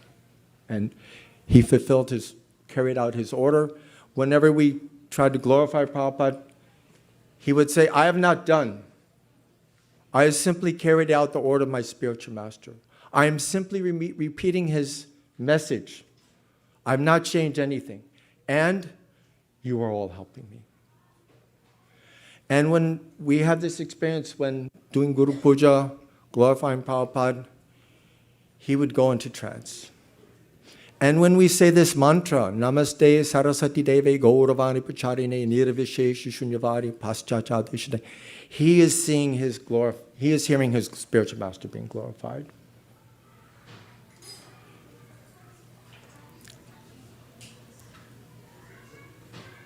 And what did he do? So, what is his mission? So, Mukhya Anga is Gauravani Pacharine. So what is that? So with his left hand, he's Mahamantra, spreading Hare Krishna mantra all over the world, fulfilling the first desire, a mission of Chaitanya Mahaprabhu, right? The Kali Yuga Dharma, Harinama, Harinama, Harinama, Eva Kevalam, Kalo Nasteva, Nasteva Gatyaranyata. And in Mahaprabhu's words, Prativi te achayata nagaradi gram sarvapcha pachara hoibe morna. So Prabhupada has done that, spread the chanting of the Hare Krishna mantra all over the world. Paschacha deshatarine. And so that's with his left hand, playing Madanga. And what's he doing with his right hand? Writing and publishing books, his Bhaktivedanta purports. He said, my books will be the law books of the next 10,000 years. So what did he mean by that? He meant Bhagavad Gita, Srimad Bhagavatam, Nectar Devotion, and Chaitanya Charitamrita, and by way of extension, the Guru Granths of our Guru Sampradaya. So what was the first instruction? I'm getting a little ahead of myself, it's hard. So what was the first instruction of Bhaktisiddhanta Saraswati Thakur Prabhupada at their first meeting? What was it? What was the first instruction? You are very good English language, you should preach in the Western world, and you will be happy and everyone will be happy. And then he repeated that instruction later, last letter. And it took some 30 years before Prabhupada actually crossed the ocean, having a heart attack, came to America at the age of 70, and then the Hare Krishna explosion. And so that was the Hare Krishna chanting, and Prabhupada sent his disciples. He came to America. He said, no one invited me. I came like a spy, infiltrator, on the order of his spiritual master. Secret mission. And Butler, Pennsylvania, he was there just establishing a foothold. And then he expanded it gradually. So I want to give some examples. So my father comes from Cuba, the Castro side of the island, Oriente. And also, my father was actually a registered communist. So Fidel Castro, he started like guerrilla warfare. And initially had some men close to him, and then he expanded the mission, and he took over from being commando, he became generalissimo and head of Cuba. So Srila Prabhupada came, no one knew him, then he went to New York, started his guerrilla mission, the 22nd, 2nd Avenue, and so many devotees, one by one, came. So the devotees who knew him in the early days, very personally, they could go in his room anytime and speak with him, ask him anything. Very personal relationship. But then, as the mission grew, so many temples, Prabhupada appointed GBC to manage the mission, and then he came to India to actually second phase of his mission, but I don't want to get ahead of myself. So the point is, so I joined right at the juncture point from small ISKCON to big ISKCON. So then our relationship with Prabhupada was different. It was like general. We had our orders, our instructions, and our mission. And we chanted this Prabhupada's Pranam mantra. This was our connection with Prabhupada. This gave us sustenance, nurturing, inspiration. Everything was there in this pranam mantra for us. Distribute books, carry out chant Hare Krishna, like this. Expand the mission of Chaitanya Mahaprabhu. So we were like soldiers. And of course, like soldiers, they're very inspired to have the general come and encourage them and reinvigorate them. This was our relationship with Srila Prabhupada. Indirect. We served him, his order, and our life and soul. This was our happiness and joy and satisfaction. It would be unheard of to go into Prabhupada's room later, right? Couldn't get in. And so we served Prabhupada directly. This is our relationship. And all these temples have come. So that's a little background, personally, how we serve Prabhupada, distributing his books, Radha Damodar, traveling all over the country. Paschatya Deshatarini. So also, what is this Paschatya? Who are these Western world? Kirate Hunanda Pulinda Pukisha Abira Shumba Yavana Kasarya Yen Yechi Papa Yerpashya Shaya Shidyanti Tasmai Praveshnave Namaha. We were uncivilized. You know, there's all these races are mentioned. Now we have to be politically correct. But I can speak for ourselves. So Pulinda, they're the Greeks. Now Greeks actually, they have literature and their democracy, some segments on it, and some, basics of civilization. But the Gauls, the Teutonic tribes, they're not mentioned. They're like animals. The Germans, the French, the Gaelic, the Celtics, in India you have the untouchables. In the West we have the unmentionables. They're not even mentioned in Bhagavatam. They're so low class. So Prabhupada came to the Western world to convert these uncivilized peoples. How? By the mercy of Chaitanya Mahaprabhu. Supreme power of God, the mercy of a pure devotee. It's Prabhupada's power, empowered to spread Krishna consciousness in the Western world. So that was the Hare Krishna mantra, chanting throughout the world. So then we know Bhaktisiddhanta Saraswati Thakur instructed him personally, if you ever get money, print books. And so Prabhupada did that. And I have personal experience, actually. I was treasurer of Brooklyn Temple. I was 20 years old, maybe. My qualification, I could add 2 + 2 = 4. And I kept the money and I put it in the bank. So I wrote checks to the BBT. Prabhupada actually was in Bombay at that time. We'd write the checks BBT to Prabhupada personally in different accounts, $50,000, $100,000, $150,000. It would be $1 million today in today's money. So I personally wrote these checks to Prabhupada, and I know Prabhupada did what he was asked. Get money, print books, divide the money for temples and book distribution. So I've written those checks. So Prabhupada has been phenomenally successful printing books. Rameshwar Prabhu just recently, if you saw on Facebook, in 1976, they had an order for Kingsport Press, 1 million Bhagavad Gita's hardbound. It was the largest hardback publishing in one order in the history of publishing, up to this point. Of all the bestsellers you've heard, Bhagavad Gita was the biggest seller printing 1976, Kingsport Press.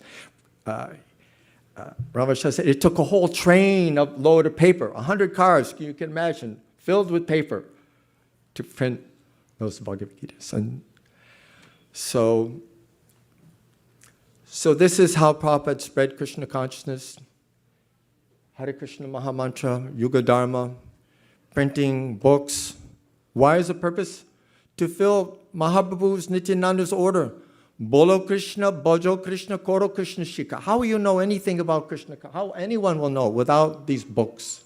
And again, Bhagavad Gita as it is, presenting the original teachings purely, without deviation. Right? Rupanuga, Apasiddhanta Dvanta, Nirvishe destroying all the false arguments of impersonalists, cutting the jungles of atheism and godless civilization. This is basic level to Gauravani. This is just beginning. This is beginning level, and it's going all the way down to the highest limits of love, which Mahaprabhu personally came to give. And what is that? I'm skipping some steps here. But prema niryasa, prema rasa niryasa, korile ashvadan, raga marga bhakti loke, korite pacharan.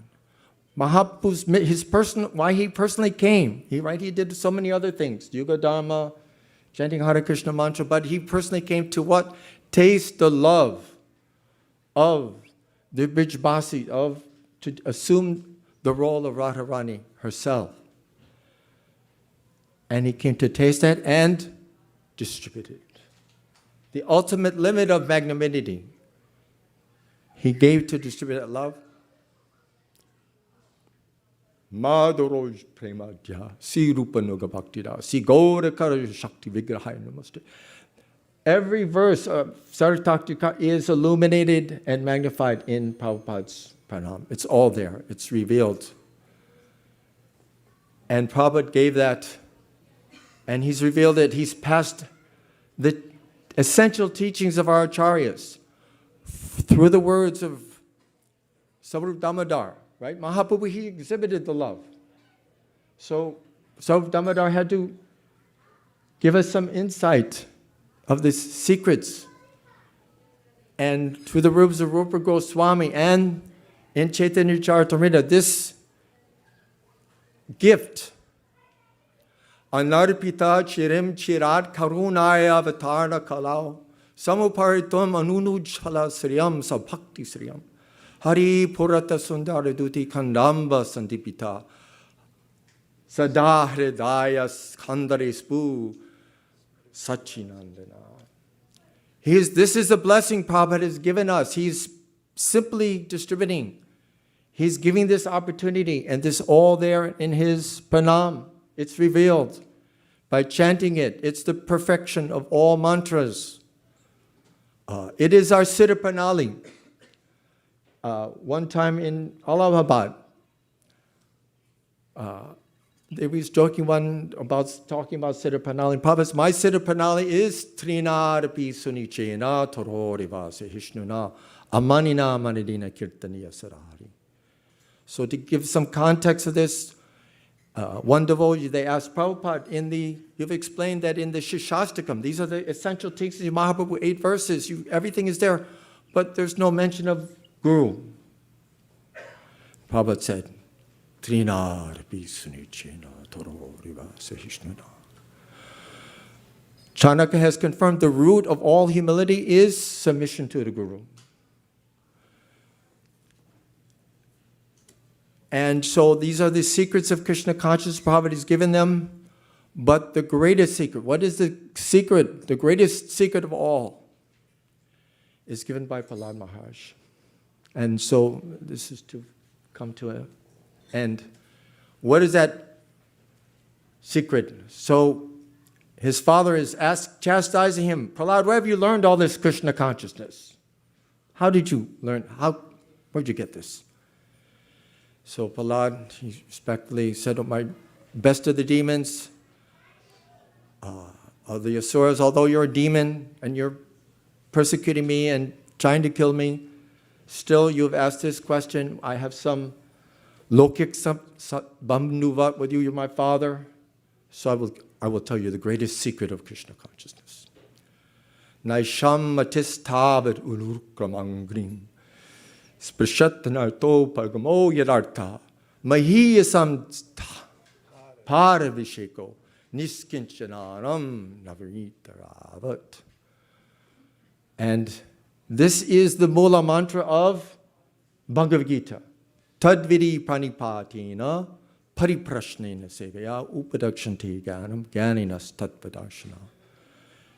The secret of Krishna consciousness is revealed by the pure devotee, by submitting to him, learning from him, being guided by him, surrendering to him. All the secrets of Krishna consciousness will be revealed, and you will reach the highest limits of love, the perfection of your life. You'll become completely happy. This is what Prabhupada taught when we are honoring him on this day. And this mantra will enliven you, enlighten you, sustain you, protect you. This is our Lakshman Rekha, right? Our protection. This will protect us. This will inspire. It is our Chintamani, wish-fulfilling gem. Everything will be revealed. You chant this mantra, you chant Hare Krishna, and you'll be happy, and all your spiritual desires will be fulfilled. Vancha kalpa tibhyascha kripa sindhavivacha patitanam pavani vaishnavi. Srila Prabhupada ki jai. His Grace Srila Prabhu ki jai.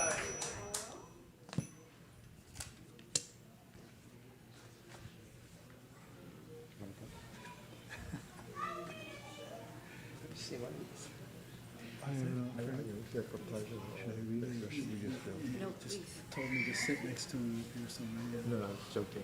I want you for business pleasure. Pleasure. It's a laptop. You got to keep it on your lap.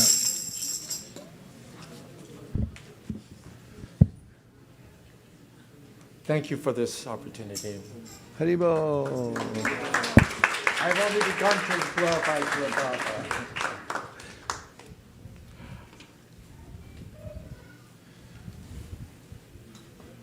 I offer my humble obeisances to my beloved spiritual master, His Divine Grace, A.C. Bhaktivedanta Swami Prabhupada, and offer these thoughts on behalf of our ISV community.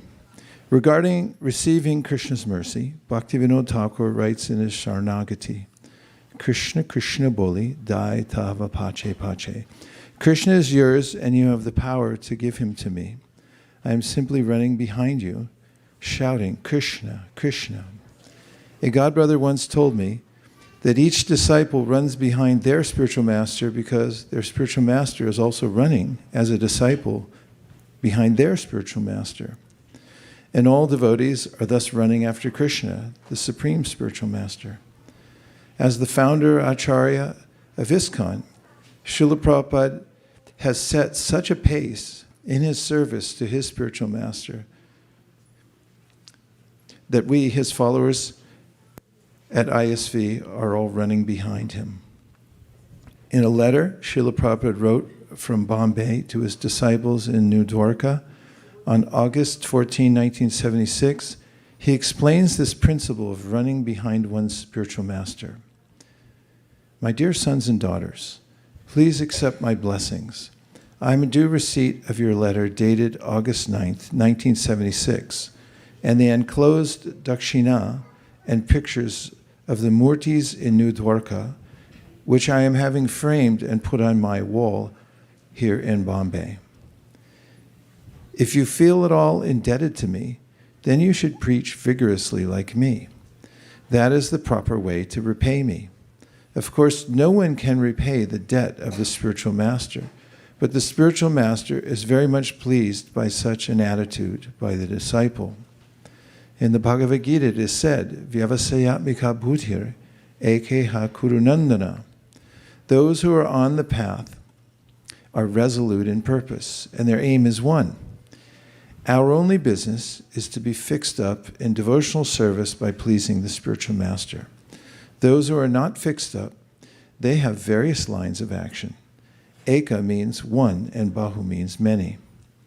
The real ocean of mercy is Krishna, and it is the duty of the spiritual master to tell his disciples to come to the ocean and be happy. The spiritual master's duty is to lead the disciple to this ocean. I am trying my best, and if you try to follow, surely you will benefit. Bhaktivinoda Thakur has sung, Krishna se tomar, Krishna dite paro, tomar shakati ache. Ami to kangal, Krishna Krishna boli, dai tava pache pache. Krishna is yours, and you have the power to give him to anyone you wish. I am poor and wretched, and running behind you, shouting, Krishna, Krishna. Krishna is unlimited. No one can catch him. But if someone follows the parampara, he agrees to be captured. Everyone is afraid of Krishna, but Krishna is afraid of Mother Yashoda. That is Krishna's special mercy. I hope this meets you all in good health. Your ever well-wisher, A.C. Bhaktivedanta Swami. In the above letter, Srila Prabhupada writes, the spiritual master's duty is to lead the disciple to this ocean. I am trying my best, and if you try to follow, surely you will benefit, he says. He reiterates this principle in his purport at Srimad Bhagavatam 10.230. We have to follow in the footsteps of such devotees, for by this one easy process, one can cross the great ocean of nations, just as one might cross a small hole created by the hoof of a calf. Anyone who wants to advance, that was end quote, anyone who wants to advance in any field of practice needs a pace setter. This is especially true for those who want to reach Krishna, for devotees depend only on the mercy of Krishna for their advancement, and to please Krishna and attract his mercy, one must please Krishna's devotee. Krishna says, Mad Bhakta Puja Vyadika. The worship of my devotees is better than worship of me. In the line of spiritual masters from Lord Chaitanya, there are notable pace setters whom all devotees follow. The 6 Goswamis, for example, are famous for their continuous engagement in varieties of devotional activities, writing books, excavating holy places, building temples, as well as hearing and chanting. Bhaktivinoda Thakur wrote over 100 books and thousands of bhajans, and re-established Lord Chaitanya's Sankirtan movement. Srila Bhaktisiddhanta Saraswati Thakur chanted 1 billion names of the Mahamantra, wrote and spoke Krishna Katha prolifically, and laid the foundation for an international society that would inculcate Lord Chaitanya's teachings to the world.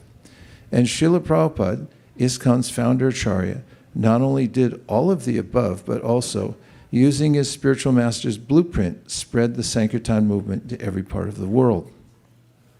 Now generations to come may follow the authorized spiritual path because of the pace that Srila Prabhupada set for those who wish to reach Krishna. And what a pace Srila Prabhupada set. Those who worked closely with his divine grace remember that even as young devotees, it was difficult to keep up with him. Collectively, we are all still running, according to our capacity, behind Srila Prabhupada. Here's a personal example in which I find myself running behind his divine grace, begging for his mercy. Once in San Francisco, when I was blessed to sit before Srila Prabhupada's desk in his room for a darshan, he emphatically said to a small group of us, "You must read my books." His statement inspired me. I already liked reading his books, but now I had a good reason to keep doing it.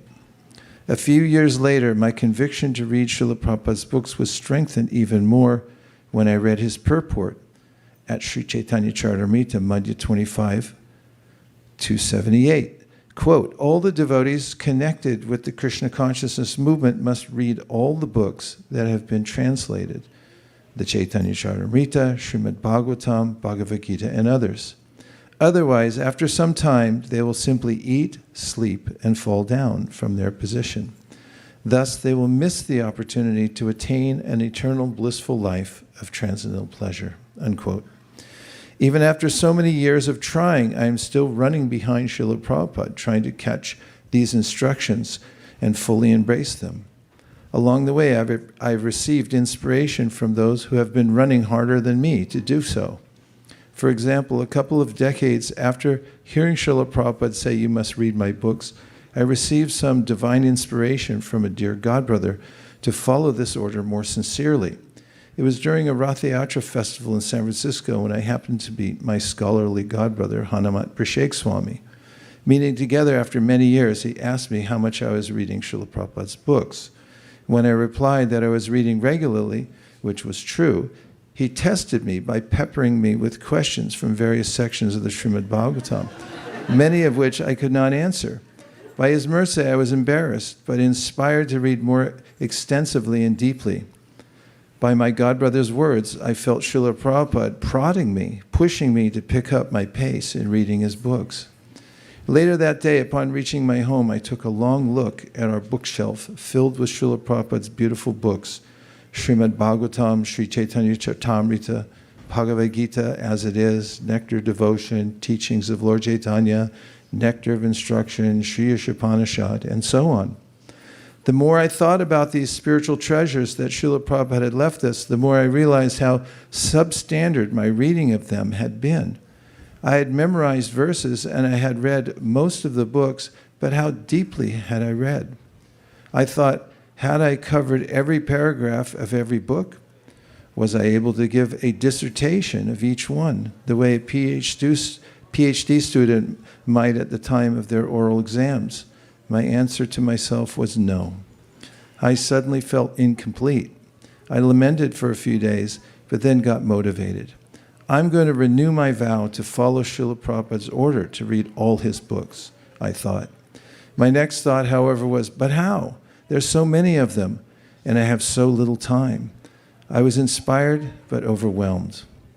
The answer to my "but how" question came to me the next day when I remembered a talk I had heard by Brian Tracy, a famous motivator.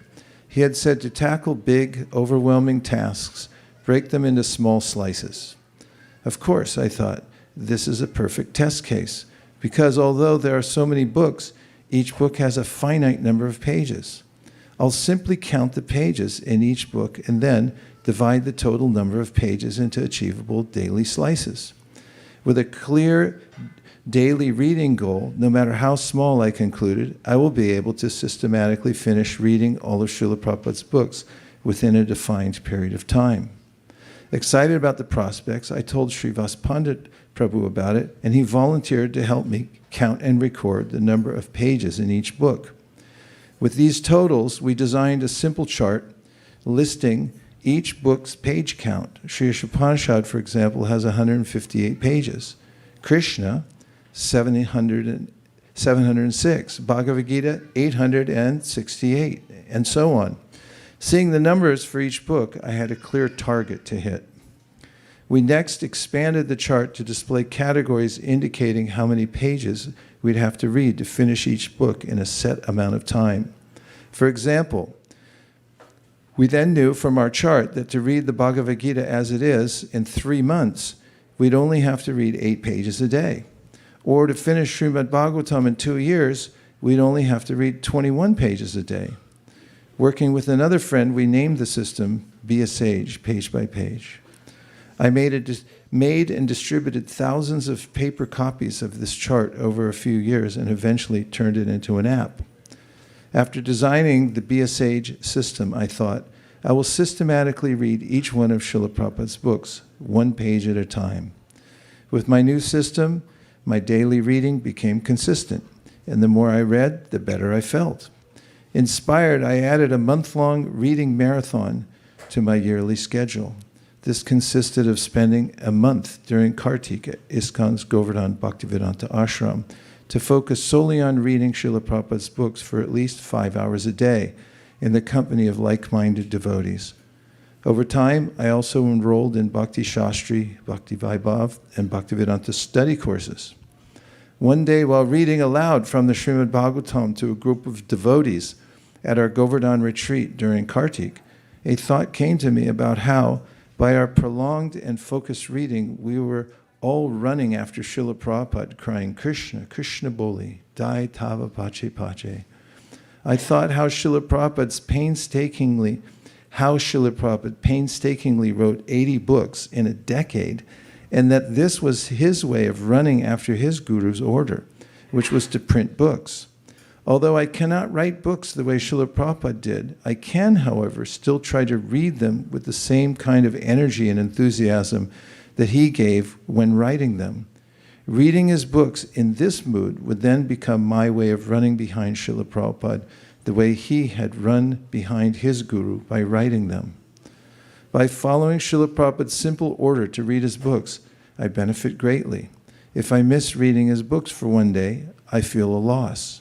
Srila Prabhupada told the devotees in San Francisco in 1967, if you chant always Hare Krishna, read my books, and preach this philosophy sincerely, then Krishna will provide you with all facility, and you will not fall down into material entanglement. By reading daily, I have also come to appreciate Srila Prabhupada's statement, I shall never die. I shall live forever in my books. Those who read his books feel his presence. Finally, I've come to know that I will never finish reading Srila Prabhupada's divine books, not in this lifetime, nor in subsequent lives. One could spend a lifetime reading just Sri Ishopanishad, or Nectar of Instruction, what to speak of Srimad Bhagavatam and Sri Chaitanya Charitamrita. One could write a PhD thesis on a single section of the Nectar devotion, or a single verse or purport of Bhagavad Gita as it is. Success comes from a series of tiny victories, some of them so small that they are hardly noticeable. When I read a single page of any of Srila Prabhupada's books, I count it as one of those victories. A page is so thin that I cannot measure it, but by turning one page at a time and not stopping, I finish a whole book. At ISV, we have planned reading sessions leading up to holy days like Ram Navami and Nrsimha Chaturdasi. And the community has also been memorizing sections of Shastra together. Coming together to read and hear from Srila Prabhupada's books makes us spiritually strong, individually and as a community. We are seeing how Krishna counts and records our tiniest of endeavors in his service. Our devotional acts may seem insignificant, as thin as a page, but they all add up. At Sri Ishopanishad Mantra 17, Srila Prabhupada writes, even if a devotee does not remember his godly service at the time of death, the Lord does not forget him. This prayer is given to remind the Lord of the devotee's sacrifices, but even if there is no such reminder, the Lord does not forget the devotional service of his pure devotee. We pray on this day of Srila Prabhupada's divine appearance that at ISV we may all remember again and again Srila Prabhupada's simple order, you must read my books, and continue to run behind him by reading his books one page at a time. Om Tat Sat.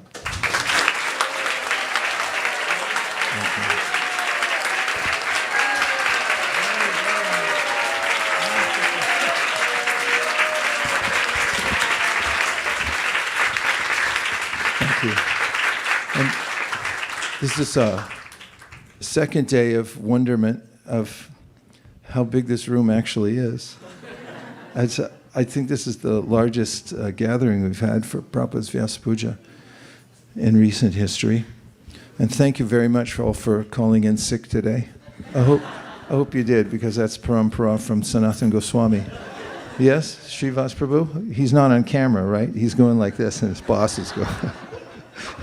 I see you. So now we're going to make an offering to Srila Prabhupada.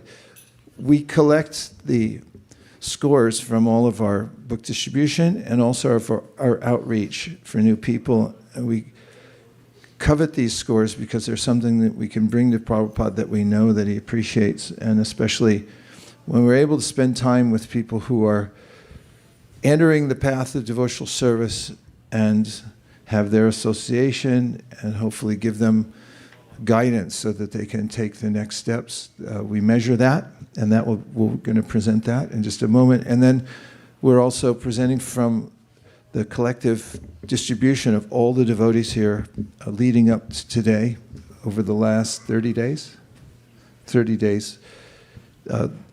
we'll offer the results of our book distribution. Just after that, we'll have a Pushpanjali ceremony. We'll have kirtan, and then the devotees, headed by our Prabhupada disciples here, have cooked and offered a feast to Prabhupada, concentrating on all the types of preparations that he especially appreciated.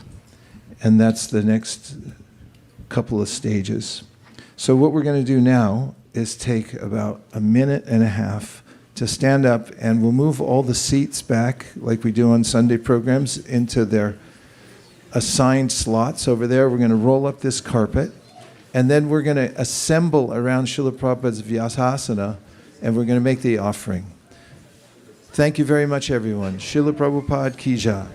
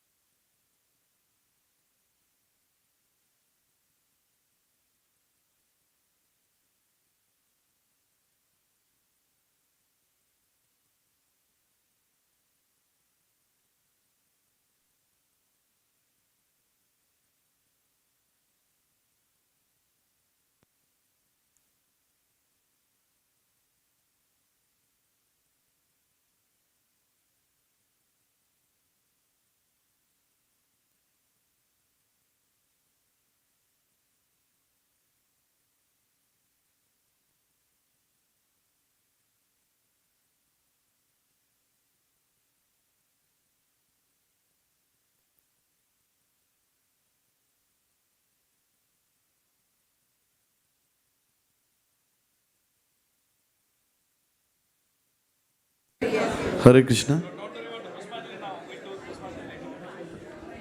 Hare Krishna. Pushpanjali will be offering later. Just please make an aisle and around Prabhupada's, ladies one side, gents one side. Hare Krishna. Thank you.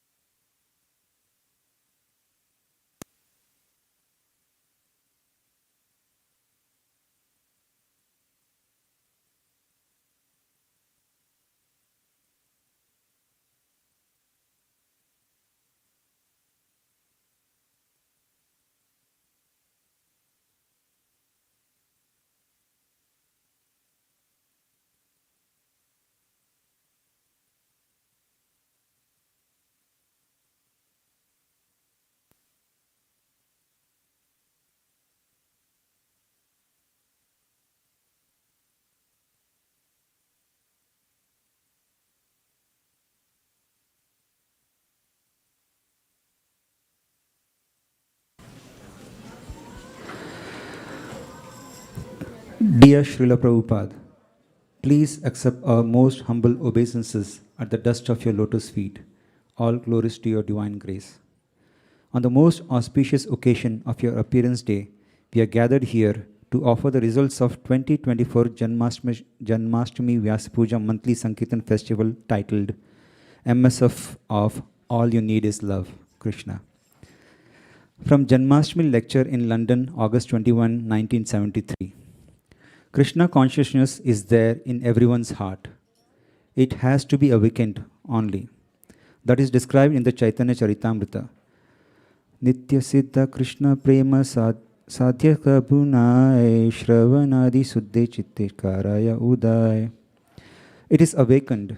Love for Krishna, devotion for Krishna is there within everyone's heart, but he has forgotten. So, this Krishna consciousness movement is simply meant for awakening that Krishna consciousness. This is the process. Just like when you are sleeping, I have to call you loudly, Mr. Such and Such, get up. You have got this business. No other senses will act when you are sleeping, but the ear will act. Therefore, in this age, they will not hear anything. If we chant this Hare Krishna Maha Mantra, he will be awakened to Krishna consciousness. This is practical. The Bhakti community is a community of spiritual seekers who are interested in learning about the timeless wisdom and practices of Bhakti Yoga, the yoga of love and gratitude.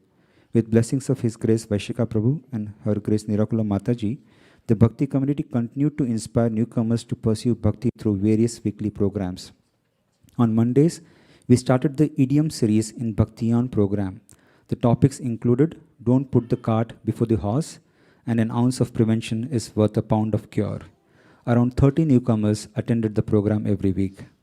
On Thursdays, we started a new series in the Bhakti Circle program titled Journey of Inquiry. Explore the 4 questions with Vaisheshika Das.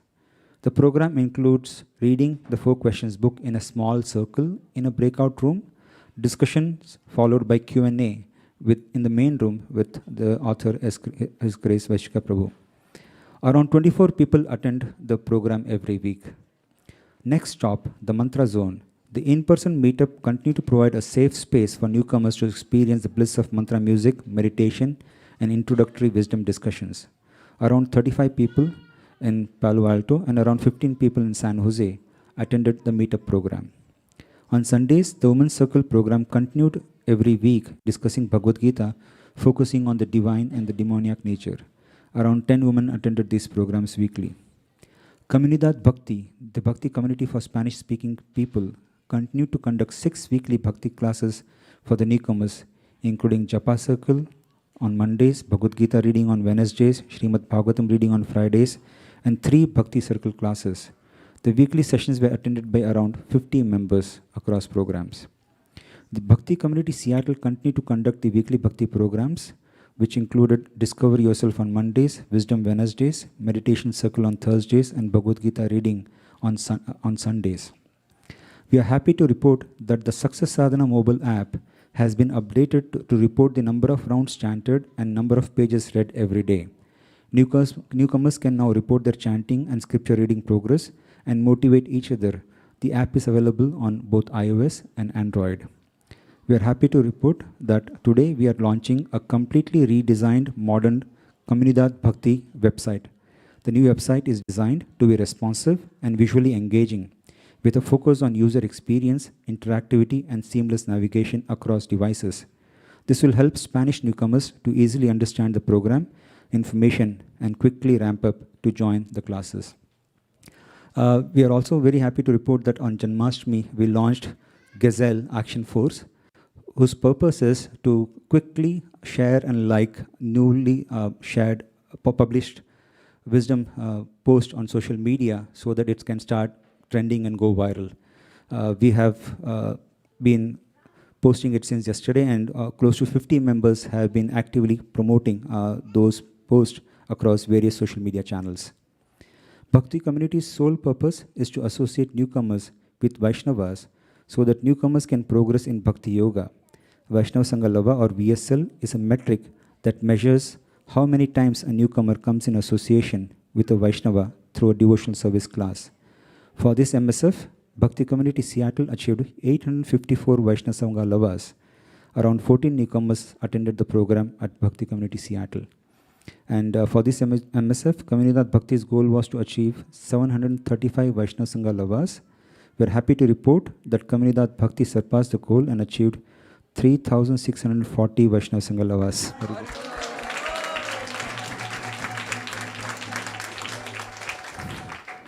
Around 52 newcomers attended the Communidad Bhakti program. And for this MSF, Bhakti Community Silicon Valley's goal was to achieve 525 Vaishnava Sangha Lavas. We are happy to report that Bhakti Community Silicon Valley surpassed the goal and achieved 2,718 Vaishnava Sangha Lavas. Around 55 newcomers attended the Bhakti Community Silicon Valley program. We are eternally indebted and grateful to all the volunteers, room leaders, speakers, mentors, and book distributors who work tirelessly every day to fulfill Srila Prabhupada's mission and spread Krishna consciousness in the Western world. We also want to thank each of our donors who help us maintain the Bhakti community. We seek blessings from you, Srila Prabhupada, and all through your disciples to bless Bhakti community so that we can attempt to follow Lord Sri Chaitanya's instruction to inspire newcomers to take up the path of Bhakti if Sri Krishna so desires. And finally, our most heartfelt, sincere gratitude to His Grace Vaishika Prabhu and Her Grace Nirakulam Mataji. It's only due to your presence, leadership, and motivation that Bhakti community exists and is thriving.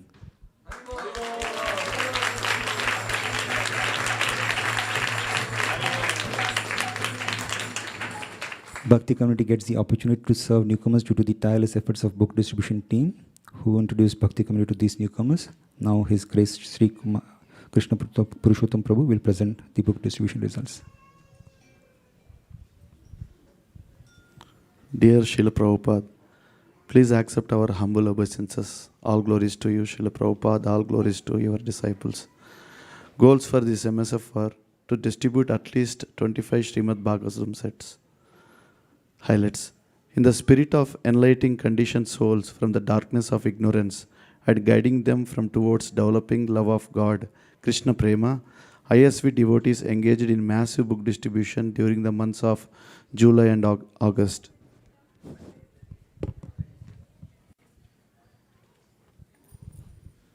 Consistency is something that you cannot fake, and Kids Sankirtan team, without missing a single weekend, go out and distribute Srimad Bhagavatam sets and other books. They distributed 89 Srimad Bhagavatam sets and 26 Chaitanya Charitamrita sets.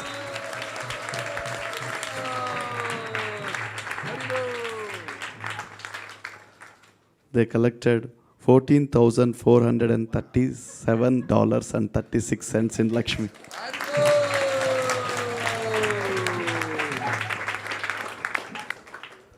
Team Hotel Gita continued to distribute thousands of Bhagavad Gitas to hotels and motels all over the USA. Some orders received at earlier trade shows were executed. Books were distributed to approximately more than 30 different states, which includes Texas. Books were also distributed in few grocery stores, and assorted boxes were dispatched to in partnership with Laguna Beach Temple. In total, Motel Gita team dispatched 10,875 Bhagavad Gitas to this MSF.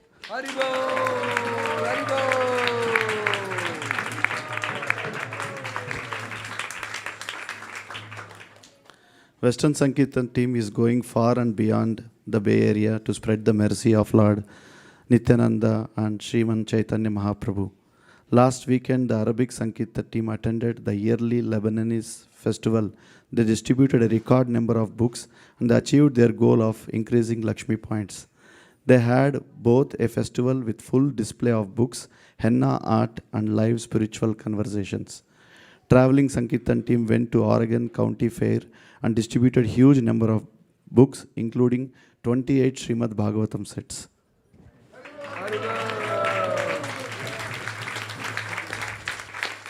Here are a few spots we covered in this MSF. Lebanese Festival, Rafa Gal event, San Francisco, Fillmore Music Festival, Enlightenment Expo Santa Clara, Palo Alto Arts Festival, Los Altos Art and Wine, Summer Concert Series, Fremont Fog Independence Day, Hispanic Sankirtan, Oregon County Fair, Mountain View, Los Altos, Sunnyvale, and San Jose downtown.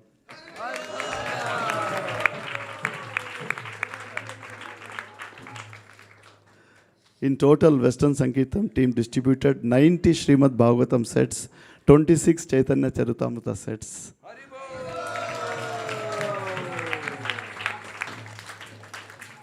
They accrued 14,499 book points and collected $58,518.10 in Lakshmi points.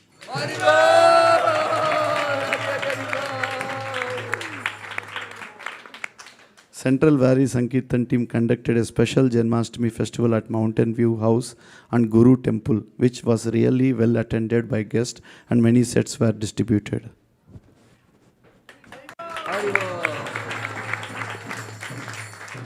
Team ISV also distributed 700 book packs at San Francisco Rath Yatra Festival Parade at Golden Gate Park.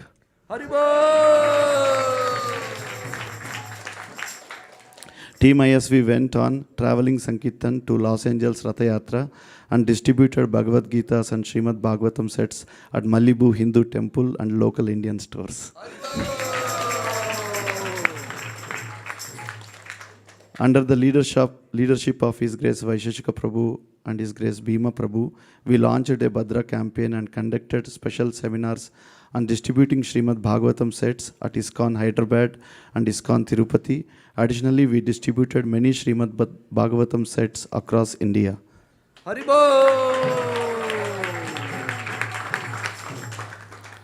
A special thanks to Janmashtami planning team headed by Hansapriya Mataji for expertly organizing Janmashtami 2024 with various programs. Haribo.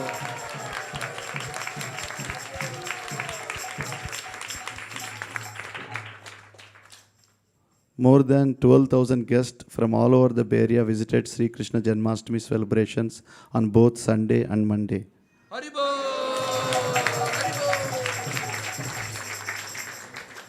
Over 15,000 plates of prasadam were distributed. More than 300 volunteers participated planning and working since January 2024. Thousands of people attended and appreciated the Janmashtami festival, and the book table distributed 35 Srimad Bhagavatam sets.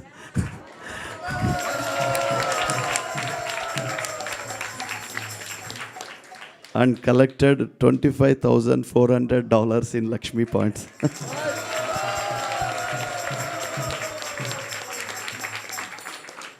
Which was one of the highest collections at the Janmashtami book table.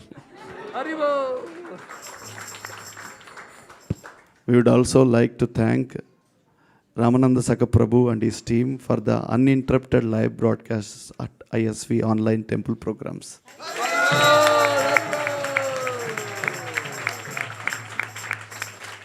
Here are the final results for this MSF. Team ISV distributed 29 Chaitanya Charitamrita sets and 179 Srimad Bhagavatam sets.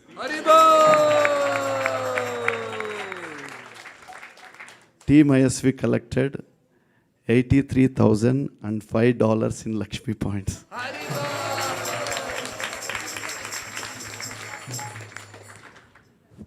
Team ISV accrued 44,461 in book points.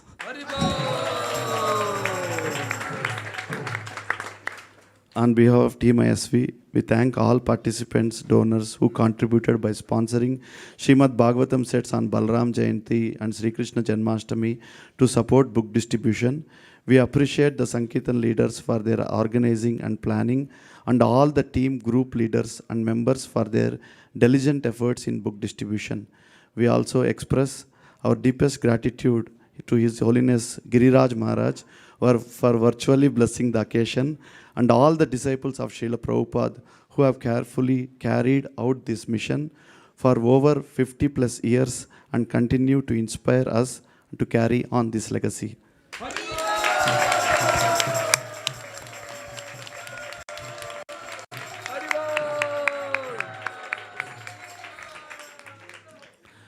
Our special thanks to His Grace Vaisheshika Prabhu and Nirukula Mataji for their continual inspiration for book distribution.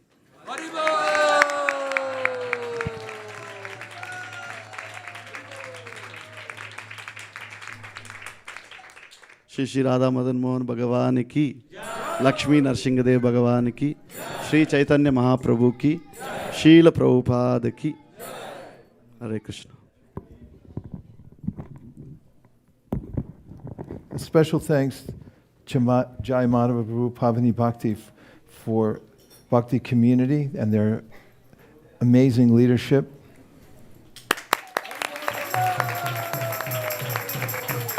Thank you very much to Malini Devi Dasi and Sri Krishna Purushottam for their leadership in making ISV one of the top centers in the world for book distribution.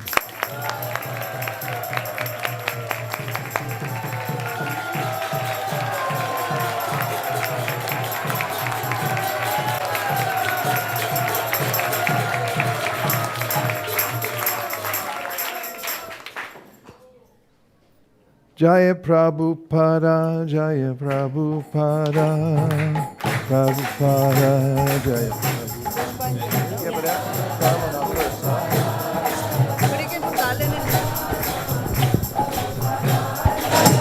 Jaya Jaya Prabhupada, Prabhupada, Jaya Jaya Prabhupada.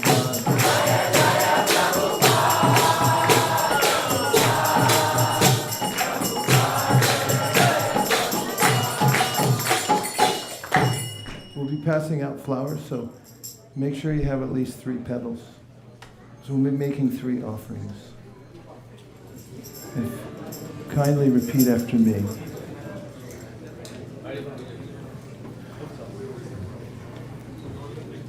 Om Ajnana Timirandasya. No. Just repeat after me, please. Om Ajnana Timirandasya. Jnananjana Shalakaya Chakshurun Militam Yena Tasmai Shri Gurave Namaha Shri Chaitanya Manopishta Stapitam Yena Putale Swayam Rupa Katamayam Dati Swapadantikam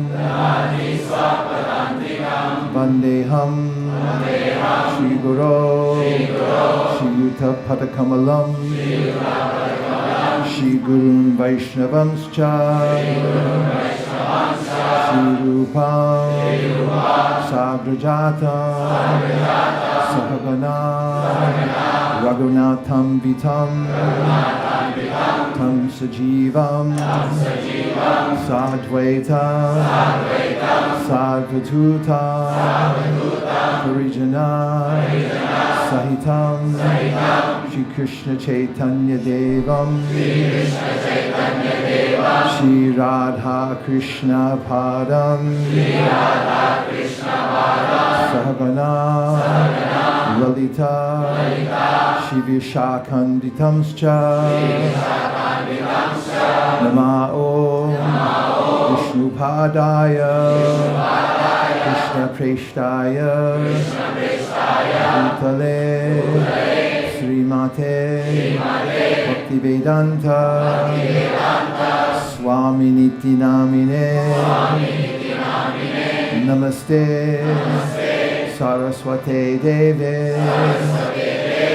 Gauravani Pracharine Nirvishesha Shunyavadi Paschatya Deshatarine Namao Vishnupadaya Krishna Preshaya Bhutale Srimate Bhakti Siddhanta Saraswati Tinamine Shri Barshabana Videvi Gaitai Kripabdaye Krishna Sambandha Vijnana Daine Pravave Namaha Madhuryo Jvala Premadya Shri Rupanuga Bhaktida Shri Gaura Karuna Shakti Vigrahaya Namostute Namaste Gauravani Shri Murtai Dinatarine Rupanuga Viradhapa Apasiddhanta Dvanta Harine Namo Gaurakishoraya Sakshat Vairagya Murtaye Vipralamba Sambodhe Dambujayate Namaha Namo Bhakti Vinodaya Satchidananda Namine Gaura Shakti Swarupaya Rupanuga Varayate Gauravava Vibhumishtvam Yadesha Sajjana Priya Vaishnava Sarvabhauma Shri Jagannathaya Te Namaha Vancha Kalpatarubhyascha Kripa Sindhu Kyevacha Patitanam Pavanebhyo Vaishnavebhyo Namo Namaha Namo Mahavaranyaya Krishna Prema Pradayate Krishnaya Krishna Chaitanya Namne Gauratushe Namaha Panchatattvatmakam Krishnam Bhakta Rupa Swarupakam Bhaktavataram Bhaktakyam Namami Bhakta Shaktikam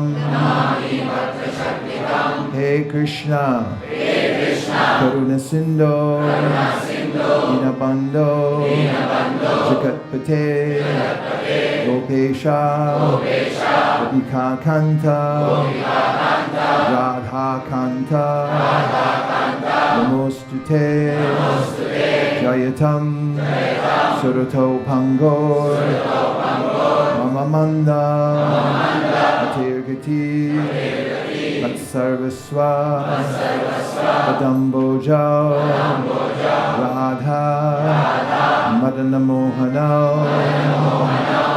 Divya Vrindaranya Kalpadrumadha Srimad Ratnagara Simhasanastau Srimad Radha Srila Govinda Deva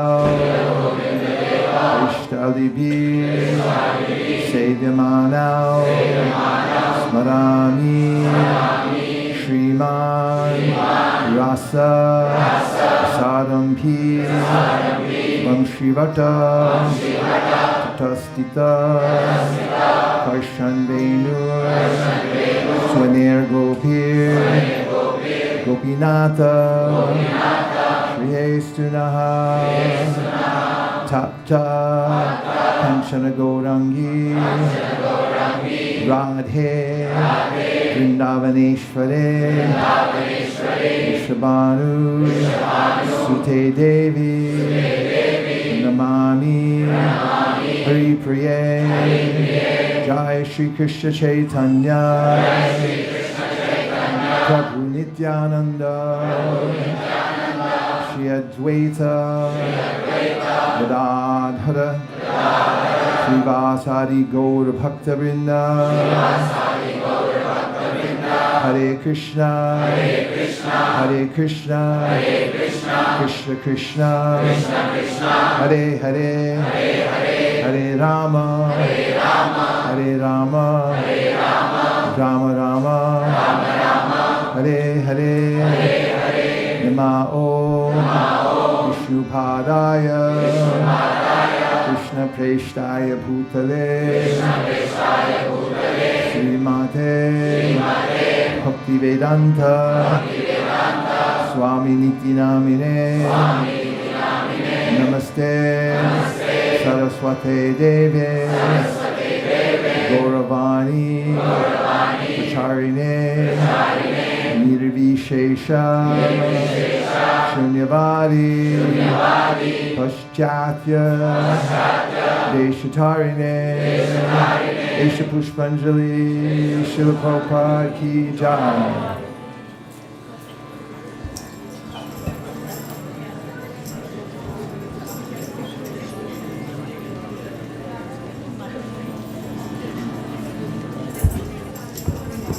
Namah Vishnupadaya Krishna Preshtaya Bhutale Srimate Bhaktivedanta Swami Niti Namine Namaste Saraswate Deve Gauravani Pracharine Nirvishesha Shunyavadi Paschatya Deshatarine Esha Pushpanjali Srila Prabhupada Ki Jai.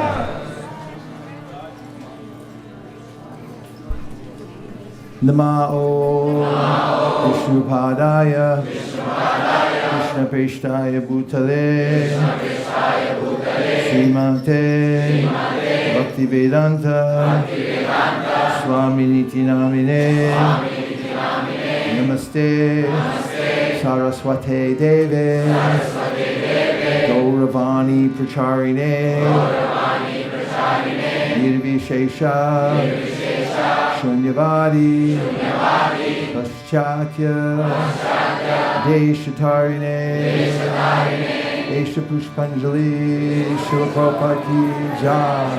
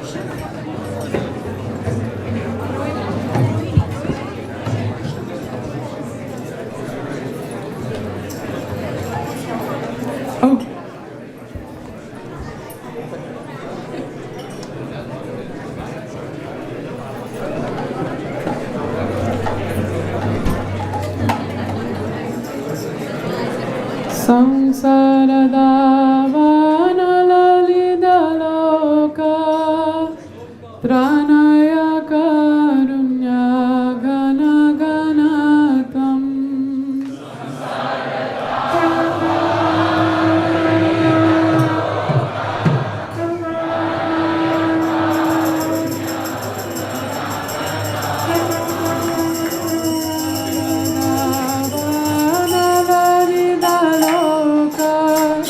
Pranaya karunya gana ganatam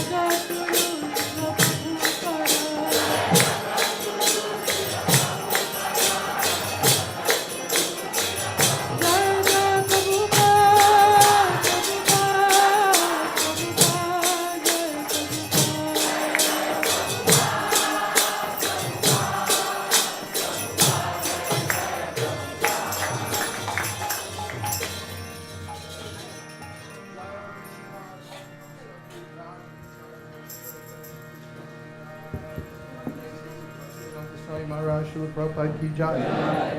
Jai Om Vishnupada Paramhamsa Parivrajakacharya Shri Srimad Srila Bhakti Siddhanta Saraswati Goswami Maharaj ki jai. Ananta Koti Vaishnavini ki jai. Ramacharya Srila Haridas Thakur ki jai. Go Shri Krishna Chaitanya Prabhu Nityananda Shri Advaita Gadadhara Shivasari Gaura Bhaktavrinda ki jai. Sri Sri Radha Krishna Gopina Shamakund Radha Kund Giri Govardhan ki jai. Sri Vrindavan Dham ki jai. Sri Mayapur Navadip Dham ki jai. Sri Jagannath Puri Dham ki jai. Tulsi Devi Bhakti Devi ki jai. Jaina Devi Ganga Devi ki jai. Sambeta Bhaktavrinda ki jai. His Divine Grace A.C. Bhaktivedanta Swami Maharaj Srila Prabhupada ki jai. All glories to the assembled devotees. All glories to the assembled devotees. All glories to the assembled devotees. Lord Premanande. No announcements, right?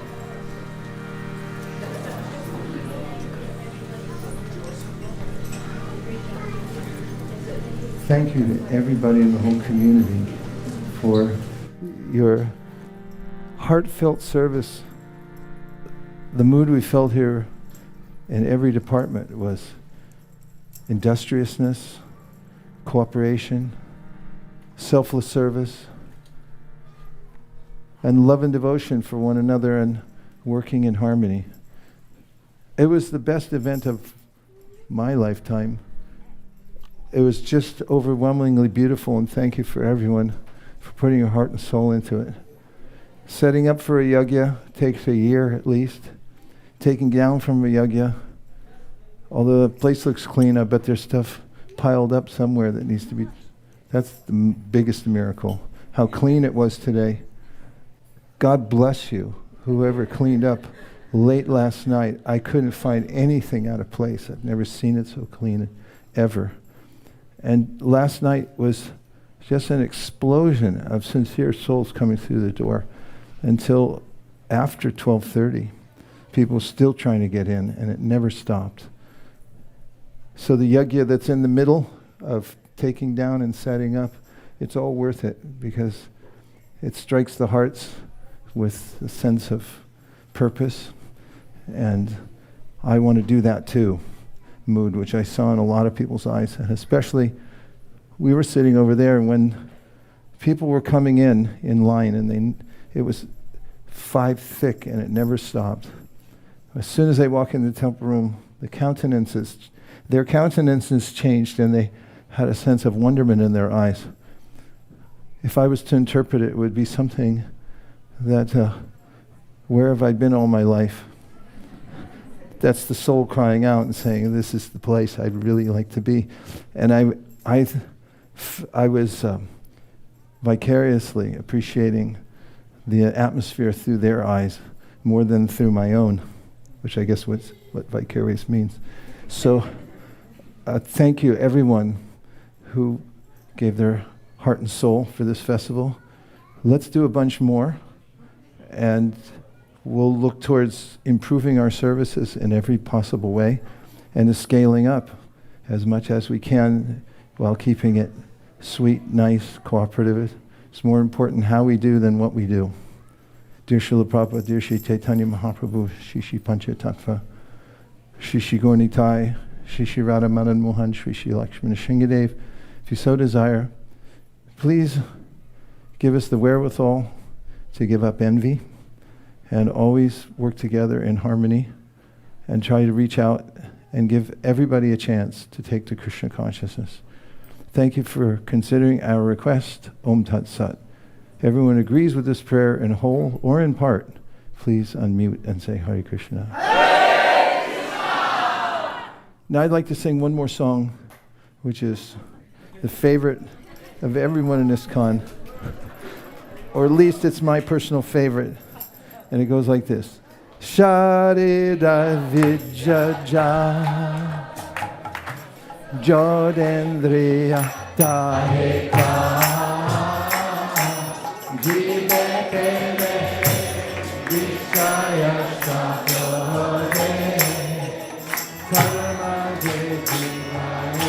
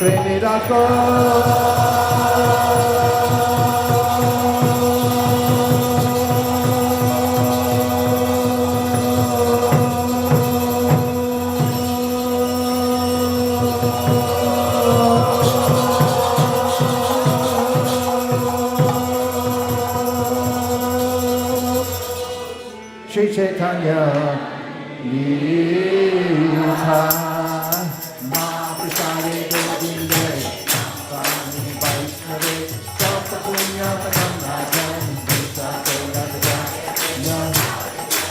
Sanam Hanya Sopajayate Satsana Chaitanya Puripaya Vayo Purvita Shatanda Bhaktivanta Shatsa Ukita Bodhi Nodata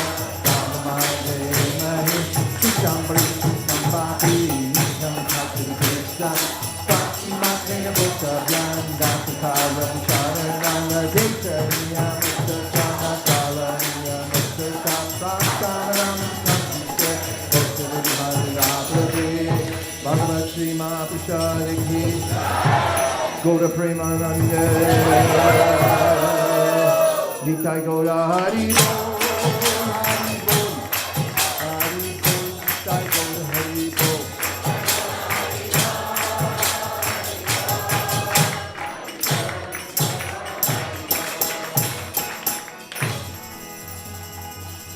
Please come take prasadam.